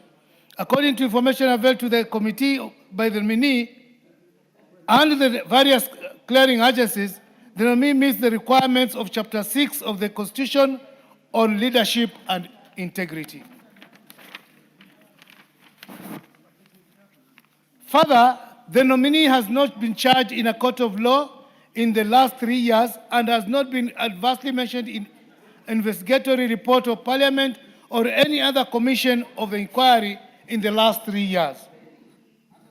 6, pursuant to Section 6, subsection 9 of the Public Appointments Parliamentary Approval Act, Cap 7F, the committee did not receive any written statement on oath contesting the suitability of the nominee. 7, noting the findings of the report on the selection panel of the recruitment of a member of the Salaries and Remuneration Commission, the nomination of Honorable Engineer Michael Thoya Kingi was in compliance with the Constitution and the Public Appointments Parliamentary Approval Act, Cap 7F. 8, and finally, the nominee demonstrated extensive knowledge and experience in public management and administration and topical issues such as the status of remuneration in public service sector, including the menace of ghost workers and the suitability of the public wage bill. In addition, Mr. Speaker, the nominee, if approved, undertook to enhance the Commission's consultations and engagement with relevant stakeholders, including Parliament, to strengthen interinstitutional relations.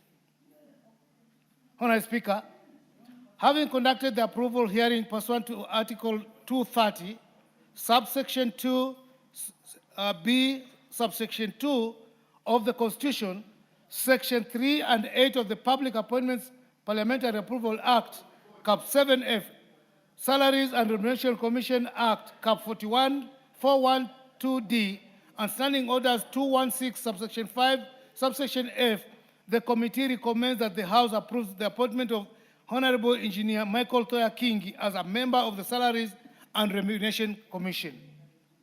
Honorable Speaker, I beg to move and request Honorable Owen Bayer to second. Thank you. Honorable Bayer, proceed. Thank you very much, Honorable Speaker. Honorable Speaker, I want to take this opportunity in the onset to say that I second this motion and the report, Honorable Speaker, so that the Honorable Engineer Michael Thoya Kingi be appointed as a member of the Salaries and Remuneration Commission. Honorable Speaker, the Michael Thoya Kingi was a member of the 12th Parliament. We worked with him here. He served in several committees, and he showed his ability to actually lead when he was here.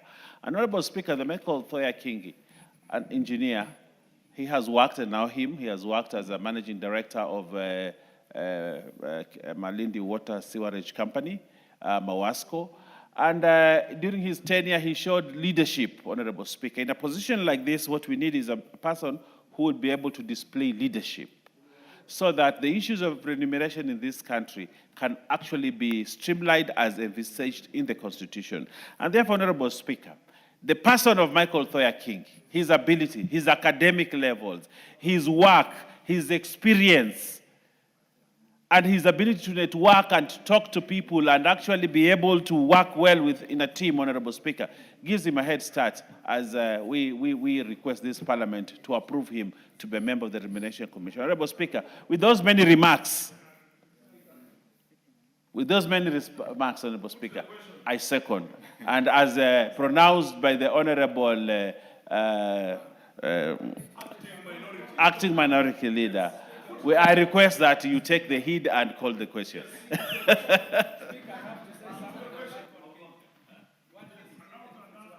Order, Honorable. Let me propose the question first. Let me propose the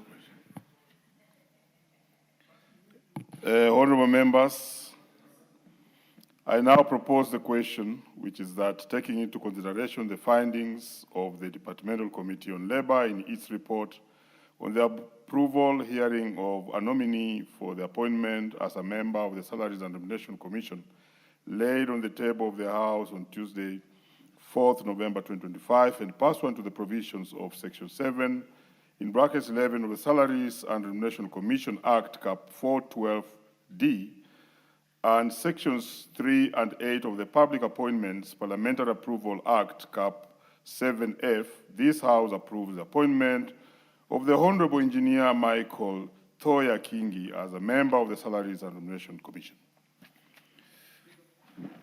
Proceed, we give you the first chance to speak on this. Asante Mheshimiwa Spika kwa kunipa fursa hii.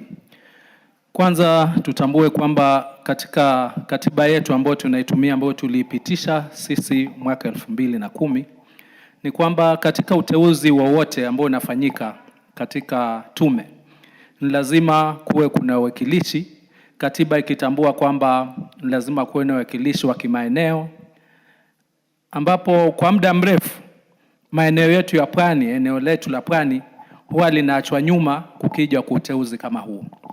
Kwa hivyo ningetaka kumpongeza Michael Kingi kwamba kwa mara ya kwanza tumeweza kupata uteuzi huu katika tume hii ambayo kutoka ianzishwe na tume zingine hatuja kuwa na mwakilishi kutoka maeneo ya pwani. Pili ni kushukuru Spika kwa kunipa hii fursa, kwa sababu katika masuala ikija ya mishahara ni lazima kuwe kuna mwanahesabati pale. Mimi kama mhandisi, kama vile alivyo mhandisi Michael Kingi, titakuwa ni jukumu letu kuangalia zile nambari ndogo ndogo, kuangalia yale mahesabu na kuona ni vipi, ikiwa ni katika kugawiwa, ikiwa ni katika kuongezwa, basi hesabu zinafanyika ambazo zitanufaisha mwananchi na zitakuwa katika ile hesabu yote ya Kenya kwamba tuweze kuendelea mbele. Kwa hayo machache na hiyo fursa, naunga mkono uteuzi huo. Asante Mheshimiwa Spika.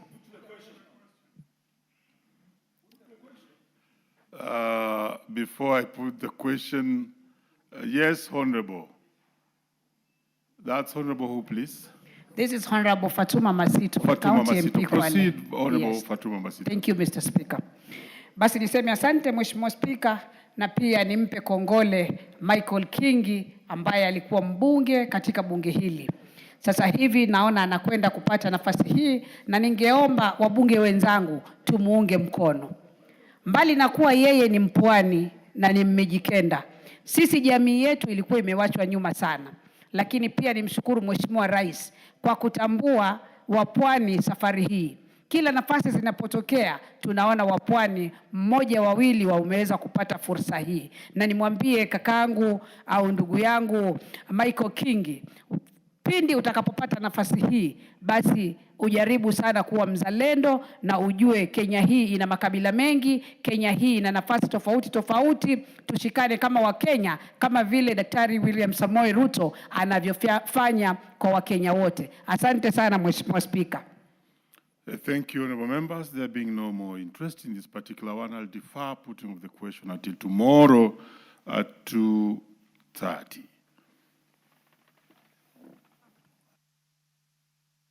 Very well, well directed, the mover. You may reply. Much appreciated, Speaker.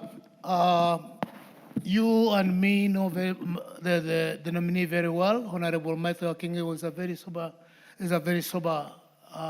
person. Looking at his record, even unanswered in this chamber in the 12th Parliament, and his humility deserves being rewarded in such kind of nomination. In that he is one person who is not biased in whatever judgments he has been making.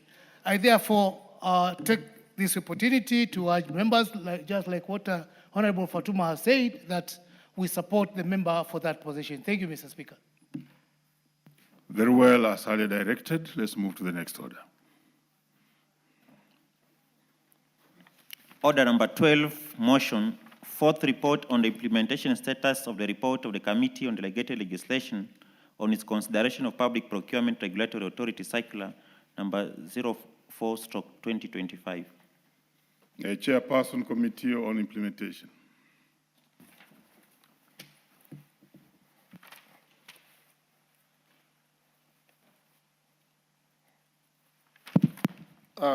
Thank you, Mr. Speaker, sir. Honorable Speaker, I beg to move that this House adopts the fourth report of the Select Committee on Implementation on the Enforcement of Compliance with the Mandatory Use of the Electronic Government Procurement System, EGPS, by all public procuring entities laid on the table of the House on Tuesday, 14th October 2025.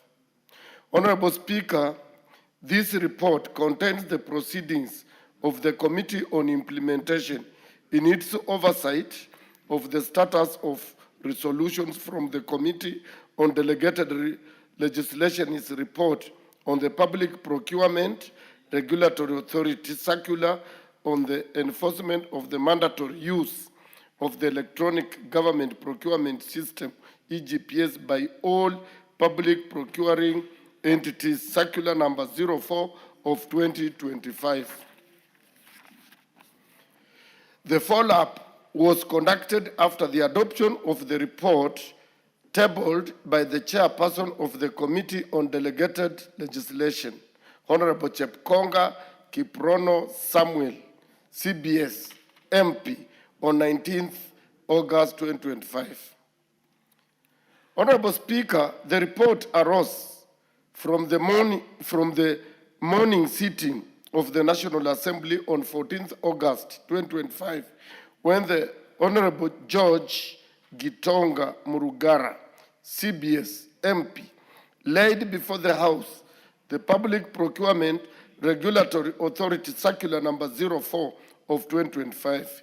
Here, after referred to as the circular dated 12th August 2025 on the enforcement of compliance with the mandatory use of the Electronic Government Procurement System, EGPS, by all public procuring entities. Honorable Speaker, Honorable Murugara observed that the circular appeared to carry the force of law by declaring non-compliance an offense, thus necessitating its submission to parliamentary scrutiny.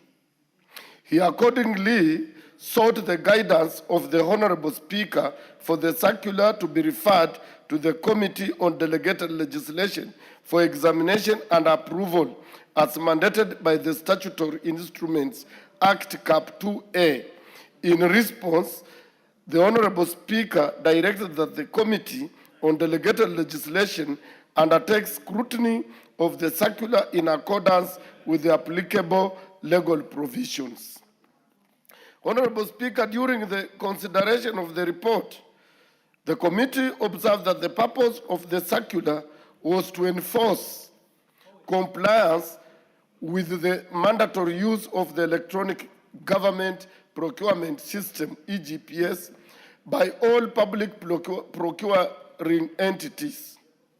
This, as noted by the Committee on Delegated Legislation, had contravened Article 227(1), which requires a procuring entity to ensure a fair, equitable, and transparent procurement process. Furthermore, Section 77(1) of the Public Procurement and Assets Disposal Act stipulates that tenders may be submitted through both electronic and manual systems.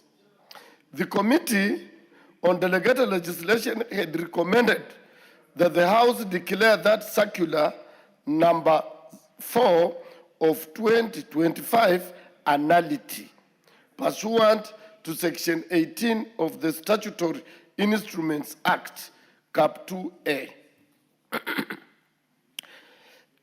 Honorable Speaker, the Committee on Implementation, having reviewed the report of the Committee on Delegated Legislation regarding the Public Procurement Regulatory Authority Circular on the enforcement of compliance with the mandatory use of the Electronic Government Procurement System, EGPS, by all public procuring entities, Circular number 4 of 2025,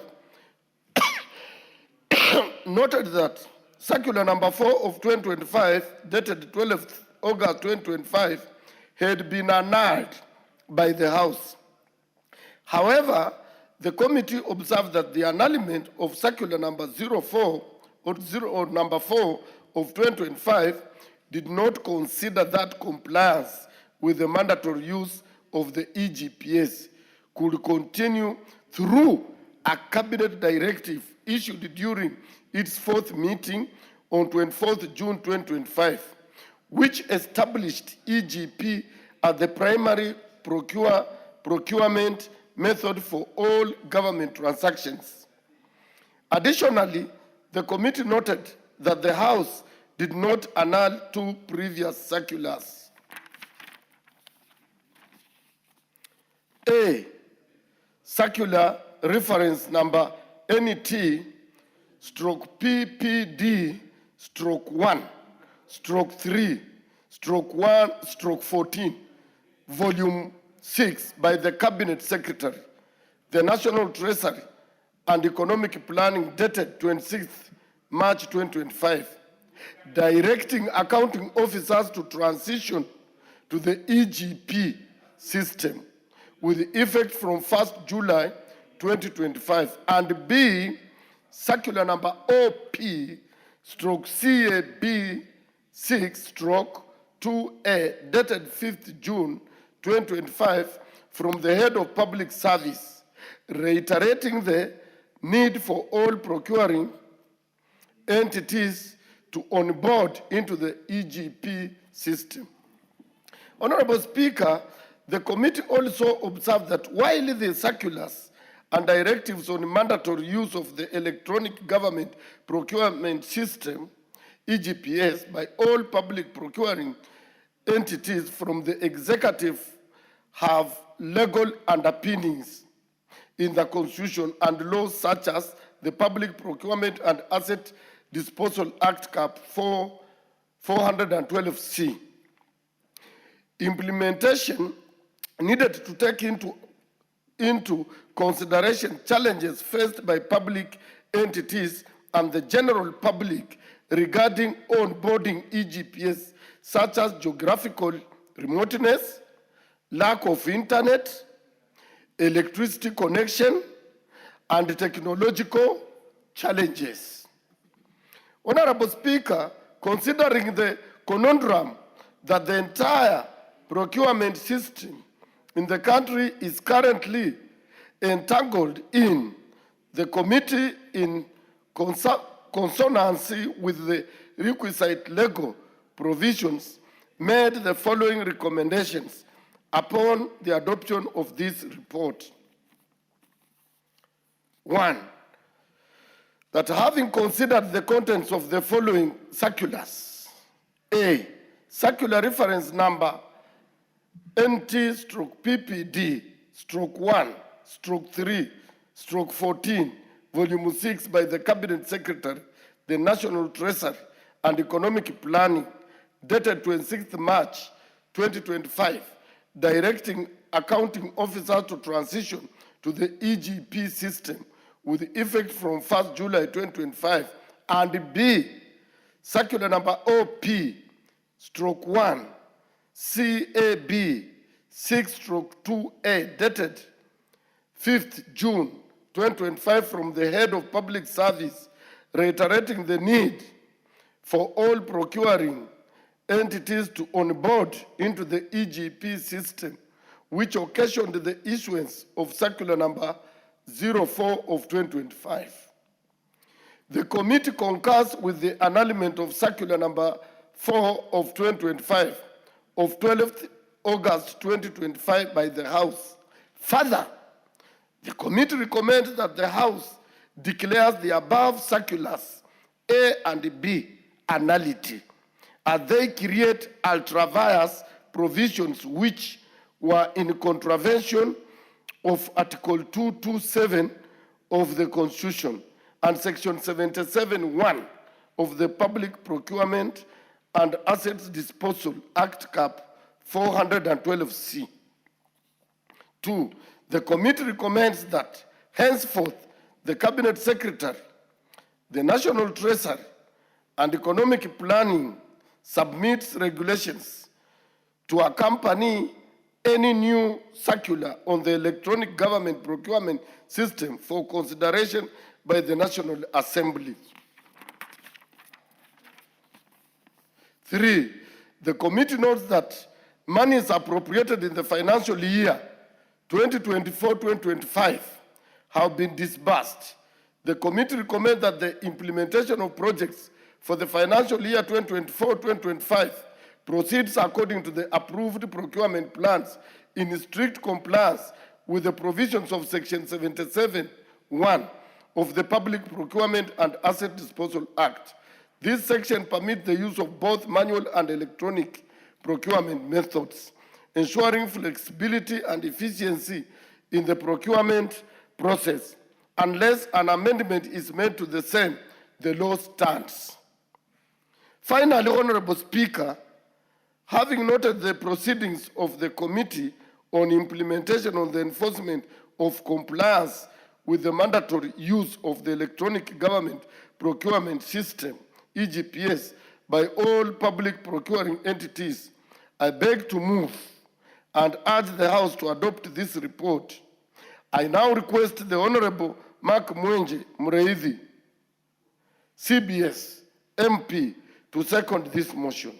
Thank you, Mr. Speaker. Honorable Mark Mwenje. Thank you, Honorable Speaker. And from the onset, as I second this motion, that is been brought by the Committee on Implementation on the enforcement of compliance with the mandatory use of the EGPA by all procurement entities, as laid on the table of the House on Tuesday, 14, 2025.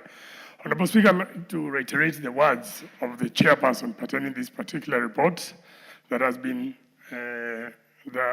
tabled and moved. And on the quagmire that is facing the government and the procurement sector in this country. Honorable Speaker, allow me to remind the plenary that the core mandate of the National Assembly as per the Constitution is to legislate, oversight, and represent. As it currently stands, our role has been usurped by the Cabinet Secretary of the National Treasury on issuance and relying on circulars that have the effect of law and bringing developmental crises by creating a gridlock in matters of procurement. Honorable Speaker, as it currently stands, there's an impasse when it comes to procurement, and this is a result of these three circulars, Honorable Speaker. The circulars that have been, I'll not go through them because they've already been mentioned by the chairman. But more importantly, Honorable Speaker, Circular 4 of 2025 was the one that was nullified by this House. But more importantly, the Cabinet Secretary is relying on two other circulars dated 26 March 2025, and these by the Cabinet Secretary. And then there's a second circular dated 5th June 2025 from the head of public service. These are the two circulars, Honorable Speaker, that the Cabinet Secretary is using to rely, despite nullifying the PPRA circular number 4.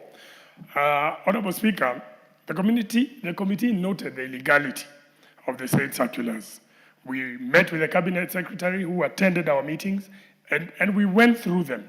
But he was adamant at the time that those circulars were valid, Honorable Speaker. And therefore, that's why the committee has brought it to this House, so that those circulars that have been relied on are nullified by this House, and the House holds that power. Honorable Speaker, let me just mention some points of the Constitution. Article 2271 and 2272. 2271 provides that when a state organ or any other public entity contracts for goods or services, it shall do so in accordance with a system that is fair, equitable, transparent, competitive, and cost-effective. Honorable Speaker, this EGP system completely violates all those points. It is not fair because, you know, there are areas that cannot use it. It's not transparent, Honorable Speaker. And Honorable Speaker, I might want to reveal here that we inquired, where did the system come from? And we now know that the EGP system came from some people in India. They're the ones who designed it and brought it to us.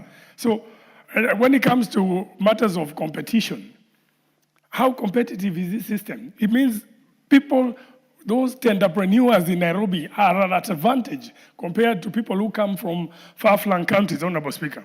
Article 2272B, Honorable Speaker, provides that an act of parliament shall prescribe a framework within which policies relating to procurement and asset disposal shall be implemented and may provide for all or any of the following: the protection or advancements of persons, categories of persons or groups previously disadvantaged by unfair competition or discrimination.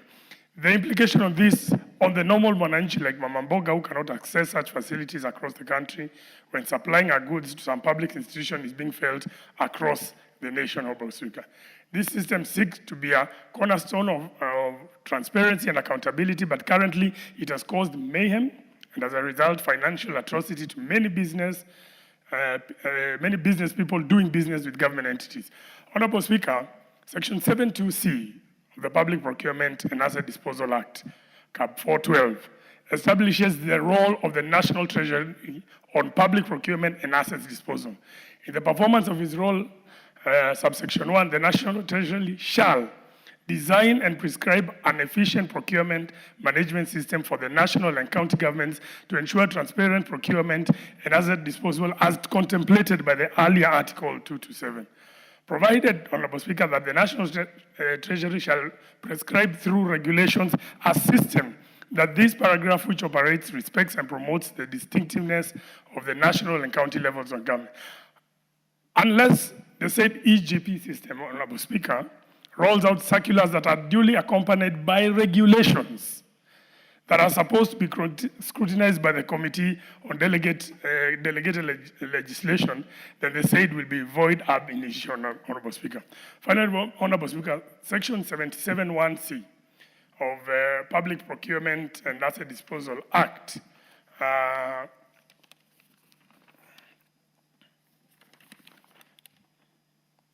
provides, Honorable Speaker, that submission of tender documents, provides that submission of tender documents, whether in electronic or manual form, shall be in writing, signed, and in the case of manual submission, they shall be sealed in an envelope, Honorable Speaker. Therefore, Honorable Speaker, the law as it currently stands provides for both. It provides for manual and electronic. This is the issue, Honorable Speaker, that when the Cabinet Secretary appeared before us, was what we informed him, that it was the foundation. Honorable Speaker, it's good to make it clear that the Cabinet Secretary said in his own words, and I quote, that the government thinks it is losing money when it uses manual system. And Honorable Speaker, my submission to him then, and I put it to you now, that it doesn't matter what the government thinks. Because if we were to allow the government to think and ignore what the law provides, then that would allow the government to do anything contrary to the law. The law is very clear that both of these provisions, Honorable Speaker, that both manual and electronic is what is recognized, Honorable Speaker. Honorable Speaker, if we don't deal with this issue, the issues of procurement, government is the largest consumer. Right now, government is not consuming these services. It means all those business people out there are not paying taxes. And Honorable Speaker, in the long run, we're actually not going to have anybody, we're not going to meet our tax targets for the first 2 quarters, Honorable Speaker. So therefore, Honorable Speaker, I think the Cabinet Secretary cannot, it's clear that he cannot rely on an electronic system alone. And if he intends to move us in that direction, he must bring an amendment under Section 77(1) of the Act. Honorable Speaker, with that, I beg to move this, to second this motion. Thank you. Very well, honorable members.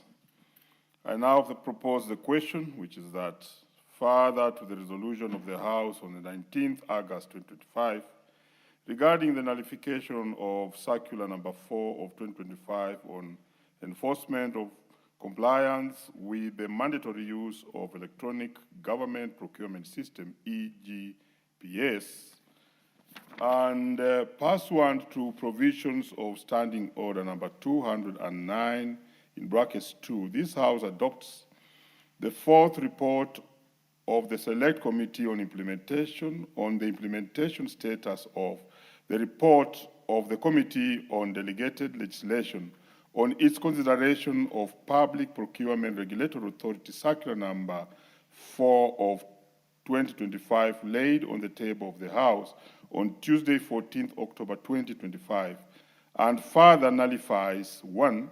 Circular reference number NT/PPD/1/3/14, volume 6, dated 26th March 2025 by the Cabinet Secretary, the National Treasury, and the Economic Planning, directing the accounting officers to transition to the EGP system with effects from 1st July 2025. And 2, Circular number OP/CAB6/2A, dated on 5th June 2025 from the head of the Public Service, reiterating the need for all procurement entities to onboard onto the EGP system, which occasioned the issuance of Circular number 04 of 2025. Yes, the first bite goes to the Honorable Ngogoyo.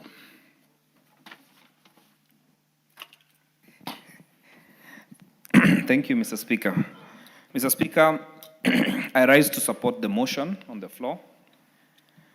One, because the executive and this, specifically the CS Treasury does not have the role of imposing any circular on any government agency that is not in line with the act that has been approved by this House. The Public Procurement Act outlines clearly how procurement shall be done, in which manner, in which form.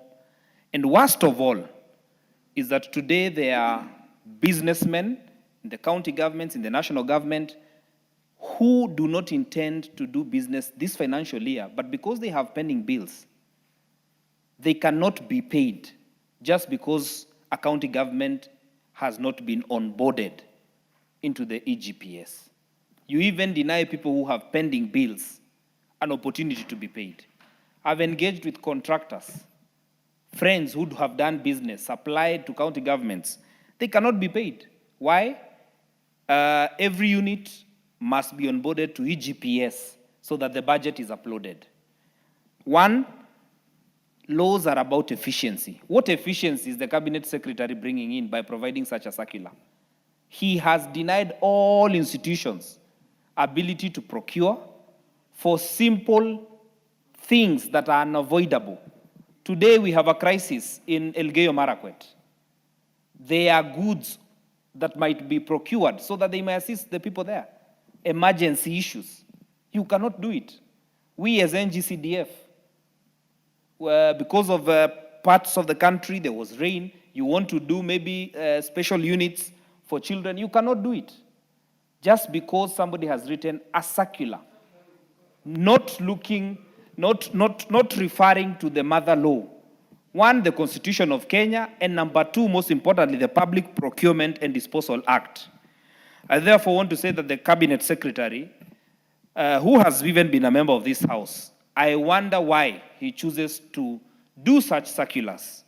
And lastly, let me say, Mr. Speaker, we have denied Kenyans an opportunity to trade with their governments, both county and national government.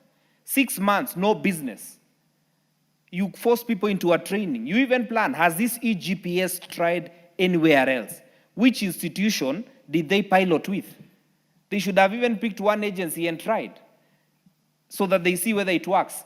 Actually, as one of the people who have dealt with this thing, it is not even working. In my sub-county, we do not have internet for the last 1.5 years. So it can't even work. The head of procurement there for any institution, TVETs, secondary schools, NGCDF, they cannot do any procurement there because there is no internet in Ngong sub-county district headquarters. And I want to say that it is actually very wrong to put all government, to expose government in the manner in which they have been exposed. And lastly, we must also say to the executive, they cannot bring such laws at such times. Why when we are just, for instance, even in CDF, you have to exempt NGCDF financial year 24-25, and other agencies of government are not exempted. Why? Why is it haphazard? A law must be predictable, consistent, and it must be straight looking. You do not need to struggle with the law. Characteristic of a good law is that it is predictable. eGPS is not predictable. John Badi did not research. This is not the making of an institution of national treasury for the many years that we've known. And we want to say that we must reject it at all costs. Let us allow business people to trade with government with ease. Actually, why people grow in business is the ease of doing business.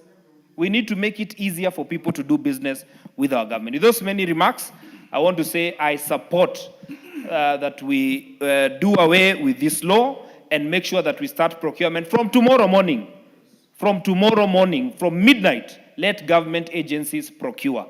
And we will be very tough by anybody who will go against this law in this 13th Parliament. Thank you very much, Mr. Speaker.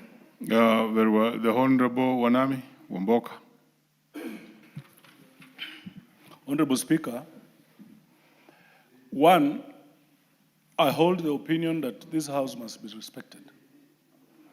And in the places where we have discussed issues here and passed them as a House, the executive ought to respect that. A lot of decisions have been made in this House, and you will find ministers talking about them casually, including the President. Honorable Speaker, the first issue, circular number 4, issued by the Treasury CS, is actually ultra-vires to the Constitution of Kenya. I think it is Cap 227. It is against Public Procurement and Asset Disposal Act, Honorable Speaker. The law provides for 2 ways of procuring. One, electronic, and another one, manual. So if anyone, a minister, a president, a member of public, a president, a member of this House, wishes to change that, they must go through the necessary processes to change the law. And that can only happen in this House, Honorable Speaker. So what Honorable Mbadi is purporting to do is just not inconsistent with the laws of this country. What shocks us all is that Honorable Mbadi has been a member of this House. I don't know why he wants to do the kind of things he's doing. We will not allow, Honorable Speaker. And I just want to pray that once we pass this report, Honorable Speaker, it should be expressed that after that, Honorable Mbadi has to do away with those things. What he is introducing, the CS Treasury, Honorable Speaker, is also discriminatory. The government came up with the Agupo law to deal with affirmative action. The young people who are not able, who do not have the kind of finances, experience, money to compete with the experienced businessmen. That law came up. Many of these young men cannot raise the expectations of this EGPS. For EGPS to work, you need internet. For EGPS to work, you must have power. In my constituency, Honorable Speaker, I operate on less than 15% electricity coverage. So you are discriminating against 85% of my constituency. I lead a rural constituency, Honorable Speaker. My people will be disenfranchised in doing business with the government. That is not how it is supposed to be. A lot of them are young women. You either need a smartphone, you either need a laptop, you either need a computer, Honorable Speaker. How many of these people, that the people who came up with the law to ensure that there is affirmative action to take care of these people, how are you going to take care of them? Honorable Speaker, at some point, I was just thinking loudly, is it a strategy of government not to spend money? Because, Honorable Speaker, where a government does not spend money for even a week, it is billions. Is it a strategy, Honorable Mbadi? The country is broke. You are not telling us the truth. You want to hide behind this mischief of bringing circulars that cannot even bring meaning to anyone, so that the government cannot spend. That is wrong, Honorable Speaker. Money must circulate for the economy to be stable. It is now almost 6 months. We are halfway since we passed the budget here. Nothing has been done. Critical services are coming to a halt. Yesterday I was at the KMTC, Kenya Medical Training College. They cannot procure even for the simplest of things, Honorable Speaker. I was at the REREC. They gave out tenders. Those guys cannot procure. All institutions are coming to a halt. We have hospitals that need emergency services by way of the things they procure. They are not procuring, Honorable Speaker. It is leading to deaths just because a minister of government feels too important than the rest of us and wants to introduce a circular that hurt people. Honorable Speaker, we have the framers of the 2010 Constitution put Wanjiko, Nanjala, Chepkurui at the center of it. Public participation, Honorable Speaker. That for you to bring any law, and laws are about people, for you to bring any law that would therefore affect the people of Kenya in any way, you must ask them, Wanjiku, what do you think? Nanjala, what do you think? Chepkurui, what do you think? Public participation. This law has not been subjected to public participation. They want to introduce funny things through the back door. They want to score. Honorable Speaker, I'm a footballer just like you. They want to score with the hand, and they expect the referee to say it's a goal. Honorable Mbadi, we will stop you.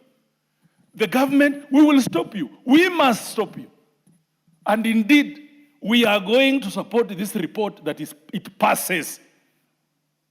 Honorable Speaker, the government is doing a lot of injustices to this House. The issue that we were debating of Kera roads, Honorable Speaker. The rains have come. The rains are spoiling our roads. But then, instead of government increasing money for these roads, Honorable Speaker, rural roads, because they are not able to build all the tarmac roads that we need, they are reducing. Honorable Speaker, we are going to say no.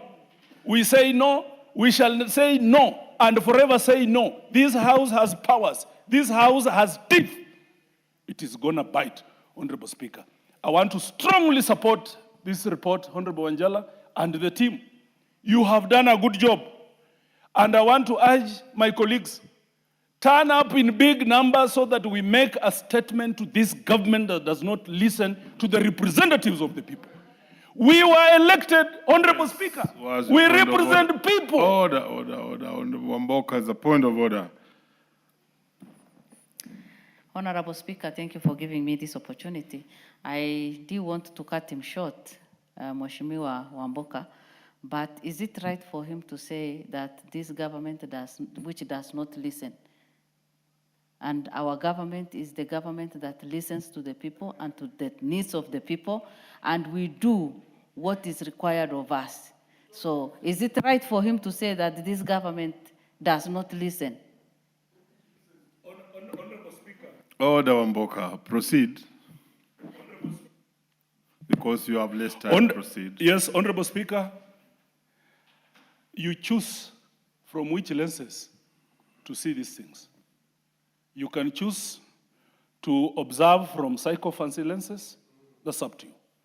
You can choose Honorable Wamboka, be moderated. Look, because now you want to stray and you are a very good contributor. You are now using a parliamentary language. Could you conclude? I'm sorry, Honorable Speaker. Honorable Speaker, laws are about the people, and the people are saying no. We are the people's representatives. We were elected. We are the only people who can purport, who can say that we represent people. And therefore, Honorable Speaker, if we say no, a cabinet secretary is an appointee of the president. We have been elected by universal suffrage. So this House has powers, Honorable Speaker. And I want to beseech honorable members, whether whichever side you sit, kindly, this is bad, let's consider Kenya first. I support the report strongly by Honorable Raphael Sauti Bita Wanjala. The Honorable Karoli Omondi. Thank you very much, Honorable Speaker. Every so often in the history of this House, members come with proposals that serve against their own interests or the interests of the people they purport to represent. What's your point of order, Honorable?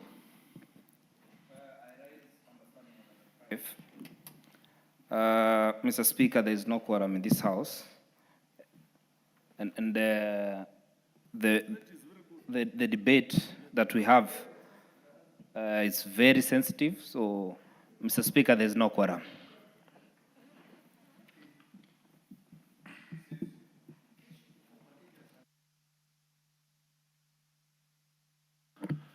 Very well. The Sergeant at Arms ring the quorum bell.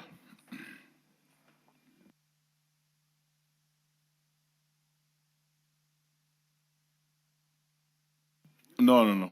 Once the quorum bell is ringing, no member can exit the House. So please take your seat. Honorable, of course, it's only the whips who can go. And I know, Honorable Gongoy, you are not a whip, so take your seat. But the whips are allowed.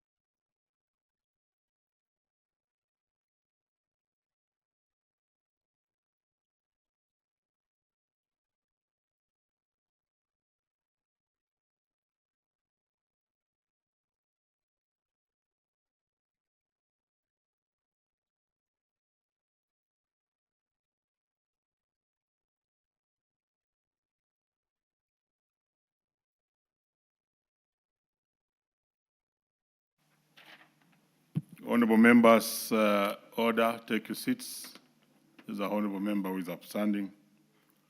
Honorable members, members rose from his place on standing order number 35. On the issue of quorum, I did confirm that there was no quorum. We have had the quorum bell ring for 10 minutes, and I can still confirm that there's no quorum. And therefore, honorable members, let's be upstanding. Honorable members, and the time now being 8 p.m., this House stands adjourned until Thursday, 6th November 2025 at 2:30 p.m.